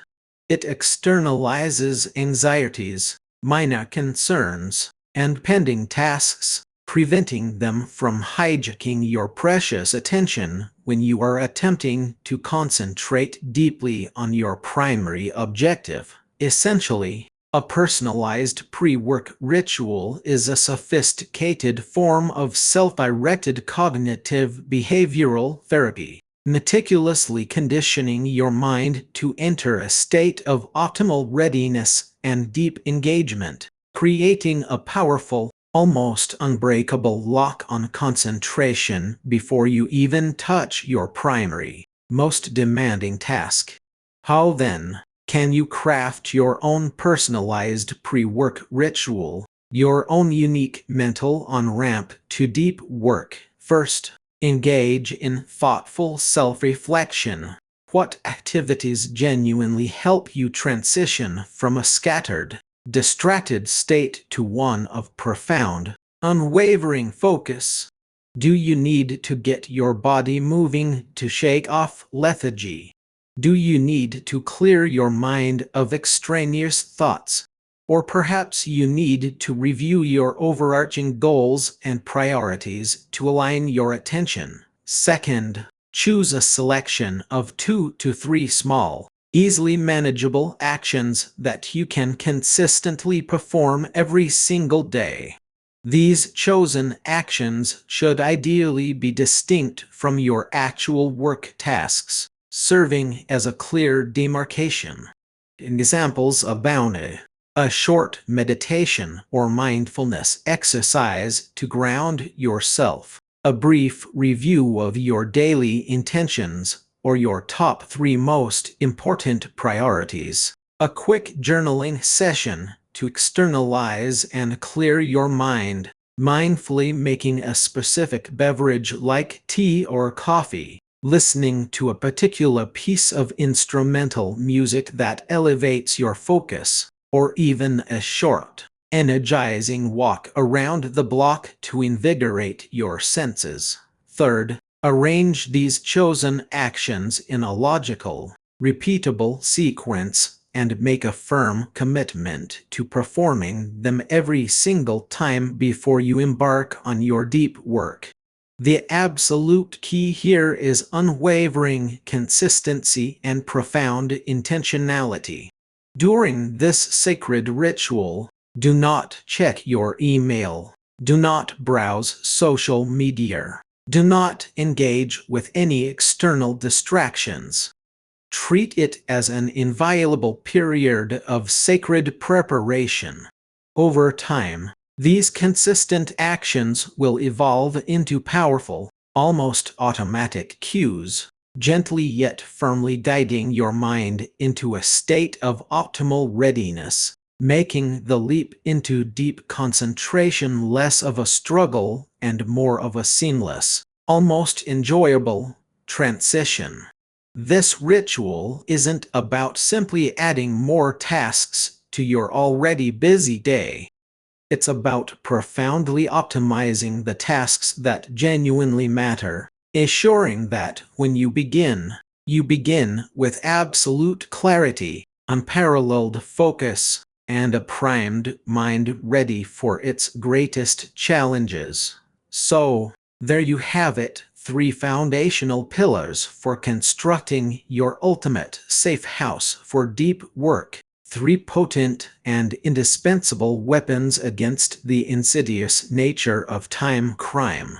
We've explored the profound power of environmental cues, showing how to leverage specific sensory input to prime your brain for deep, sustained focus. We've dissected the critical importance of effectively communicating do not disturb boundaries, teaching others how to respect and value your invaluable, uninterrupted attention. And finally, we've designed personalized pre-work rituals, creating psychological on-ramps that powerfully lock in concentration and meticulously prepare your mind for its most impactful and demanding work.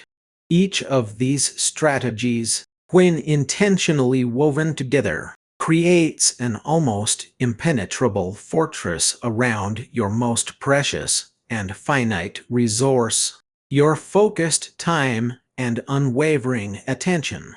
They are not merely superficial productivity hacks.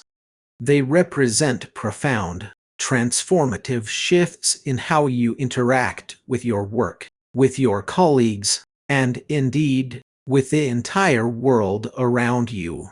By deliberately and systematically crafting these physical and mental sanctuaries, you move far beyond simply reacting to the incessant demands of your day.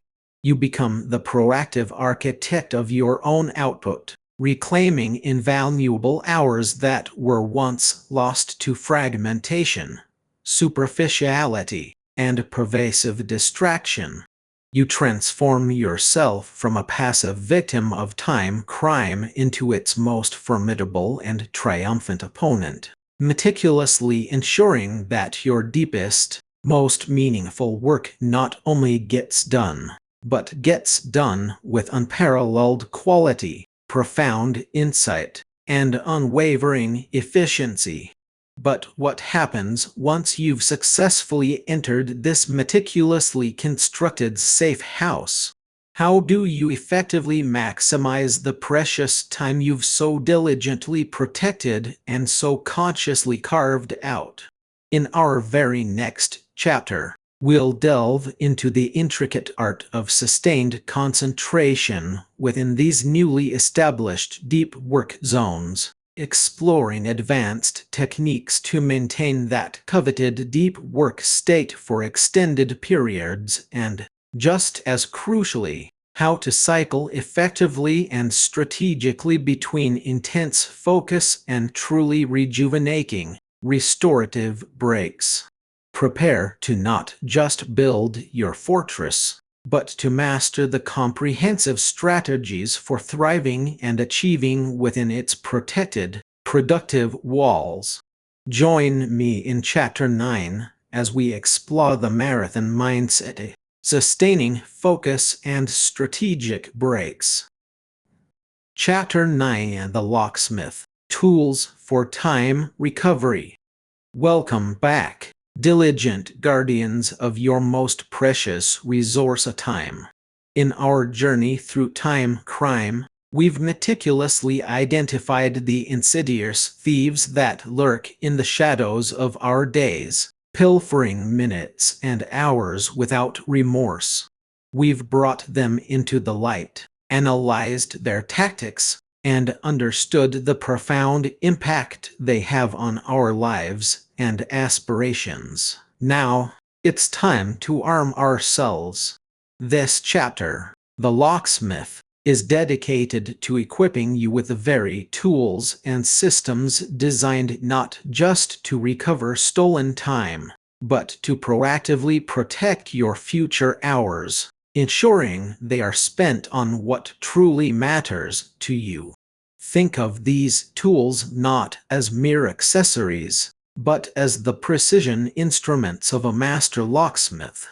Just as a locksmith uses specific picks and tension wrenches to open a lock and secure a vault, we will explore effective systems and applications that genuinely protect your time, helping you pick the locks of inefficiency and secure the vault of your productivity and peace of mind. Are you ready to reclaim mastery over your schedule? Our first crucial step, and perhaps the most vital in this journey, is to audit popular productivity tools, discerning the genuine lifesavers from the cleverly marketed gimmicks. The digital landscape is a dazzling bazaar of apps and software, each promising to be the ultimate solution to your time management woes. It's a siren song, isn't it? One click, one download, and suddenly, all your problems will vanish. But how often have you found yourself drowning in a sea of features you never use? Or worse, spending more time learning a complex system than actually doing the work it was supposed to facilitate? Consider the story of Sarah, a talented graphic designer who, in her earnest quest for peak productivity, downloaded nearly every popular task management, note-taking, and project collaboration app she could find.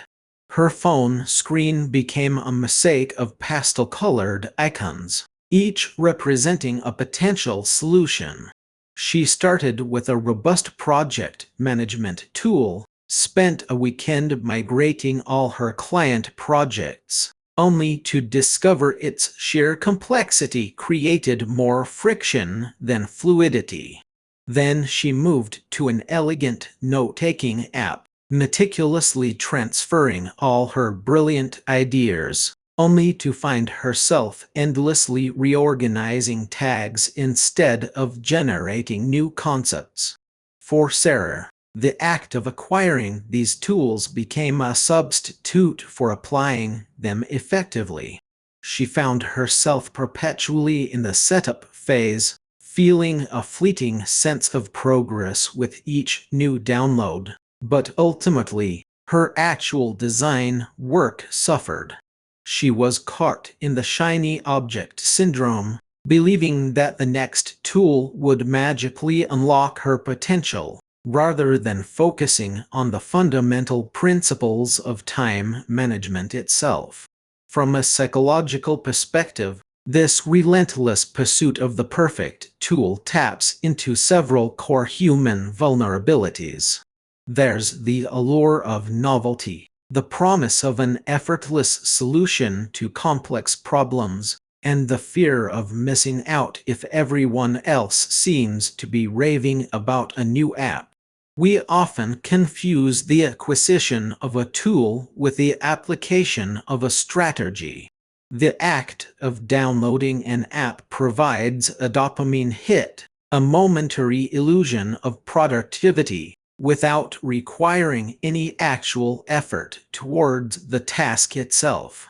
It's a form of procrastination, cleverly disguised as proactive self-improvement. Moreover, the sheer cognitive load of learning and integrating multiple new systems can be exhausting, leading to decision fatigue and ultimately abandonment. Our brains are hardwired for efficiency. When a tool adds complexity instead of reducing it, our natural inclination is to disengage, leaving us feeling more overwhelmed and less effective than before. So, how do we navigate this digital labyrinth and select tools that genuinely serve us? The practical application steps are straightforward yet profound. First, start with your pain points, not the tools. Before you even open an app store, take out a pen and paper, ironic, isn't it? And list the specific challenges currently stealing your time. Is it chaotic email management, missed deadlines, inconsistent follow-ups? Only once you've clearly identified the problem can you begin to look for a solution. Second, start small.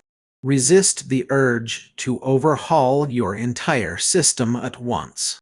Choose one specific pain point and find one tool that directly addresses it.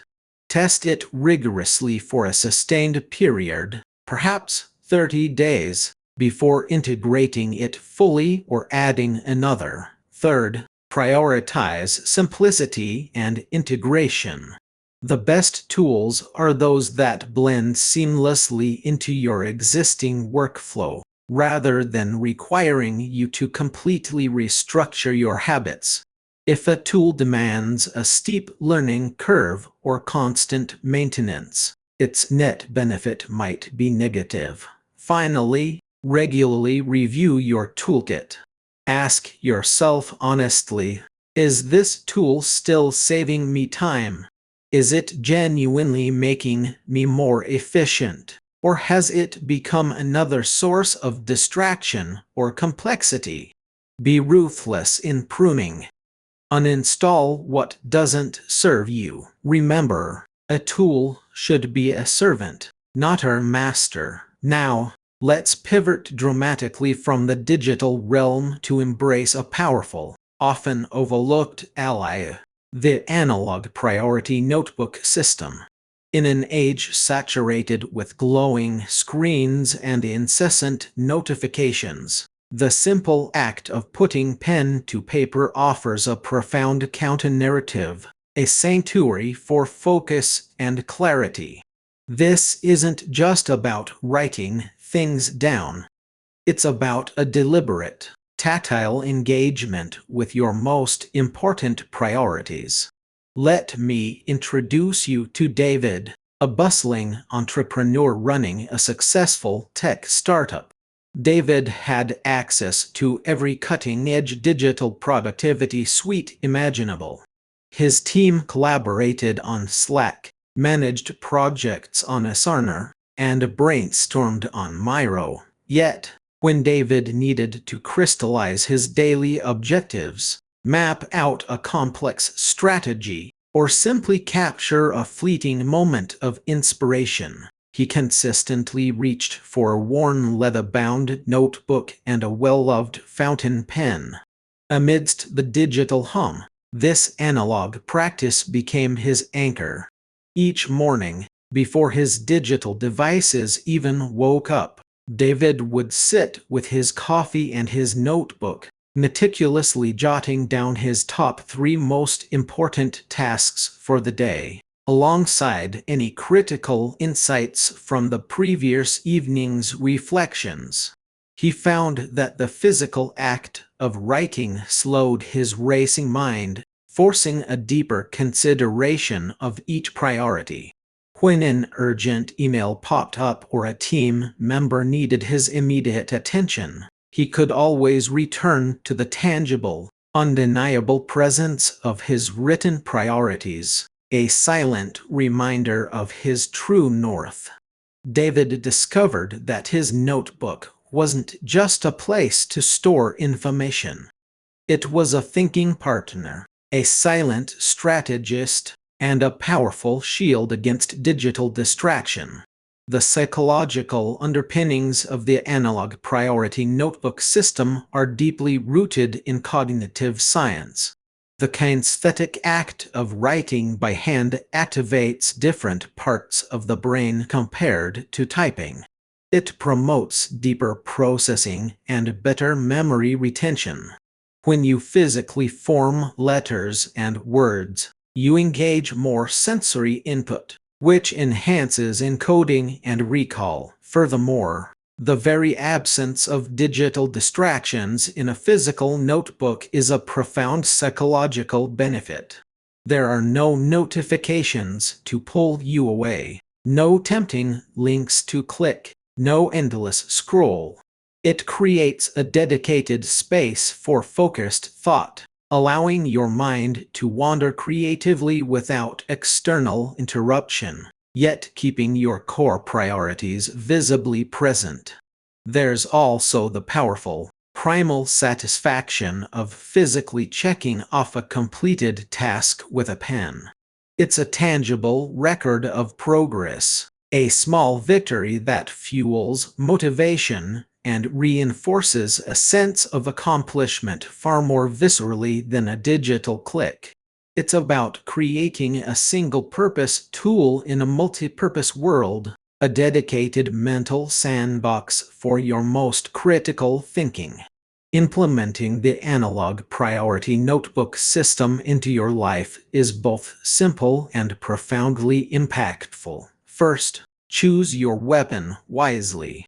Select a notebook and pen that you genuinely enjoy using.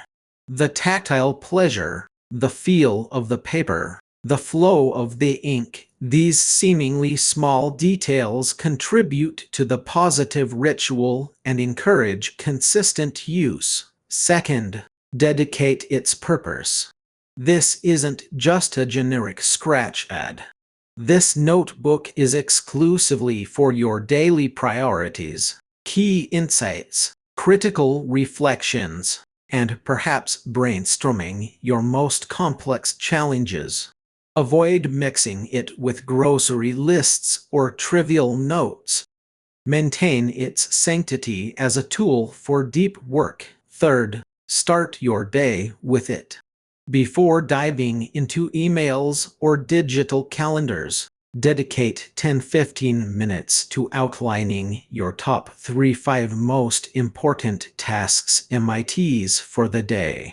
These are the tasks that, if completed, will make the day feel productive and successful, regardless of what else happens. Fourth, use it as an idea capture system.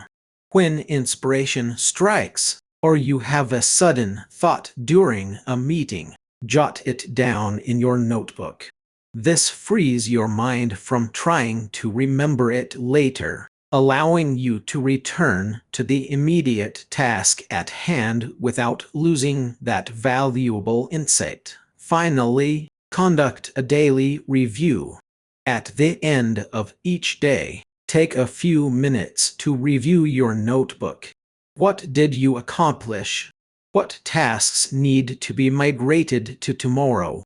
What insights did you gain? This simple ritual not only reinforces progress but also prepares you for a focused start the next day. The analog priority notebook isn't about rejecting technology. It's about strategically leveraging its opposite to cultivate deeper focus and intentionality in a digitally saturated world. Moving forward, Let's explore another incredibly potent strategy for time recovery: automating repetitive tasks to free up future hours. This is where we leverage the power of technology to work for us, taking on the mundane, predictable work that often drains our energy and mental bandwidth. How many times have you found yourself performing the same sequence of clicks, the same data entry, the same email formatting, week after week, month after month? Think of all those accumulated minutes that vanish into the ether, time that could be better spent on creative problem solving, strategic planning, or simply enjoying life outside of work. Let me paint a picture with Elena, a dedicated small business owner who poured her heart and soul into creating handmade jewelry. Her passion was crafting, but her reality involved countless hours managing her online store, processing orders, sending shipping notifications, updating inventory, and meticulously categorizing customer inquiries. Each of these tasks, individually small, amounted to several hours of mind-numbing repetition every week. Elena felt perpetually behind, unable to dedicate enough time to designing new pieces or marketing her brand. Then, she discovered automation. She implemented a simple integration that, upon a customer order, automatically updated her inventory, sent a personalized confirmation email, and even generated a shipping label. Another rule automatically sorted incoming emails into designated folders, flagging urgent requests and archiving newsletters. Initially, the setup took a few hours, but within weeks, Elena realized she had reclaimed almost 10 hours of her week. 10 hours! She was able to launch a new product line, increase her social media engagement, and most importantly, rediscover the joy of creating without the constant drag of administrative overhead. Elena didn't eliminate her work. She simply outsourced the robotic elements to actual robots, freeing her human ingenuity for what only she could do. From a psychological perspective, the hidden drain of repetitive micro-tasks is profound. These small, mind-numbing chores don't just consume time.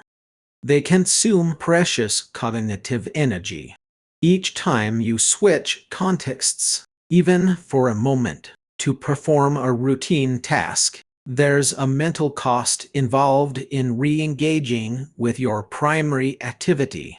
This constant friction leads to decision fatigue, mental exhaustion, and a pervasive sense of being busy without necessarily being productive. When you automate these tasks, you experience a powerful sense of liberation. It's a profound relief to know that the machines are handling the grunt work, allowing your brain to operate at its highest level, focusing on complex thought, creativity, and strategic decision-making. This shift transforms your relationship with your work, moving you from a reactive posture, constantly responding to administrative demands, to a proactive one, where you are directing your energy towards meaningful impact. The psychological benefit extends beyond saved time. It's about preserved mental clarity and renewed creative capacity.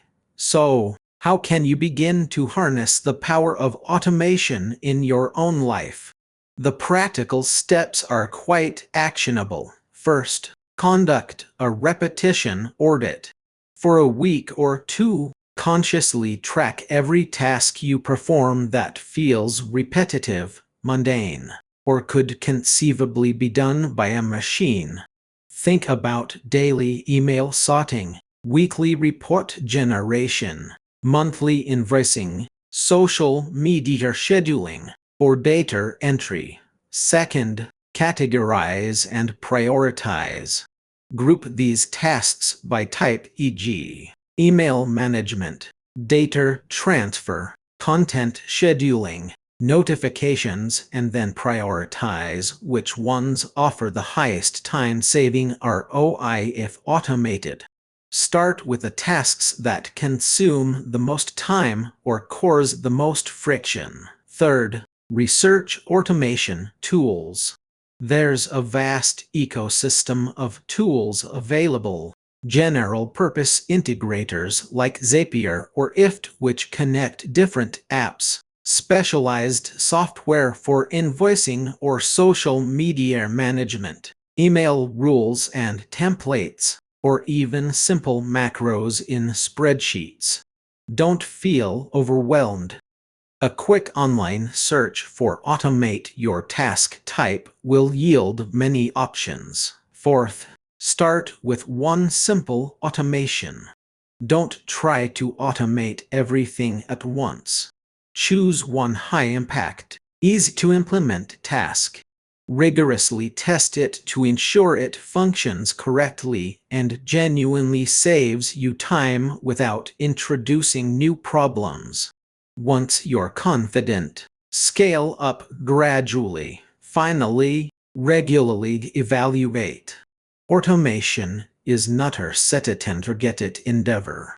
Periodically review your automated workflows. Are they still serving their purpose? Are there new tasks that could benefit from automation? Are there old automations that are no longer necessary? The goal is always to free up human time and energy, not to automate for automation's sake. As we bring this chapter to a close, remember the central metaphor of the locksmith. The effective systems and applications we've discussed, whether it's a discerning approach to digital tools, the grounding power of an analog notebook, or the liberating efficiency of automation, are your keys to unlocking more time, more focus, and ultimately, more fulfillment. They are not magic bullets, but rather precision instruments that, when wielded with intention, can transform your relationship with time. We've learned to audit our digital lives, to embrace the tangible, and to delegate the monotonous. By applying these principles, you are not merely recovering stolen minutes. You are proactively constructing a more robust, resilient, and intentional framework for your life. You are moving from a reactive stance against time theft to a proactive strategy of time mastery. In our next chapter, we will delve deeper into the art of proactive protection, exploring how to build unshakable boundaries and cultivate a mindset that naturally repels time thieves, transforming you into an unbreachable fortress of focus. You've identified the criminals, acquired the tools. Now, let's learn to build the walls. Chapter 10: The Sting Operation. Setting Hard Boundaries. Welcome back, Time Warrior. In our previous chapters, we embarked on a crucial mission, identifying the insidious time thieves that steal precious moments from your day and strategizing to reclaim them. You've likely started recognizing patterns, perhaps even implemented some initial defense tactics. But now, it's time to escalate our operation. This isn't just about snatching back a few minutes here and there. It's about erecting an impenetrable fortress around your newly reclaimed time. We are entering Chapter 10 in the Sting Operation, Setting Hard Boundaries. The core concept we're diving deep into today is about empowering you, the listener, to aggressively defend your newly reclaimed time. Think of it this way. You wouldn't spend weeks meticulously planning to recover stolen valuables only to leave them unguarded in your front yard, would you? Your time is infinitely more valuable. It's not enough to simply take it back. You must establish ironclad defenses to prevent it from being pilfered again. This requires a shift in mindset from passive acceptance to proactive, unwavering protection. We're talking about a paradigm change in how you view your availability and how you communicate that to the world, and most importantly, to yourself. This is your personal sting operation, where you set the traps, define the rules, and ensure that no one, not even your own ingrained habits, can trespass on your valuable, limited time without consequence. Without this aggressive defense, the insidious creep of old habits, the silent pressure of societal expectations, and the casual disregard of others will inevitably erode all the progress you've made. This chapter is about making that erosion impossible. One of the most powerful tools in your arsenal for this defense is the establishment of what we call hard stops for the end of your workday. What exactly is a hard stop? It's not our flexible guideline, a vague aspiration, or I'll try to finish by kind of goal. A hard stop is a non-negotiable, unwavering deadline for when your workday concludes, period. It's drawing a definitive line in the sand, beyond which work simply does not extend. This means your computer is powered down, your work phone is silenced and put away, and your mind transitions away from professional obligations. This isn't about just trying to leave at a certain time. It's about committing to it as a fundamental principle of your work-life design. It's about creating a predictable rhythm, a sacred threshold that separates your professional duties from your personal life, preventing the endless bleed of work into your precious evenings and weekends. Let me share a story to illustrate the transformative power of a hard stop. Consider Sarah, a diligent project manager at a bustling tech firm. For years, Sarah was praised for her dedication, which often translated into working until 7 or even 8 o'clock every night. Her dinner was frequently eaten at her desk, cold and unappreciated, while she frantically tied up loose ends. She felt perpetually behind, caught in a cycle of endless tasks. After engaging with these very principles, Sarah decided to implement a hard stop at 5:30 p.m. Her first step was to identify this non-negotiable time. Then, about an hour before her hard stop, she began sending out a polite, yet firm, email to her team. Just a heads up, team. I'll be signing off at 5:30 p.m. sharp today.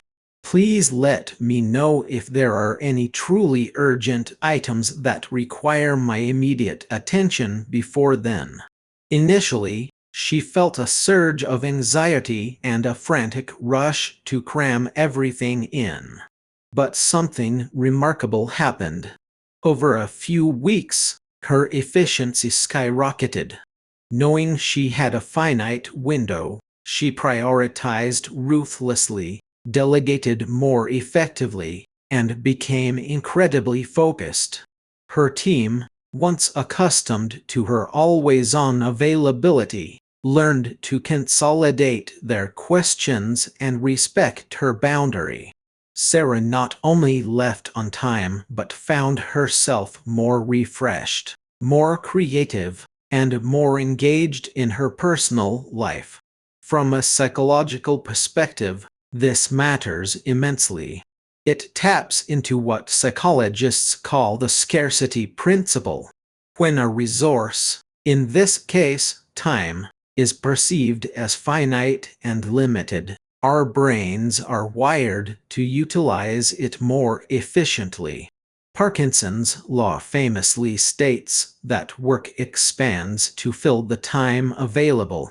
By imposing a hard stop, you are artificially, yet effectively, reducing the time available, thus forcing your work to contract and become more concentrated.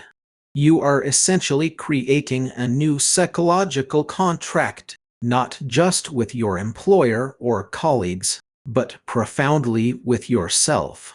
You are telling your subconscious that your personal time is valuable and protected.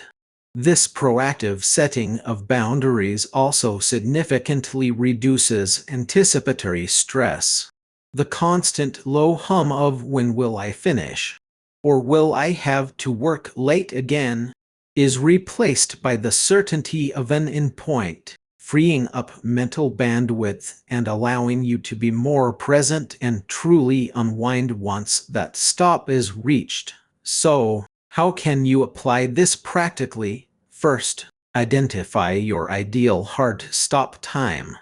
Be realistic but also ambitious. If you're currently working until 7 p.m., perhaps aim for 6:30 p.m. for a week, then 6 p.m. Second, communicate it proactively. Just like Sarah, let your team and manager know, perhaps in a morning huddle or a gentle email, that you'll be offline after a certain time. This sets an expectation. Third, set an alarm. This isn't just for waking up, it's for winding down. A 30 or 60-minute pre-stop alarm can be a powerful signal to start wrapping things up, sending those last emails, or making a plan for the next day. Fourth, and perhaps most challenging, resist the seductive pull of just one more thing. That one more thing is often the gateway drug to two more, then three, and suddenly your hard stop has evaporated. Close your laptop, silence the notifications, and physically remove yourself from the workspace. Now, let's address the elephant in the room. The insidious whisper that often accompanies the thought of logging off early: guilt. This is a monumental hurdle for many. You might feel you're letting colleagues down, not being a team player, or fear missing out on critical decisions. The pervasive always-on culture in many workplaces, exacerbated by remote work, cultivates an environment where logging off at your designated time can feel rebellious, even wrong. We're bombarded by images of the perpetually busy, the tirelessly dedicated, and this can make sticking to boundaries incredibly difficult. Consider Mark, an IT professional who felt this guilt acutely. He worked in an environment where staying late was almost an unspoken badge of honor.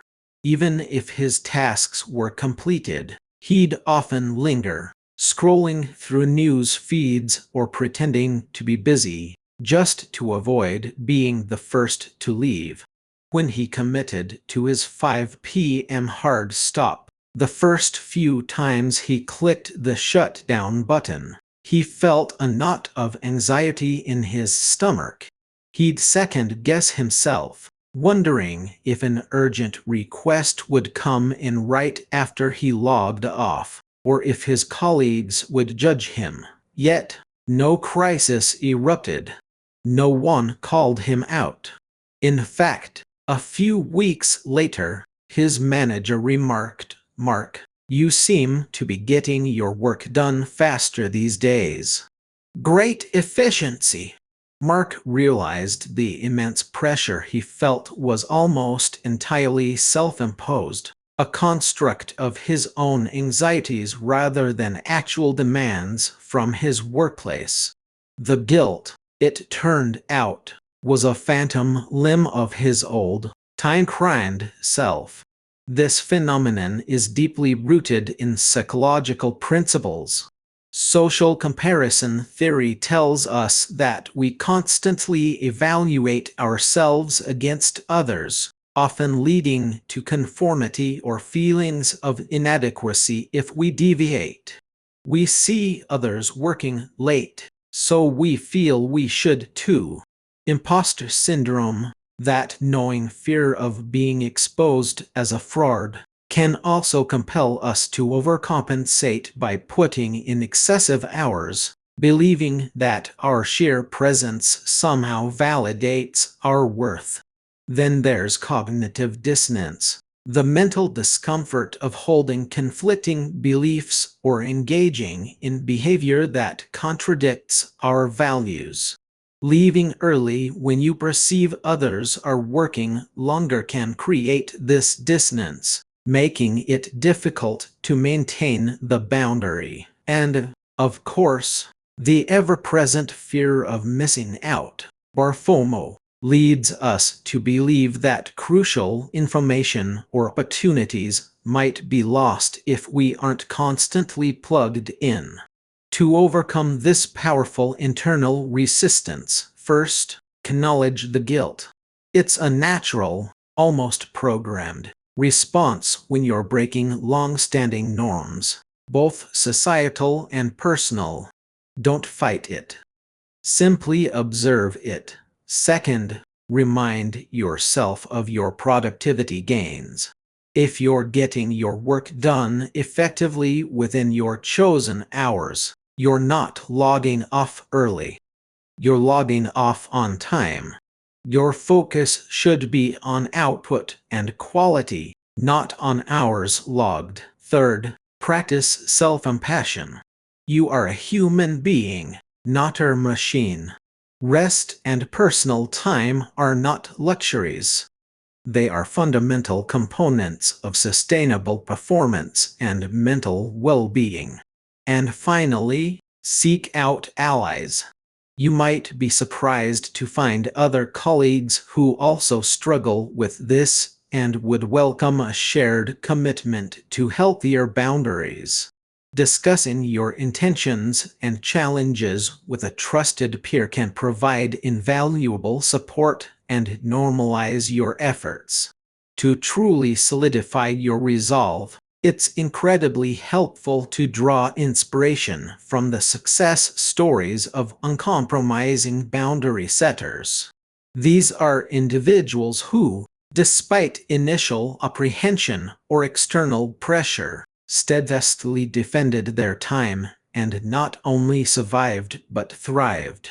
Their experiences serve as powerful testaments to the fact that setting hard boundaries is not a career killer.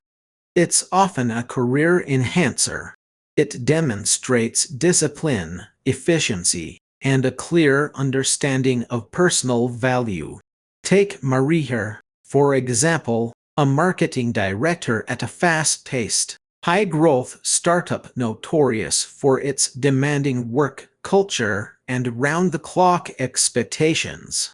Maria was a single mother and absolutely needed her evenings to be present for her young children. From her very first day, she made her boundaries crystal clear. In her initial onboarding meetings, she stated her working hours were strictly 9 a.m. to 5 p.m., and that she would not be responding to emails or messages after 5:30 p.m. She communicated this not as an apology, but as a matter of fact, a non-negotiable aspect of her professional engagement. Initially, there was some pushback. A few urgent messages would come through just after 5 p.m., but Maria consistently stuck to her boundary. she would either address them first thing the next morning or, if truly critical, would have already provided an emergency contact person during her working hours. Over time, something remarkable happened. Her team learned. They adapted. They began to consolidate questions and requests, presenting them during her designated working hours. They started prioritizing their own tasks better, knowing they couldn't rely on Maria for after-hours support. Maria not only excelled in her role, consistently hitting targets and delivering high-quality work, but she was eventually promoted. Her unwavering clarity and efficiency didn't just protect her own time. It inspired her team to adopt similar practices, leading to better overall productivity, reduced burnout, and significantly improved morale across the department. Her hard boundaries didn't make her an outcast. They made her a respected leader. From a psychological standpoint, these stories are incredibly potent. They function as powerful role models, demonstrating that what might feel impossible is, in fact, entirely achievable. They provide social proof, which is a psychological phenomenon where people assume the actions of others reflect the correct behavior for a given situation. If Maria can do it, why can't I? These narratives build self-efficacy, strengthening your belief in your own capacity to set and maintain these boundaries, even in challenging environments. They normalize what might otherwise feel like a radical departure from the status quo. You see that not only can you survive, but you can flourish, command respect, and even inspire others by aggressively defending your time.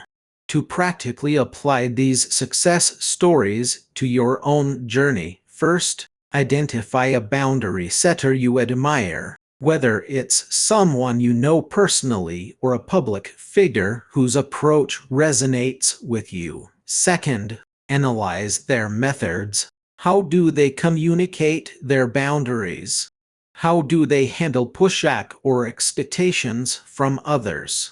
Do they use specific phrases or strategies? Third, adopt elements of their approach that align with your personality and professional context.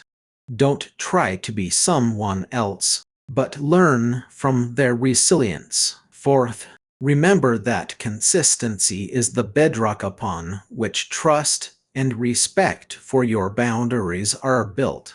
One day on, one day off will not cut it. Every time you uphold your boundary, you reinforce its validity. And finally, celebrate your small victories. Each time you successfully log off at your hard stop, acknowledge that achievement, perhaps by sharing it with a trusted friend or mentor, further cementing your commitment. So, as we conclude this chapter, remember that setting hard stops is not about being uncooperative or shirking responsibility. Quite the opposite. It's about cultivating sustainable productivity, fostering mental well-being, and ultimately, leading a more fulfilling and balanced life. You are not just reclaiming time. You are reclaiming your agency, your energy, and your self-respect. You are showing up fully, doing your best work, and then stepping away to recharge, live, and thrive. This aggressive defense of your time is a critical investment in your long-term success and happiness. In our next chapter, we will delve deeper into dealing with inevitable external pushback and how to gracefully, yet firmly, navigate those challenging conversations when others attempt to breach your carefully constructed boundaries. It's time to equip you with the verbal judo necessary to protect your peace. Join me as we continue our mission in Time Crime. Chapter 11: The Alibi, Rest and Guilt-Free Leisure. Welcome back to Time Crime. In our last chapter, we delved into the intricacies of reclaiming our attention, a vital step in mastering our temporal landscape. Now, as we journey further into the art of creating an unshakable alibi for our most precious resource, we arrive at a concept often misunderstood, frequently undervalued, and perpetually guilt-ridden: rest. This chapter, The Alibi, Rest and Guilt-Free Leisure, isn't just about taking a break. It's about a profound re-evaluation of what rest truly means and why it's not merely a luxury, but an absolutely non-negotiable component of a well-lived, productive, and truly meaningful existence. At its core, we are going to reframe rest not as wasted time, not as an indulgence you only earn after exhausting yourself into oblivion, but as essential human maintenance. Think about it. Do you consider changing the oil in your car a waste of time? Or taking your computer for a critical software update an unnecessary luxury? Of course not. These are acts of fundamental maintenance, crucial for optimal performance and longevity. Why, then, do we treat our own incredibly complex human systems with such flagrant disregard, pushing ourselves to the brink and viewing genuine rest as a deviation from the path of progress? We commit a time crime against ourselves every time we deny our bodies and minds the essential restorative processes they demand. Your alibi for taking time to rest will be simple. It is not a choice. It is a necessity. It's the highest form of self-preservation and, paradoxically, the most potent catalyst for sustained productivity and creativity.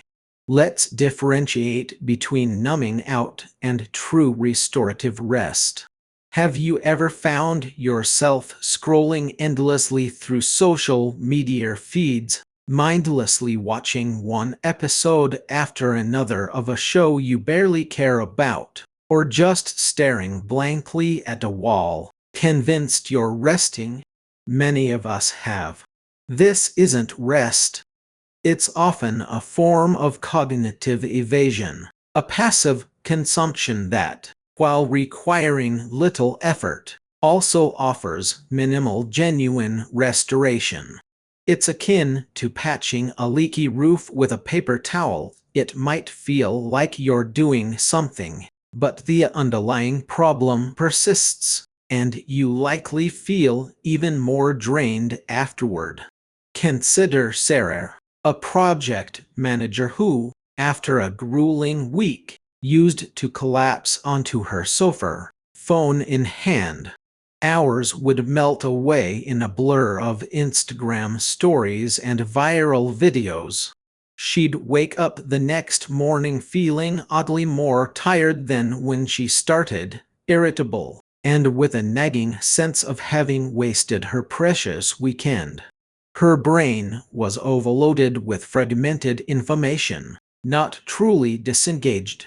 Contrast this with her colleague, Ben, who after his own demanding week, might spend an hour sketching in his notebook, or tending to his small balcony garden, or simply sitting on a park bench watching the world go by. Ben consistently reported feeling genuinely refreshed, his mind clearer, his mood elevated. The psychological truth here is profound. Our brains, particularly the prefrontal cortex responsible for decision-making and focus, require downtime not just to recover from stress, but to process information, consolidate memories, and engage in diffuse thinking, the kind that sparks creativity and insight. When we numb out, we're often still subjecting our brains to a constant stream of low-grade stimulation, preventing the deeper restorative cycles from kicking in. It's like running a program in the background that consumes just enough processing power to prevent the main system from ever truly resting or shutting down. True restorative rest, whether it's engaging in a hobby, spending time in nature, mindful meditation, or simply quiet contemplation, allows the brain to shift gears, activate different neural networks, and effectively defragment itself. It lowers cortisol levels, reduces anxiety, and enhances our capacity for empathy and complex problem solving. So, how do we apply this? Begin by consciously observing your rest habits. Are they truly recharging you, or are they leaving you feeling flat or even more depleted? Experiment with replacing just 1 hour of your usual numbing activity with something genuinely restorative. Turn off the TV and listen to music. Take a short walk without your phone. Read a physical book. Try a guided meditation. Make it an active choice for restoration, not a passive escape from boredom or stress. Create a rest menu of activities that truly nourish you, and intentionally choose from it. This is how you start building your alibi for intentional, vital downtime. Next, we must challenge the pervasive and frankly toxic hustle culture mindset. We live in a world that often glorifies constant busyness, long hours, and the relentless pursuit of more. The narrative is often that if you're not working, you're not worthy. If you're not exhausted, you're not trying hard enough. Social media amplifies this, showcasing curated highlight reels of perpetual productivity and punishing regimes. This mindset is a dangerous time crime against our collective well-being, implying that rest is a luxury for the weak, a sign of lacking ambition. It creates immense pressure, fostering guilt whenever we dare to step away from the grind. Take the example of Emily, a brilliant young software engineer. Fresh out of university, she plunged into a startup environment where 60-hour weeks were the norm, and weekends were often spent catching up or learning new skills. She saw her peers posting about their late-night coding sessions and early morning gym routines, and she felt compelled to keep up, often skipping meals and sacrificing sleep. She genuinely believed that this relentless pace was the only path to success, that slowing down would mean falling behind. Within 2 years, she was experiencing chronic headaches, severe anxiety, and a complete loss of passion for the very work she once loved. Her creativity, once her strongest asset, had evaporated. Psychologically, this hustle culture drives us into a state of chronic stress. Our bodies release cortisol, the stress hormone, which when elevated over long periods, impairs cognitive function, weakens the immune system, and contributes to burnout. We become less creative, more prone to mistakes, and our decision-making capabilities diminish. The myth that more hours equal more output is profoundly flawed. Research consistently shows diminishing returns beyond a certain point. with productivity actually plummeting after around 50-55 hours per week. True productivity, innovation, and long-term success are born from a cycle of focused work and adequate rest. Resting isn't stealing time from your goals. It's depositing energy into your capacity to achieve them. It's the ultimate alibi against burnout, allowing you to sustain your efforts over the long haul. To apply this, start by interrogating your own beliefs about work and rest. Do you feel guilty when you're not working? Do you compare your output to others in an unhealthy way? Consciously reframe your internal narrative. Rest is not idleness. It is strategic self-investment. Set clear boundaries around your work hours and, crucially, commit to respecting them. Learn to say no to non-essential tasks or requests that encroach on your designated rest time. Understand that your worth is not tied to your productivity output, but to your inherent value as a human being. Start celebrating your breaks as much as you celebrate your achievements. Finally, let's talk about planning a mandatory weekly zero productivity day. This isn't just about having a day off. It's about dedicating an entire day, say a Saturday or Sunday, to absolutely no productive activities. No chores, no errands, no work emails, no planning for the week ahead, no intense self-improvement projects that feel like work. This day is solely for recharging, for joy, for pure, guilt-free leisure. Imagine Liam, a busy entrepreneur who initially scoffed at the idea of a zero productivity day. Impossible, he'd declare. I have too much to do. My business would collapse. But prompted by his partner, he reluctantly tried it. His first attempt was fraught with anxiety. He felt itchy, constantly checking his phone, making mental to-do lists. Yet, he persevered. He spent the day reading a novel purely for pleasure, took a long, meandering walk, and played board games with his kids. By his third zero productivity day, he started to genuinely look forward to it. He noticed that not only did he feel more energized for the work week, but the creative solutions to problems he'd been wrestling with often appeared effortlessly during his unproductive hours. His mind, allowed to wander, made new connections. The psychological benefits of a designated zero productivity day are immense. It combats anticipatory stress, that constant low-level worry about everything you should be doing. By explicitly removing the expectation of productivity for an entire day, you grant your mind permission to truly disengage. This allows for a deeper level of rest than intermittent breaks.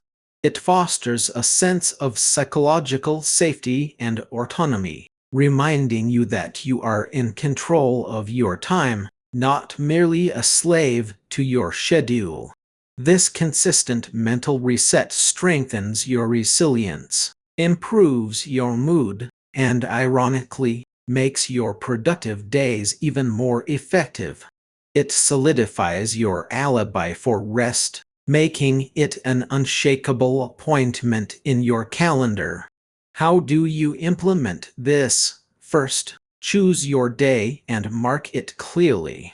Communicate this boundary to family, friends, and if necessary, colleagues. Prep for it the day before. Do your essential chores, grocery shopping, or anything that would typically infringe on your zero productivity day. Then, Create a list of activities that bring you pure joy and relaxation, things you rarely allow yourself to do. It might be hiking, painting, playing an instrument, cooking a leisurely meal, spending time with loved ones without an agenda, or simply doing absolutely nothing. The key is to make it non-negotiable. When the guilt inevitably creeps in, remind yourself, this is not wasted time. This is essential human maintenance. This is your personal alibi for peak performance. In summary, remember that rest is not the enemy of ambition. It is its indispensable ally. We've explored the critical difference between numbing out and true restorative rest, recognized the insidious nature of hustle culture, and learned how to carve out a mandatory zero productivity day, a powerful alibi against the time crime of self-neglect. By reframing rest as essential maintenance, you reclaim not just hours, but mental clarity, emotional resilience, and a deeper connection to what truly matters. As we move forward, integrating these principles will be crucial. We've laid the groundwork for managing our internal landscape. Next, we will turn our attention to the external forces that constantly vie for our time, specifically how to establish time fences to protect our newly defined priorities and ensure that our alibi for focused living remains unbreachable. Chapter 12: The New Boss: Becoming the Master of Your Clock. Welcome back, future time boss. As we journey deeper into mastering your most precious resource, we arrive at Chapter 12: The New Boss: Becoming the Master of Your Clock. This isn't merely another chapter about tactics or tools. It's a profound invitation to consolidate every lesson learned, every habit formed, every insight gained, into a permanent identity shift. It's about transforming from someone who does time management to someone who is a master of their clock inherently. This consolidation is the linchpin, the ultimate step in truly owning your time, not just renting it. Think back, if you will, to where you started this journey. Perhaps you felt like a perpetual victim of the clock, constantly chasing deadlines, drowning in a sea of obligations, and watching your personal aspirations drift away like forgotten ships. Do you remember those initial days of feeling overwhelmed, perpetually behind, experiencing that gnawing anxiety that time was always against you? Now, consider how far you've come. This is the moment to truly review that incredible journey from being a victim of circumstance to emerging as the undisputed time boss of your own life. Take Sarah, for instance. When she began, her Mondays were a dread-filled ritual of overflowing inboxes and conflicting meeting requests. She felt helpless, constantly reactive, yet, by diligently applying the strategies we've discussed, prioritizing, delegating, setting clear boundaries, Sarah now approaches her week with a calm, strategic confidence. She looks forward to her Mondays, not with fear, but with a clear plan, knowing precisely where her energy will be directed and why. This review isn't just a nostalgic glance. Psychologically, it's vital for reinforcing your progress. It builds a powerful sense of self-efficacy, creating a positive feedback loop that shouts, "You did this! You can continue to do this." To cement this shift, I encourage you to create a time victory log. Spend 5 minutes each week documenting 2 or 3 instances where you felt truly in control of your time, comparing it to how you might have handled that situation previously. It's a powerful, tangible reminder of your growth. But what happens when, despite all your newfound mastery, you inevitably find yourself slipping? Perhaps a familiar bad habit rears its head, a wave of procrastination washes over you, or you fall back into the trap of endless digital distractions. This is entirely normal. Handling these inevitable relapses into old habits is not a sign of failure. It's an expected part of the human experience when forging new pathways. Consider Mark. After weeks of impeccable time blocking and focused work, a particularly stressful project at work led him to revert to his old pattern of aimlessly scrolling social media whenever he hit a mental block. He felt frustrated, believing he'd undone all his hard work. Psychologically, it's crucial to understand that relapses are simply data points, not condemnations. Viewing them through the lens of failure can be incredibly discouraging, often leading to an all-or-nothing mindset where one slip can unravel weeks of effort. Instead, consider this: what triggered Mark's relapse? Stress.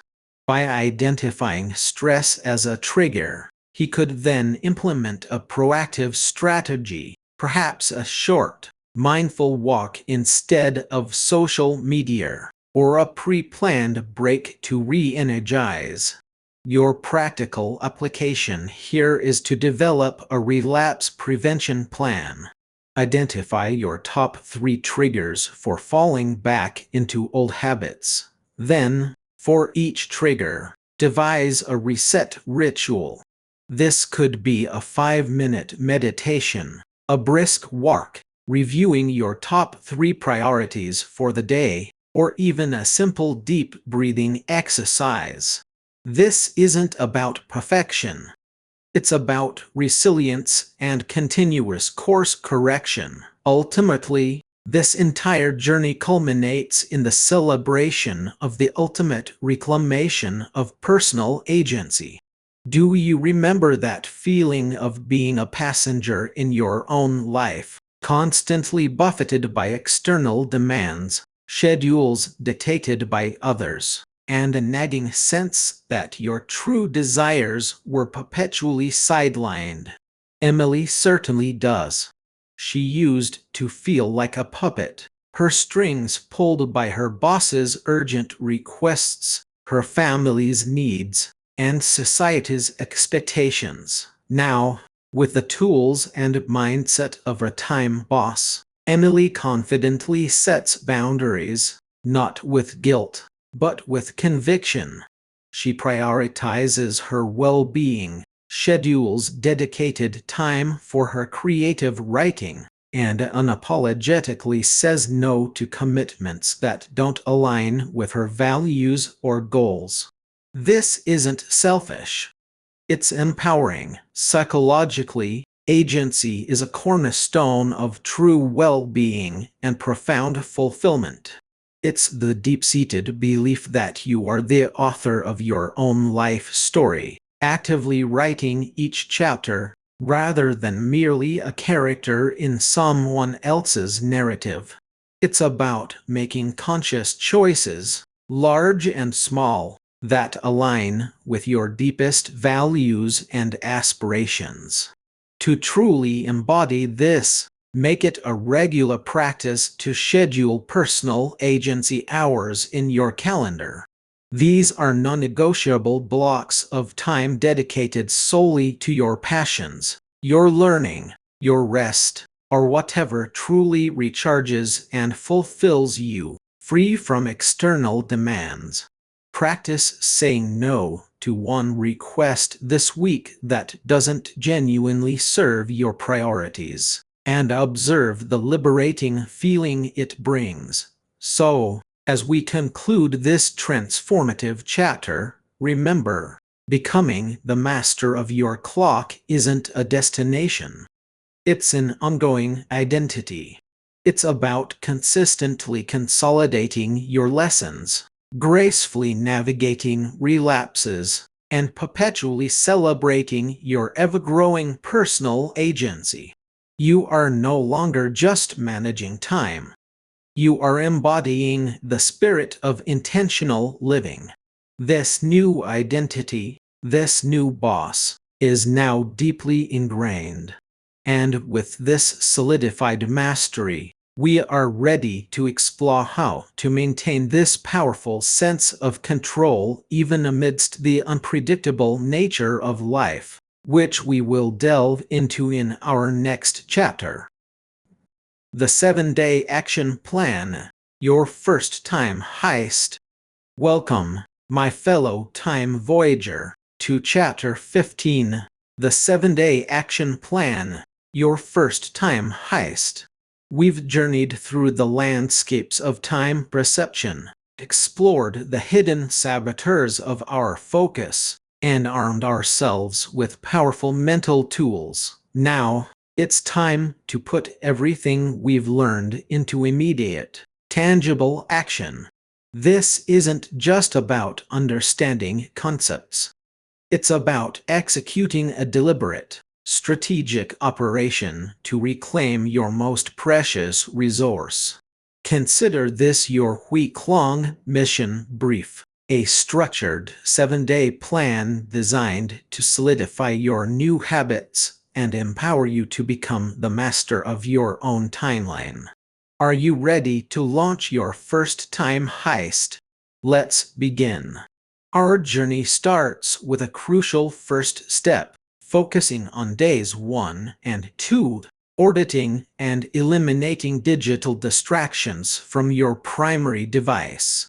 Think of your phone, tablet, or computer not just as a tool, but as a potential gateway for countless tiny invaders, each one vying for a sliver of your attention. Sarah, a brilliant graphic designer, found herself perpetually tethered to her smartphone. Every 5 minutes, a notification would buzz, a badge would glow, pulling her away from her creative flow. A quick check of email would lead to a glance at social media, which spiraled into 20 minutes of mindless scrolling. She felt constantly behind, her projects suffered, and her evenings were spent feeling utterly drained, yet unproductive. Psychologically, why does this matter so profoundly? Our brains are wired for novelty. Each notification, each new message, delivers a tiny hit of dopamine, creating a subconscious craving for more. This constant stimulation fragments our attention, making it incredibly difficult to enter and sustain a state of deep focus. We pay what's called a context-switching cost every time we shift from one task to another, losing valuable mental energy and time simply by re-engaging with our primary objective. The fear of missing out, or FOMO, further binds us to our devices, convincing us that we must be instantly available, perpetually connected. But this illusion of constant connection actually disconnects us from our present tasks and our deepest intentions. So, how do we apply this? Over the next 2 days, your mission is clear. First, take an inventory of every single app on your primary device. Be ruthless. Ask yourself, do I genuinely need this? Or does it merely serve as a time sink? Second, and perhaps most impactfully, turn off all non-essential notifications. This means email alerts, social media pings, news updates, Game reminders, everything that isn't absolutely critical for immediate safety or communication with a loved one. Third, remove social media applications from your home screen. Or better yet, delete them entirely for these 2 days. If you need to access them, make it a conscious, deliberate effort by going through a browser. Fourth, create a digital detox zone on your device. A clean, minimalist interface that only presents essential tools. Finally, designate specific, limited times for checking communications.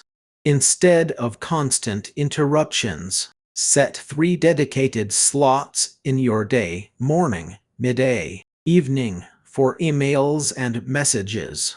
Observe the profound shift in your mental clarity and sustained focus as these digital tendrils are severed. Moving into days 3 and 4, our focus shifts to implementing single-tasking sprints and the empowering practice of saying no to a minor request. Meet Mark, a driven project manager who, for years, prided himself on his ability to multitask. He'd be on a conference call while responding to emails, drafting a report while checking Slack. Yet, despite his relentless effort, he rarely felt truly accomplished. His work felt rushed, errors crept in, and he was always hovering on the edge of burnout. When he began practicing single-tasking, dedicating 90 uninterrupted minutes to one high-priority task, he was astounded. He completed more in that focused sprint than he had in an entire fragmented afternoon. On the 4th day, when a colleague asked him for just a quick favor that he knew would derail his progress on a critical report, he politely, yet firmly, said, "I appreciate you thinking of me, but I am in the middle of a focused task right now and won't be able to help. Perhaps later in the week." The earth didn't shatter. In fact, he felt a surge of quiet confidence. The psychological underpinnings here are vital. The myth of multitasking is pervasive, yet brain science consistently debunks it. What we call multitasking is actually rapid context switching, and as we discussed, it's highly inefficient. Single tasking, by contrast, allows your brain to build momentum, to delve into deep work, and to produce higher quality output with less mental fatigue. It's about channeling all your cognitive resources into one stream, creating a powerful current of productivity. As for saying no, many of us are programmed with an innate desire to please, a fear of conflict, or a worry about appearing unhelpful. However, every yes to someone else's request is often a no to your own priorities. The act of setting a boundary, even a small one, is a powerful assertion of your agency and your commitment to your own time and goals. It reduces resentment and fosters respect, both for yourself and from others. Your practical application for these days involves 2 steps. First, choose one high-priority task that you've been procrastinating on or that requires deep concentration. Set a timer for 60 to 90 minutes. During this period, eliminate all other distractions. Put your phone in another room, close unnecessary tabs, silence your environment. Work exclusively on that single task. When the timer goes off, take a short, refreshing break, then reflect on how much you accomplished and how you felt during that focused time. Second, Identify one minor request that comes your way during these 2 days, perhaps a colleague asking for a non-urgent favor, a friend inviting you to something you're not enthusiastic about, or even an internal urge to take on something extra. Practice a polite but firm refusal. It could be as simple as, "I'm sorry, I can't commit to that right now," or "my plate is full at the moment, but thank you for thinking of me." Notice the feeling of liberation that comes with honoring your own boundaries. Finally, we arrive at days 5, 6, and 7, dedicated to establishing your safe house and executing your first truly guilt-free rest block. Emily, a bustling entrepreneur, used to believe that downtime was wasted time. She worked through lunch, answered emails at midnight, and even brought her laptop on vacations. She was constantly exhausted, creatively blocked, and increasingly irritable. Over these 3 days, she transformed a quiet, overlooked corner of her living room into her safe house. It had a comfortable armchair, a reading lamp, and a strict no screens, no work policy. Every evening, she'd retreat there for 30 minutes of quiet reading or simply staring out the window. Then, on Saturday, she scheduled a 4-hour block in her calendar, guilt-free rest. Initially, she felt a profound anxiety, an urge to fill it with chores or errands. But she resisted, eventually finding herself sitting by a lake, doing absolutely nothing but observing the water. For the first time in years, she felt truly refreshed, not just physically, but mentally and emotionally. Why is this so profoundly important for our well-being and long-term productivity? Establishing a safe house creates a clear physical and mental boundary between your work life and your personal sanctuary. It signals to your brain that it's time to switch gears, to disconnect from the demands of the day and reconnect with yourself. This dedicated space helps prevent the insidious creep of work into every corner of your life, reducing chronic stress and preventing burnout. The concept of guilt-free rest directly challenges our societal conditioning, which often equates constant activity with worthiness. We're taught to hustle, to be productive, to maximize every moment. But true rest isn't a reward you earn after exhausting yourself.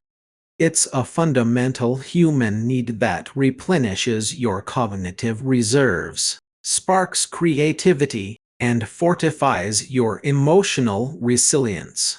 Denying yourself genuine rest leads to diminished performance, poor decision-making, and a joyless existence.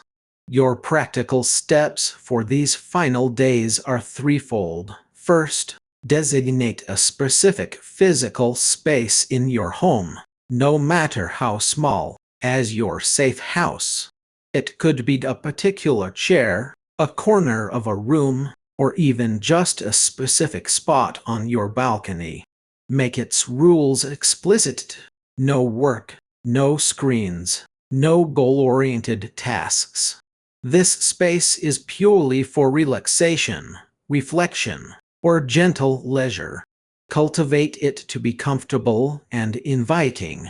Second, and this requires deliberate planning, schedule a minimum 2-hour block, ideally longer, perhaps a half day, in your calendar as guilt-free rest. This is not for errands, chores, or catching up on emails. This time is purely for unstructured downtime. You might read, listen to music, meditate, go for a walk in nature, or simply do nothing at all. The key is to release the internal pressure to be productive. As thoughts of guilt or shadows arise, acknowledge them without judgment and gently redirect your focus back to the present moment of rest. Finally, reflect on how you feel after this intentional period of decompression. Notice the renewed energy, the fresh perspective, the simple joy of having reclaimed a piece of time for yourself. This 7-day action plan is your launchpad, your first successful time heist. You've systematically dismantled digital distractions, sharpened your focus with single tasking, asserted your boundaries by saying no, and created sacred spaces for rest and rejuvenation. This isn't just about managing tasks. It's about honoring your energy, protecting your peace, and deliberately designing a life where you are the author of your own time. Continue these practices, refine them, and adapt them to your unique life. The journey of time mastery is ongoing, and you have just taken incredibly powerful steps forward. In our next chapter, we will explore how to sustain this momentum and integrate these strategies into a lasting lifestyle of time abundance. Summary: Case closed.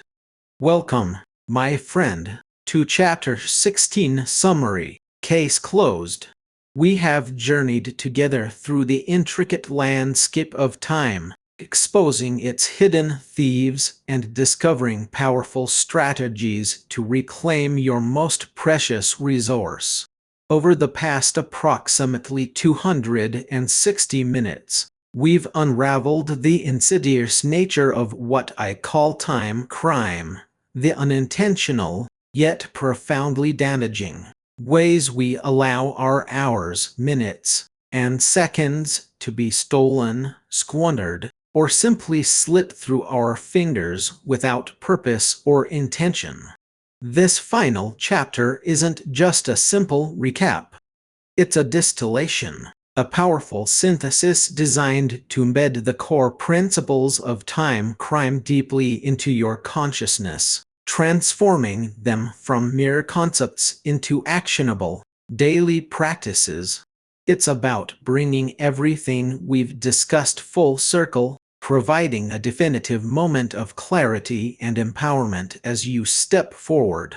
Our entire exploration has been built on a foundational understanding that time is not just a unit on a clock, but the very fabric of our existence, the medium through which we experience life, create, connect, and grow.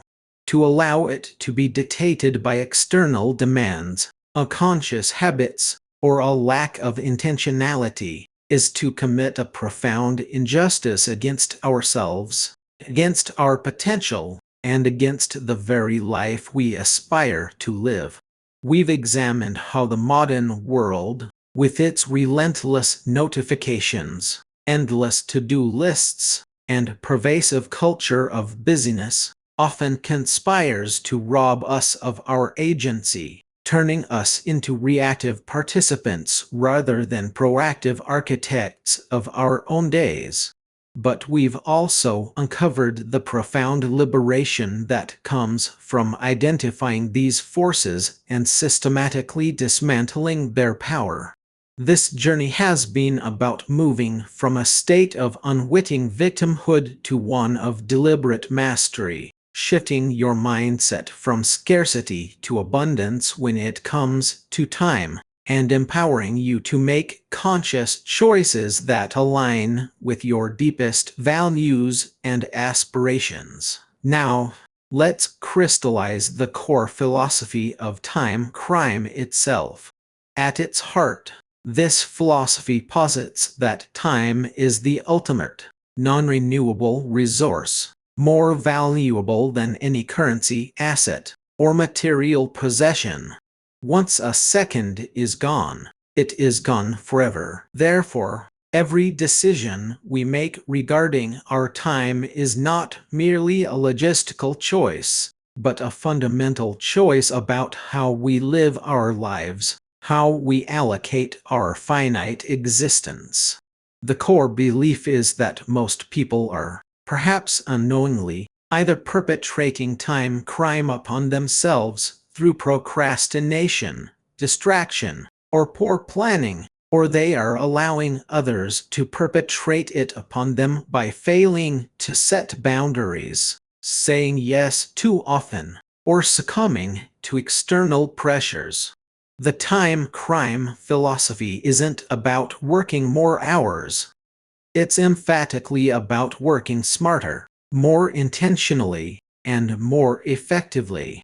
It emphasizes identifying your most valuable tasks, protecting your periods of focused attention with an almost zealous dedication, establishing unwavering boundaries, and leveraging smart systems for efficiency, not merely for the sake of being busy, but for the sake of achieving significant impact and cultivating a life of purpose. It's a call to treat your time with the reverence it deserves, recognizing its finite nature and immense potential. Consider the story of David, a successful marketing executive who consistently put in 60-hour work weeks, always tethered to his phone, always responsive. He felt a strong sense of accomplishment in his long hours, believing he was the epitome of productivity. Yet, despite his relentless effort, he secretly felt a gnawing frustration. His personal goals, like learning a new language or spending quality, unplugged time with his children, remained perpetually on the back burner. His relationships felt strained by his constant unavailability, and he often felt exhausted, nearing burnout. David was a prime example of someone committing time crime against himself, mistaking busyness for impact. When he began to apply the time crime principles, he first audited his daily activities, ruthlessly categorizing them by impact. He realized that a significant portion of his work was reactive firefighting, endless email replies, and attending meetings that lacked clear agendas. He started delegating tasks that didn't require his unique expertise, learned to politely decline non-essential meetings, and most importantly, began to block out sacred, uninterrupted time slots for his truly high-leverage activities, strategic planning, creative brainstorming, and client relationship building. The transformation was remarkable. He reduced his working hours significantly, yet his team reported higher quality outputs. His projects moved forward with greater velocity, and his personal life began to flourish. He was no longer just busy. He was effective, and more importantly, he was present. Why does this core philosophy matter so deeply? From a psychological perspective, our brains are, in many ways, wired for immediate gratification, often preferring the comfort of routine or the easy distraction over the challenge of deep, focused work. We are also highly susceptible to external validation and social pressures, which can make it incredibly difficult to say no or to prioritize our own needs. The modern world subtly reinforces this by conflating busyness with virtue, making us feel guilty if we're not constantly doing something. The fear of missing out, or FOMO, coupled with a desire to appear helpful or indispensable, drives us to accept tasks and commitments that don't genuinely serve our highest purpose. By understanding time as a finite, truly precious asset, perhaps the most precious of all, we fundamentally reframe our decision-making process. This shift helps us move away from a scarcity mindset, where we perpetually feel like there's never enough time, to an abundance mindset, where we realize there is always enough time for what truly matters, provided we are intentional about its allocation. It gives us permission to protect our focus and our energy, knowing that by doing so, we are investing in our long-term well-being and success, not just meeting immediate, often arbitrary demands. So, what are the practical application steps to embody this philosophy? Begin by conducting a rigorous, honest audit of your current time usage. For 1 week, track every hour you spend. Where does your time truly go?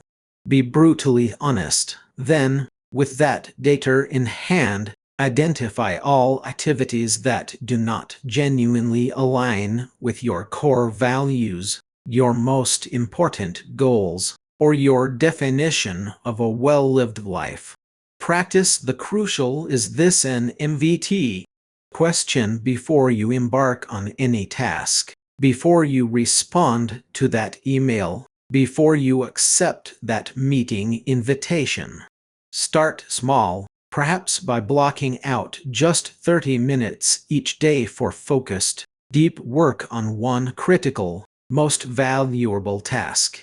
Experience the power of that intentionality, and let it build momentum. Now, let's distill everything we've learned into 3 absolutely actionable takeaways, principles you can remember and apply daily to ensure your time crime case remains firmly closed.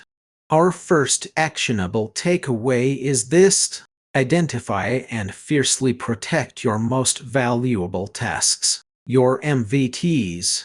This is about achieving crystal clarity on what truly moves the needle in your life, both professionally and personally. What are the activities that, when completed, create the greatest leverage, impact, and long-term value? These are your MVTs, and they deserve your absolute priority and protection. Let me share the story of Meyer, a talented freelance graphic designer who found herself constantly teetering on the edge of burnout, despite working what felt like every waking hour. Her income was inconsistent, and she struggled to attract the high-value clients she desired. Meyer was excellent at her craft, but she spent an inordinate amount of time on administrative tasks, endless rounds of minor revisions for low-paying clients, and dabbling in side gigs that offered little return. She confused activity with productivity. Through the lens of time crime, Meyer identified her true MVTs: proactive outreach to target high-value clients, dedicated time for skill development and learning new software, and critically, building a stunning portfolio of her best work. She then restructured her entire week. She blocked out her mornings for MVT work, putting her phone on airplane mode and closing all other tabs. She learned to politely decline speculative projects that weren't a good fit and automated her invoicing and scheduling. Within months, Meyer saw a dramatic shift. Her income stabilized and then grew. She attracted the caliber of clients she truly desired, and she found renewed joy and creativity in her work, all while working fewer, but far more impactful hours. Her time was no longer stolen by low-value tasks. It was invested in her growth. Why is identifying and protecting your MVTs so psychologically significant? Our brains often gravitate towards the path of least resistance. Easier, less challenging tasks, like checking email or scrolling social media, offer immediate, albeit shallow, dopamine hits. MVT, on the other hand, often require focused mental energy, deep concentration, and may involve higher stakes or more complex problem solving. This makes them easier to defer or procrastinate on. We might rationalize that we need to clear the decks of smaller tasks before tackling the big ones, but often, the decks never truly get cleared. Fiercely protecting your MVTs requires discipline and profound self-awareness, actively countering the natural tendency to be pulled into urgent but unimportant tasks that others demand of us. When you consistently prioritize your MVTs, you build a powerful sense of self-efficacy, a belief in your own ability to achieve meaningful goals. This fosters a deep sense of accomplishment and drives momentum, creating a virtuous cycle of productivity and fulfillment. It fundamentally shifts your focus from mere busy work to strategic impact. How can you apply this practical step daily?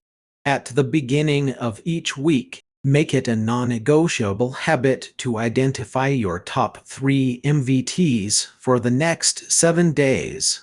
These should be activities that, if completed, would make the biggest difference in your professional or personal life. Then, critically, schedule dedicated, uninterrupted blocks of time for these MVTs first, before anything else infiltrates your calendar. Treat these blocks as sacred appointments that cannot be moved or overridden. Use a timer to stay focused. Put your phone away, close unnecessary tabs, and communicate your deep work hours to colleagues or family if necessary. Start with small, manageable blocks, even just 60 minutes, and gradually extend them as your focus strengthens.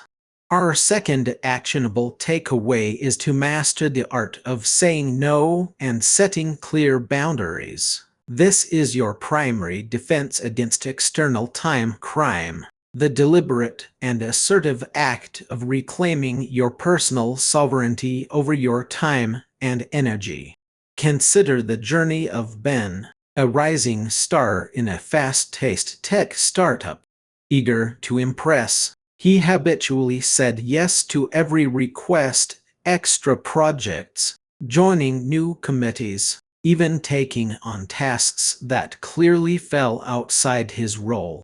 His evenings were filled with work, his weekends often interrupted, and he frequently found himself agreeing to social commitments he didn't truly want to attend, fearing he'd miss out or disappoint friends. Ben was quickly spiraling towards burnout. His own core responsibilities, the very tasks that were critical to his advancement, began to suffer from a lack of focused attention. Learning to say no was profoundly difficult for him at first.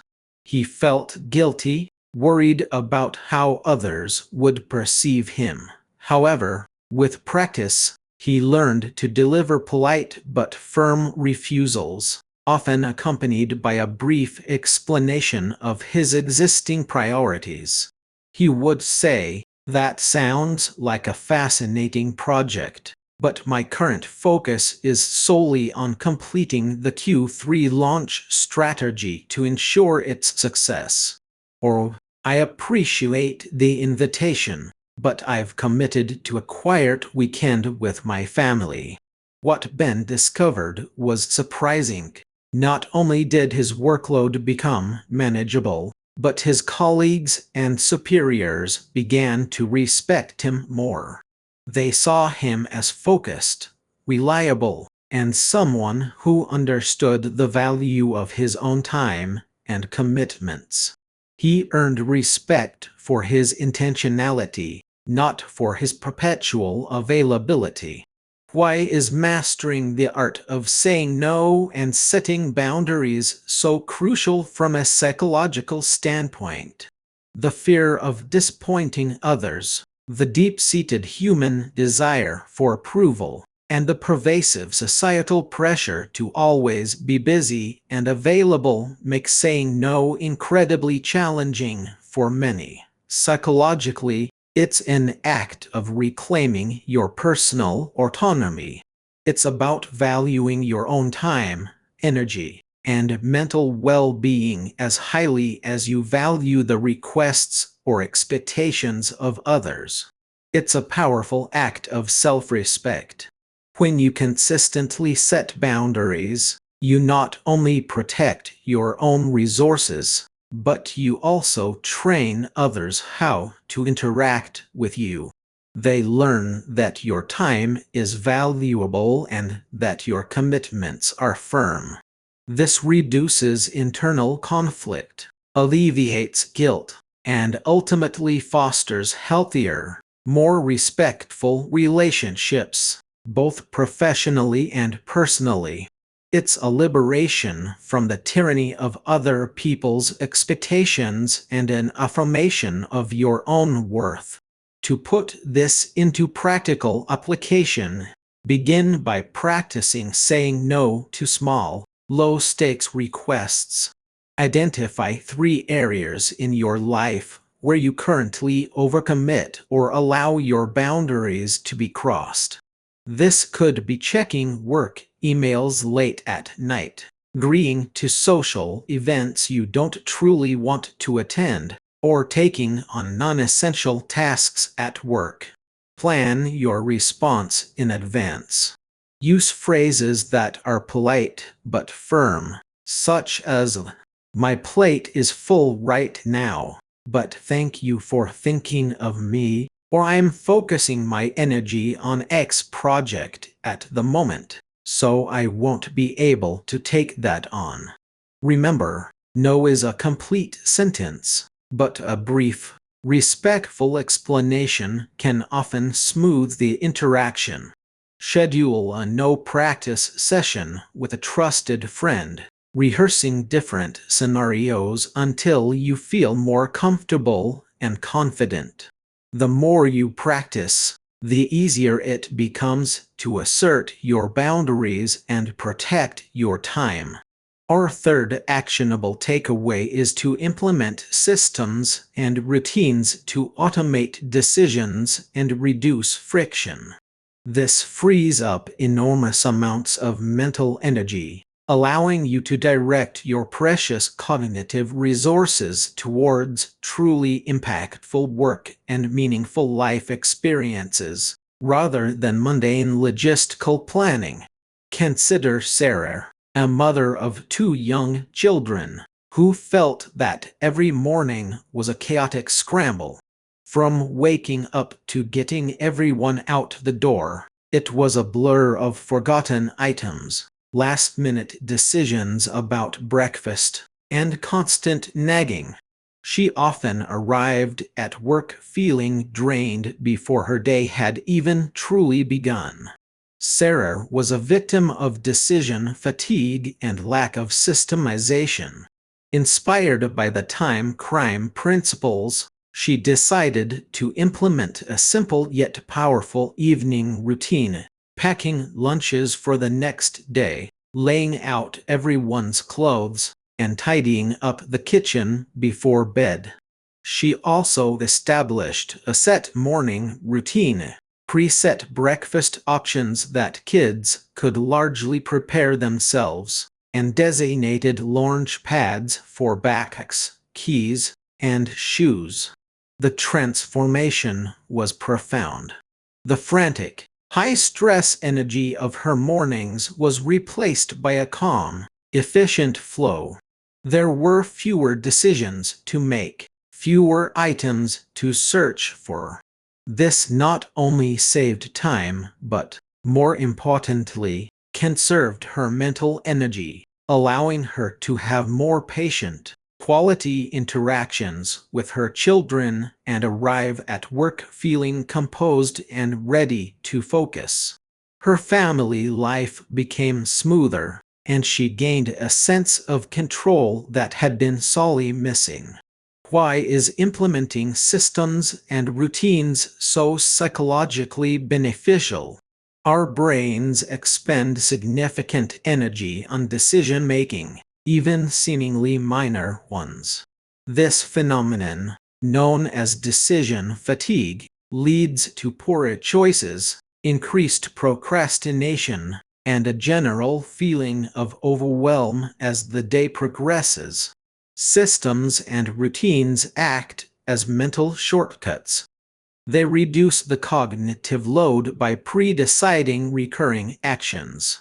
This frees up your mental bandwidth, allowing you to allocate your most valuable brain power to more complex, creative, or strategic tasks that truly matter. They build strong, positive habits, reduce stress and anxiety by introducing predictability, and create a powerful sense of control over your environment and your life. Psychologically, humans thrive on a sense of order and mastery. Routines provide that, transforming chaotic energy into productive flow and allowing you to engage more fully with your life rather than constantly reacting to it. How can you practically apply this in your daily life? Identify one area of your life that currently feels chaotic or inefficient. This could be your morning routine, how you manage your email inbox, how you plan your tasks, or even how you handle meal preparation. Design a simple, step-by-step routine or system for it. For example, if email is a problem, create 3 email folders: action required, waiting on, and archive. Process emails only twice a day at designated times.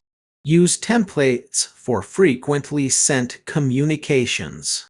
For task planning, choose one consistent time each day, e.g., the last 15 minutes of your workday to plan for the next day. Start with a 5-step checklist for your chosen area. Automate mundane tasks like bill payments or software updates. The key is to stick to your new system consistently for at least a week, and then refine it based on what works and what doesn't. The more you automate and systematize, the more mental energy you liberate. Finally, let's reinforce the emotional and practical benefits of achieving lifelong time freedom. This isn't merely about ticking off more items on a to-do list. It's about experiencing a profound transformation in your quality of life. Emotionally, time freedom brings reduced stress, a greater sense of peace and calm, improved and deeper relationships because you are truly present, and an elevated sense of joy and purpose in your daily existence. You move from feeling constantly pressured to feeling in control, from guilt over unfinished tasks to satisfaction from intentional accomplishment. Practically, the benefits are equally profound. Higher quality work that leads to career advancement, more opportunities for personal growth and learning, better physical health due to less stress and more time for self-care, and the ability to pursue passions and hobbies that bring you genuine fulfillment. It can even lead to greater financial stability as you direct your efforts towards high-value activities. Think of Sarah, who, before embracing the principles of time freedom, felt trapped by a relentless schedule that demanded constant juggling of work, family, and endless errands. Her days blurred into one another, and she never had dedicated time for her lifelong love of painting or for simply enjoying a quiet cup of coffee with her husband. She was constantly on the go, but rarely felt truly present or alive. After applying the time crime methodologies, prioritizing her MVTs, setting firm boundaries, and systematizing her home life, she began to reclaim pockets of time. These weren't just empty slots. They were spaces she intentionally filled with meaningful activities. She found dedicated hours each week for her painting, rediscovered the joy of long walks in nature, and cultivated deeper, more connected conversations with her loved ones. The result was not merely more free time, but a profound shift in her overall well-being and happiness. She felt truly alive, thriving rather than merely surviving. She was no longer just going through the motions. She was actively designing and living the life she desired, moment by intentional moment. Psychologically, the feeling of control over one's life is a fundamental human need. When we lack it, when we feel constantly at the mercy of external demands and an overflowing schedule, anxiety, frustration, helplessness, and even resentment can dominate our inner landscape. Time freedom directly addresses this by empowering individuals to become the conscious architects of their own existence, rather than passive passengers. It fosters a powerful sense of self-mastery, boosting self-esteem and confidence. It allows for authentic self-expression and the pursuit of intrinsic goals, those activities we undertake for their inherent satisfaction, not for external rewards. This pursuit of intrinsic goals is deeply satisfying psychologically and is a cornerstone of true happiness and fulfillment. It shifts us from a state of perpetual doing, merely reacting to tasks and demands, to a state of intentional being, where we are fully present and engaged with the moments that truly matter. To bring these benefits into your life, start by envisioning your ideal time-free day or week. What would it look like? What activities would fill it? What emotions would you experience? Write it down in vivid detail. Then, as you begin to reclaim small pockets of time using the strategies we've discussed, intentionally allocate that newly freed time to one of these desired activities.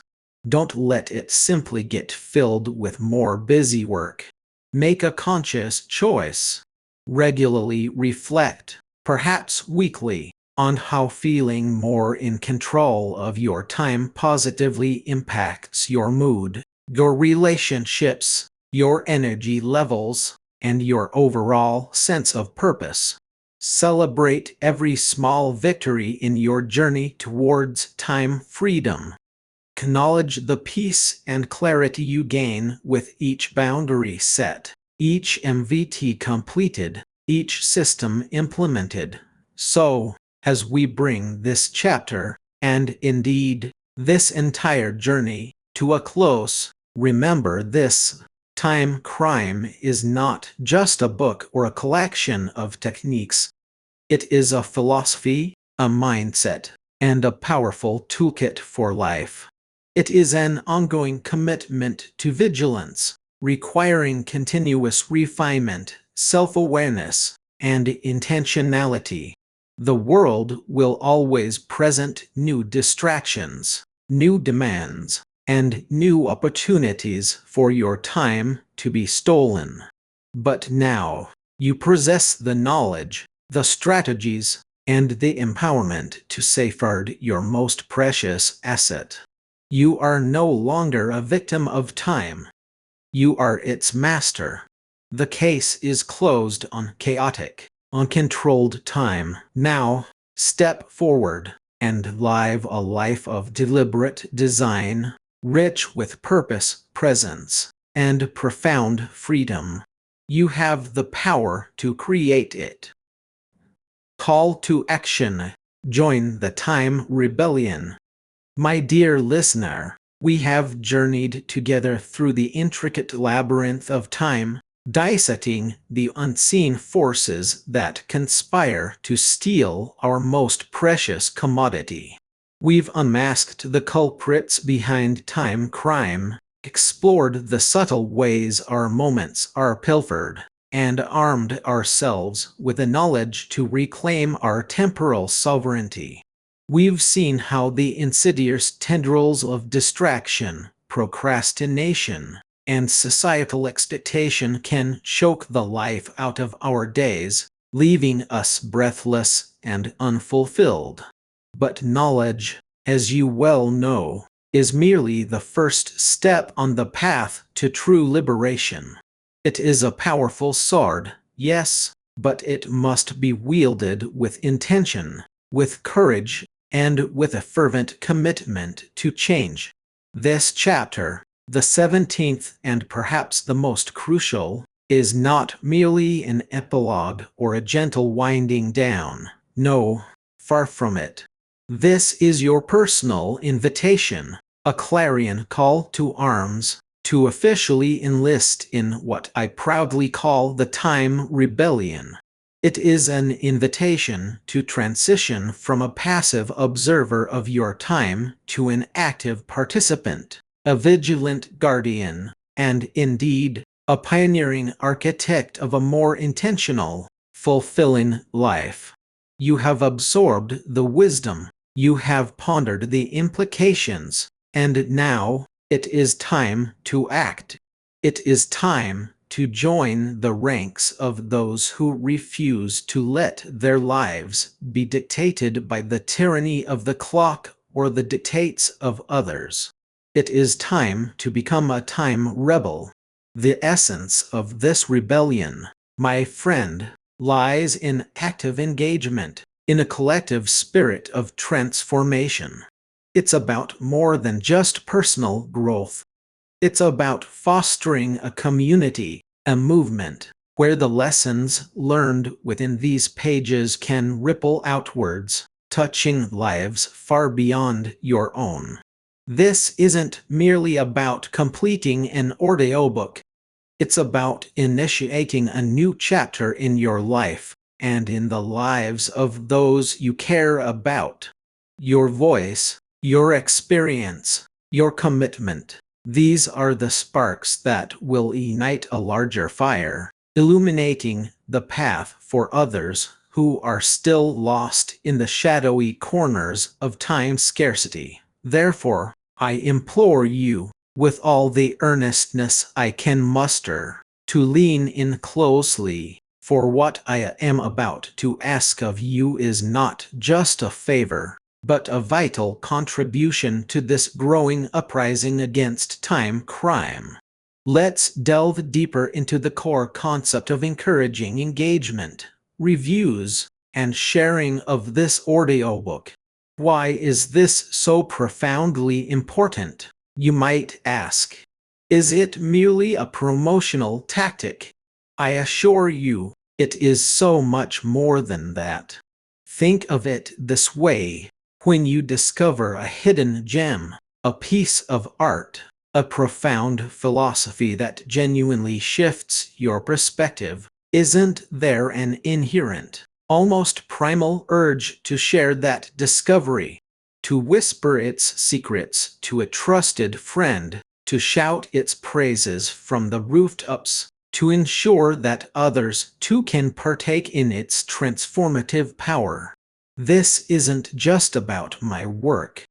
It's about the propagation of a vital message, A message that I believe, with every fiber of my being, holds the key to unlocking immense human potential and alleviating widespread suffering caused by perpetual temporal stress.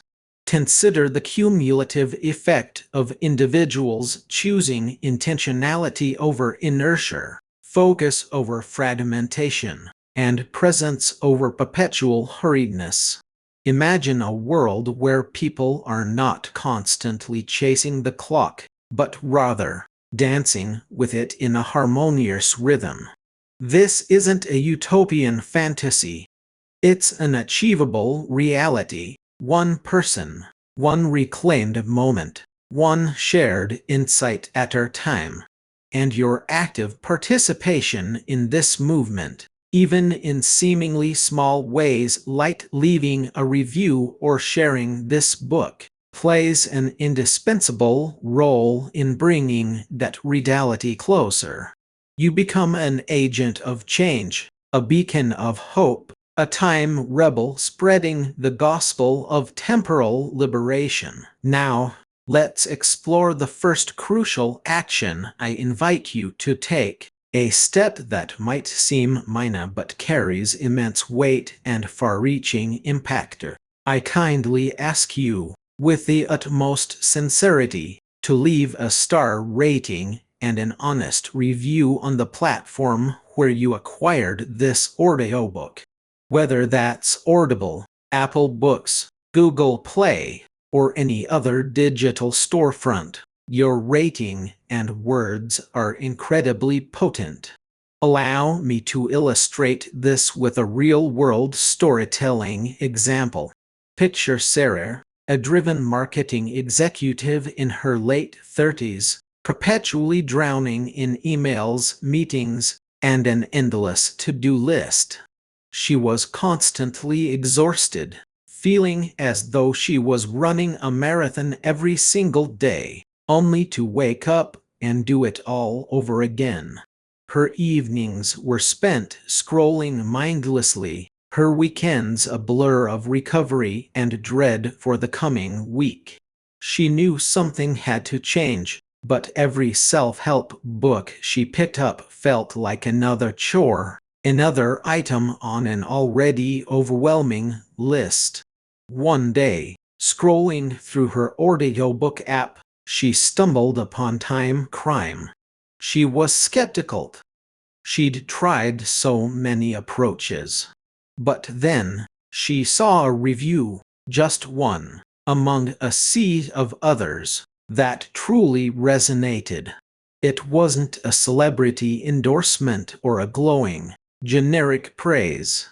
It was from someone named Mark, who wrote, "I thought I was just bad at time management.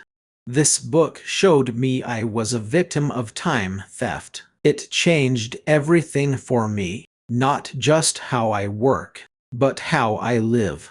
I finally feel like I own my life again." Mark's authentic, vulnerable testimony, devoid of jargon, spoke directly to Sarah's soul. It wasn't a promise of instant fixes, but a relatable acknowledgement of her deep problem and a beacon of hope for a solution. Intrigued, Sarah downloaded the book, and as she listened, chapter by chapter, she realized that Mark's review had been an understated truth. The book wasn't just about managing time. It was about reclaiming her agency, redefining her priorities, and liberating herself from the crushing weight of external expectations. Mark's simple review, offered freely and genuinely, was the catalyst that led Sarah to her own profound transformation. Without it, she might have scrolled right past, missing the very tool she desperately needed. Now, let's delve into the psychological analysis of why this seemingly small act of leaving a review matters so profoundly, both for you and for the wider community. Firstly, there's the powerful principle of social proof. In a world saturated with choices and information, human beings instinctively look to the experiences of others to guide their decisions. When potential listeners encounter a new book, especially one addressing complex issues like time management and personal fulfillment, they are far more likely to trust the authentic, unfiltered opinions of fellow readers than any marketing copy, no matter how eloquently crafted. Your review acts as a beacon, a trusted testimonial from someone who has walked the path, illuminating the way for those who are still hesitant, still searching for that signpost in the fog. It provides the reassurance they need to take the leap, just as Mark's review did for Sarah. Secondly, the act of articulating your thoughts and feelings about the book serves as a powerful consolidation of your own learning. When you synthesize your experience into a written review, you're not just communicating to others. You're reinforcing the lessons within yourself. You're identifying the key takeaways that resonated most deeply, solidifying your understanding, and cementing the commitment to apply those principles in your daily life. It's an act of metacognition, reflecting on your learning process, which is one of the most effective ways to truly internalize new knowledge and turn it into wisdom.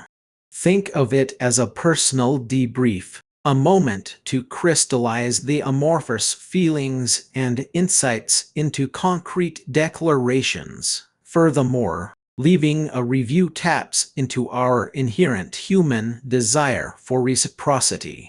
You have invested your time and attention in this audiobook, and I sincerely hope it has provided you with substantial value, fresh perspectives, and actionable strategies. Offering a review is a simple yet profound way to give back, to acknowledge that value, and to contribute to the ongoing success of a message you believe in. It's a virtuous cycle. You received, you contributed, and in doing so, you enable others to receive as well. This act of giving back creates a sense of completion and satisfaction, reinforcing your own positive experience with the material. Finally, there's the deeply human desire for a sense of contribution and belonging. When you leave a review, you're not just helping an author. You're joining a community of like-minded individuals who are committed to reclaiming their time and lives. You become a part of the time rebellion, actively participating in its growth and reach. This sense of collective endeavor can be incredibly motivating and empowering, transforming a solitary listening experience into a shared mission. It imbues your personal journey with a larger purpose, connecting your individual quest for time mastery to a broader movement for collective liberation. So, what are the practical application steps for you, my dedicated listener, to effortlessly complete this crucial task? It's remarkably straightforward. First, I encourage you, right now, or at the absolute latest, within the next 24 hours while the insights from this chatter are still fresh in your mind, to navigate back to the platform where you are currently listening to this audiobook. Most platforms have a clear section for ratings and reviews. You'll typically see a series of stars, usually 5, which you can tap or click to assign a rating. Please choose the number of stars that genuinely reflects your experience and the value you've gained from time crime. Once you've selected your star rating, you'll likely be prompted to write a few words. Don't feel pressured to compose an essay. Think about one single, most impactful change or insight you've gleaned from this book. Did a particular concept resonate deeply? Did it challenge a long-held belief? Did it inspire a specific action? Perhaps you discovered the hidden cost of context switching, or you finally understood why your calendar felt like a jail sentence. Maybe you learned how to say no with grace, or started blocking out deep work sessions. Focus on that one tangible shift, that one powerful aha moment. Then, simply formulate a sentence or two, perhaps three at most, expressing that specific impact. For example, you might write "This book completely reframed my understanding of productivity. I now see my calendar as a tool for intentional living, not a taskmaster." Or, "The concept of time theft was a game changer for me. I've stopped feeling guilty about protecting my focus." Keep it authentic, keep it concise, and let your genuine experience shine through. Your honesty is your greatest asset here. It truly takes mere moments, but the ripple effect of those few clicks and words can be monumental, guiding countless others towards the path of time mastery. Let's transition now to the second vital component of your call to action, an opportunity designed to deepen your personal journey as a time rebel and further equip you with actionable tools. I warmly invite and encourage you to visit my author's website, where you can claim a complimentary, downloadable resource I've specifically created for you, the Time Detective Workbook. This isn't just a supplementary document. It's a hands-on manual, a personalized toolkit crafted to help you apply the principles discussed in Time Crime directly to your unique life circumstances. Think of it as your official Time Detective kit, complete with magnifying glass, notebook, and a keen eye for uncovering temporal truths. To give you a glimpse into its transformative power, let me share another real-world storytelling example. Consider David, a freelance graphic designer who, despite his creative passion, found himself constantly overwhelmed by client demands, tight deadlines, and the ceaseless pressure to be always on. He loved his work, but his life felt like a blur of stress, late nights, and missed moments with his family. He listened to Time Crime and felt a spark of recognition, a deep resonance with the concept of reclaiming his temporal sovereignty. However, like many, he struggled with a transition from intellectual understanding to practical application. The ideas were brilliant, but how exactly did he translate deep work into his chaotic freelance schedule? How did he audit his time without adding another layer of complexity to his already overflowing plate? That's when he downloaded the Time Detective Workbook from my website. The workbook guided him through a structured process. It started with simple exercises to log his time honestly, not just what he thought he was doing, but what he actually did. He identified his biggest time thieves: endless email checking, social media rabbit holes during client breaks, and an inability to set clear boundaries. The workbook provided templates for creating a focus block schedule, prompts for identifying his highest leverage activities, and scripts for communicating boundaries to clients without alienating them. David meticulously worked through the exercises, dedicating just 15 minutes each morning before starting his design work. Within 2 weeks, he noticed a dramatic shift. He was completing projects faster, his designs were more focused, and crucially, he was finishing his workday at a reasonable hour, allowing him to be fully present with his children and enjoy his evenings without guilt or anxiety. The Time Detective Workbook didn't just give him answers. It gave him a framework to ask the right questions and build his own tailored solutions, empowering him to become the architect of his time, rather than its victim. It transformed his vague aspirations into concrete, actionable steps. From a psychological perspective, directing you to the author's website for this free workbook offers several profound benefits, ensuring your continued growth and solidifying your commitment to the time rebellion. Firstly, it provides a crucial mechanism for continued engagement. Often, after finishing a powerful book, there's a risk of what I call information overload leading to action paralysis. You're brimming with new ideas, but without a clear next step, those insights can dissipate, much like steam from a kettle, leaving you no closer to your goals. The workbook acts as that vital bridge, offering a tangible, structured pathway to immediately begin applying the concepts.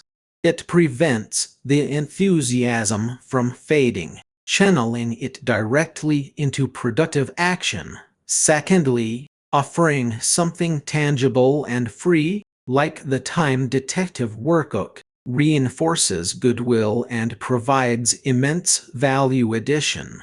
It's a demonstration of my commitment to your success beyond the confines of the audiobook itself. This act of generosity fosters a deeper connection and trust, showing that the pursuit of time mastery is a shared journey, not just a transaction. You've invested your time. I am investing further in your ongoing development, cultivating a relationship built on mutual support and shared goals. Thirdly, and perhaps most importantly, the workbook significantly enhances your sense of self-efficacy. It moves you from merely understanding the principles to actively applying them, empowering you to take control. Self-efficacy, the belief in one's ability to succeed in specific situations or accomplish a task, is a powerful predictor of actual success. By providing concrete exercises and prompts, the workbook allows you to experience small wins, build momentum, and progressively strengthen your conviction that you are indeed capable of mastering your time. Each completed exercise, each new insight gained from personal application, reinforces this belief, driving you forward with renewed confidence. Finally, the very title, Time Detective Workbook, plays into a powerful psychological principle of identity.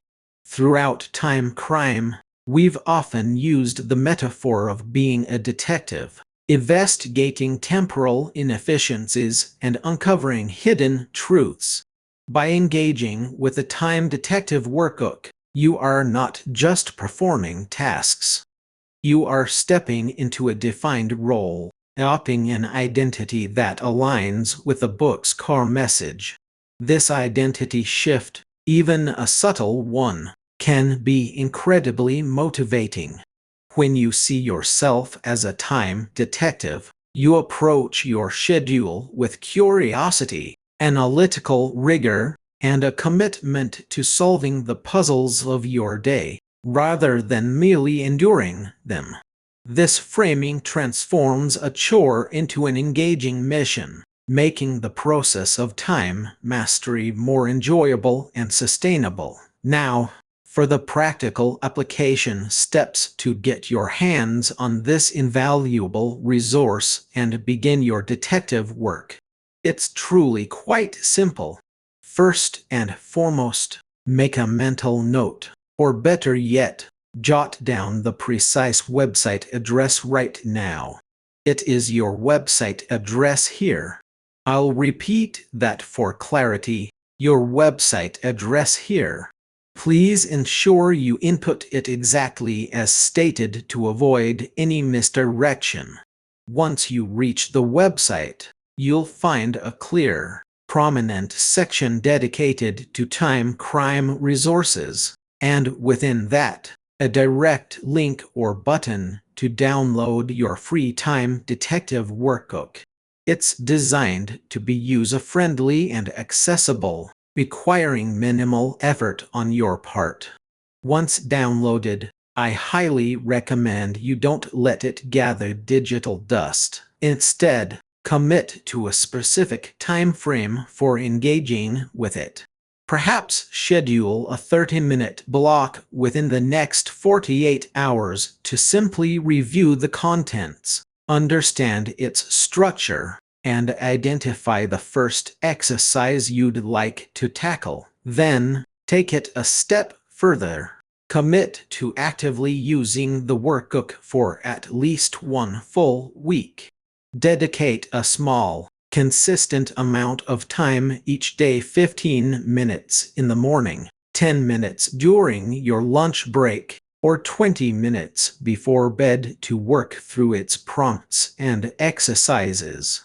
This consistent engagement, even in short bursts, will yield far greater results than an isolated, intensive session. Remember, the journey of time mastery is built on consistent, intentional action, and this workbook is your perfect companion for that journey. Embrace your role as a time detective.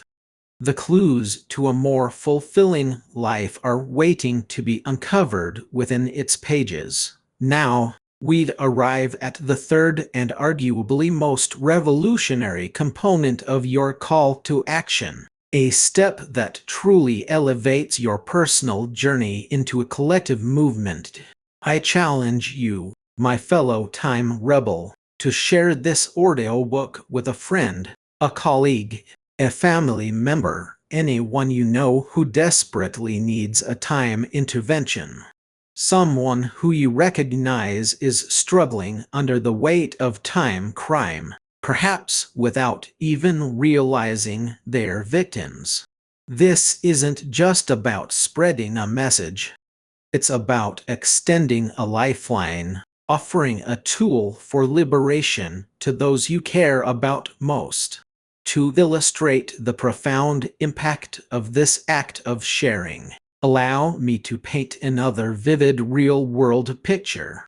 Meet Mark, not the same Mark from the review example, but a different Mark, a testament to the universality of this struggle.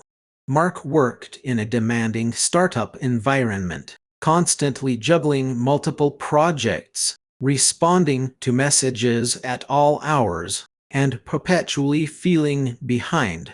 His desk was cluttered with half-finished tasks, his mind a whirlwind of anxiety, and his personal relationships were suffering.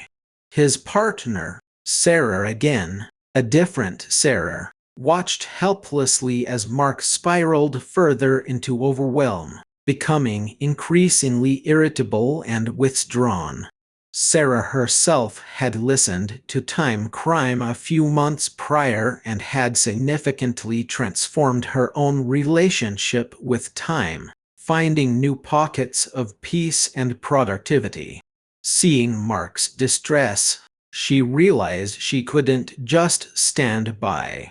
One evening, after a particularly draining day for Mark, Sarah gently suggested, "Honey, I know you're struggling. I found something that really helped me, and I think it could make a huge difference for you too. It's an audiobook called Time Crime.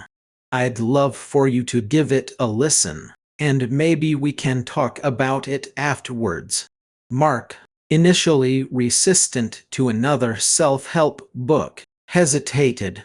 But the genuine concern in Sarah's voice, coupled with the noticeable positive changes she herself had made, prompted him to agree. He started listening during his commute, and within the first few chapters, he felt a profound sense of recognition and relief. He wasn't alone. His struggles weren't personal failings but symptoms of a pervasive problem. He began to apply the strategies, starting small, blocking out distraction-free work periods, scheduling email-only times, and learning to gracefully decline non-essential requests. Sarah, by simply sharing the audiobook and offering a space for discussion, became his silent ally and accountability partner. Over the next few months, Mark visibly transformed. He was still busy, but he was no longer frantic. He was intentional. He was present. He was, in essence, becoming a time rebel, all thanks to Sarah's thoughtful intervention and the power of a shared book. Their relationship, too, blossomed anew, built on a foundation of mutual understanding and a shared commitment to a life lived on purpose. Now, let's dissect the psychological underpinnings of why sharing this audiobook with another person holds such immense significance, both for the recipient and for you. Firstly, there's the powerful and deeply satisfying emotion of altruism and prosocial behavior. Human beings are inherently wired for connection and for helping one another. The joy derived from offering a genuinely useful tool or insight to someone you care about, knowing it could alleviate their stress and improve their quality of life, is a profoundly rewarding experience. It taps into our compassionate nature, allowing us to extend our learning beyond ourselves and become a force for positive change in another's world. This isn't about imposing your views. It's about offering a gift, a potential solution, to a problem they may not even know has a name. Secondly, sharing the audiobook creates an invaluable opportunity for shared experience and mutual accountability. When two or more people engage with the same material, it sparks dialogue, deeper understanding, and provides a powerful support system. You and your friend can discuss the concepts, share your struggles and triumphs in applying the principles, and hold each other gently accountable to your commitments. This shared journey transforms a solitary effort into a collaborative one, making the path to time mastery less isolating and far more sustainable. It's like having a workout buddy for your temporal fitness. You're more likely to show up and push yourself when someone else is on the journey with you. The book becomes a common language, a framework for discussing challenges and celebrating progress, deepening your bond in the process. Thirdly, the act of evangelism or spreading the message further solidifies your own understanding and commitment. When you recommend this book to someone, you implicitly become an ambassador for its principles. To effectively recommend it, you'll naturally articulate what resonated with you, what changes it brought about in your life, and why you believe it can help them. This act of explaining, of championing the ideas, forces you to revisit and reinforce your own learning. It's a well-known pedagogical truth that to teach is to learn twice.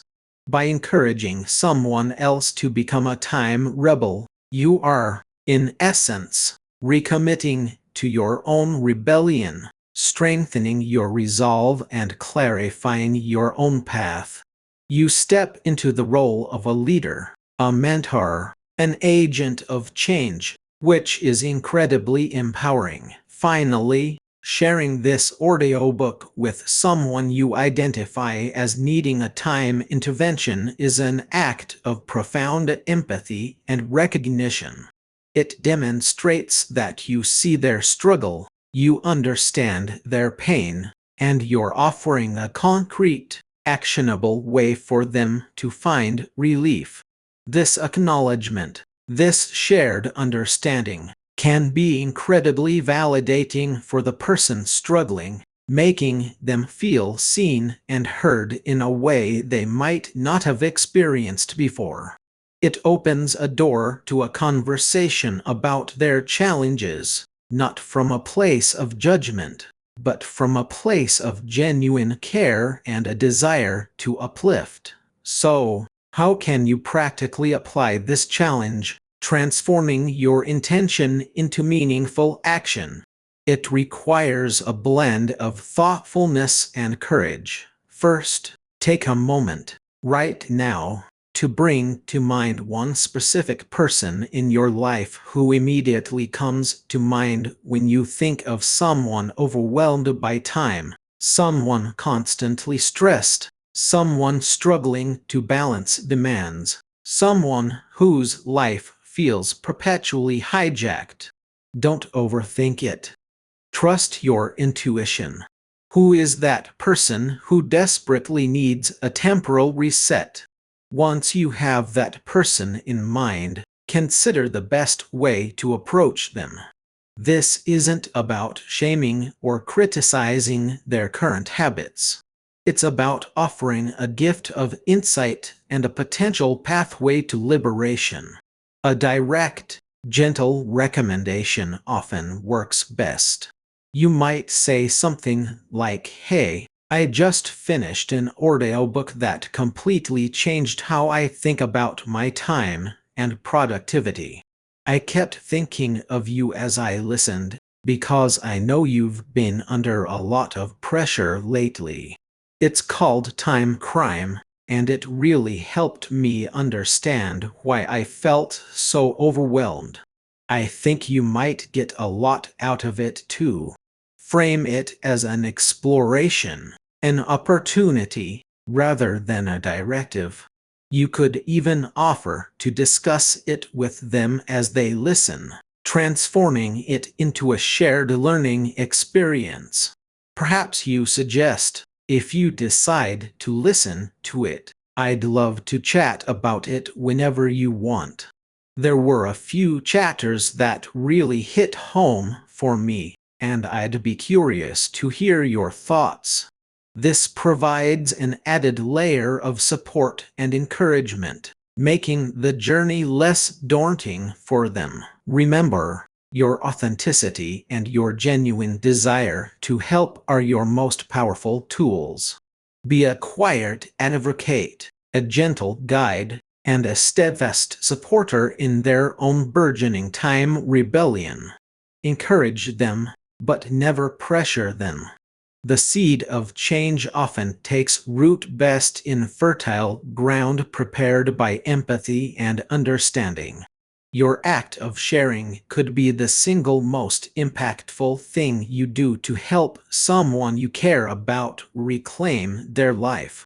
My dear time rebel, as we bring this chapter, and indeed, this profound journey, to a close, let us reflect on the magnitude of what we've discussed. We started by unmasking the culprits of time crime, the distractions, the endless demands, the insidious ways our precious moments are stolen. We've armed ourselves with knowledge, insights, and strategies to reclaim our temporal sovereignty. But true liberation, true mastery, is never a solitary endeavor. It blossoms most brilliantly when shared, when nurtured within a community of purpose. Your journey as a time rebel doesn't end when the final words of this audiobook fade. In fact, it's just beginning.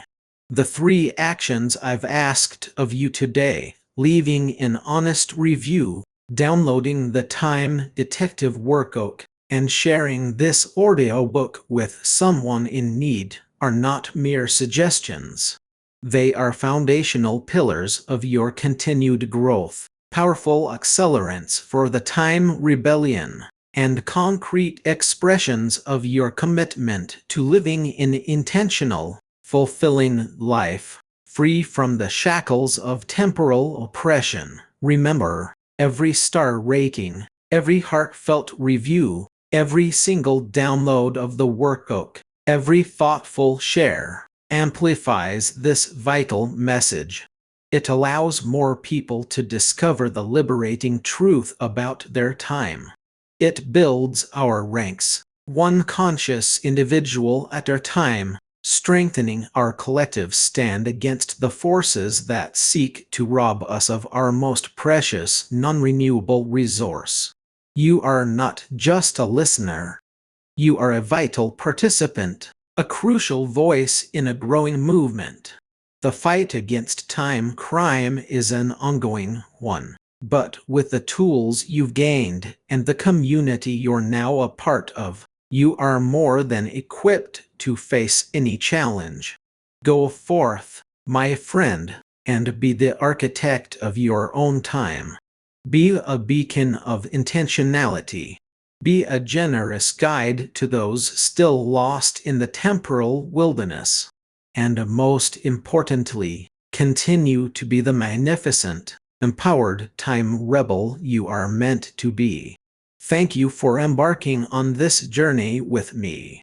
May your days be rich with intention, your moments brimming with purpose, and your life a testament to the power of reclaiming what is truly yours. The rebellion awaits your ongoing contribution. Thank you for listening to tonight's story on Stories of Crime.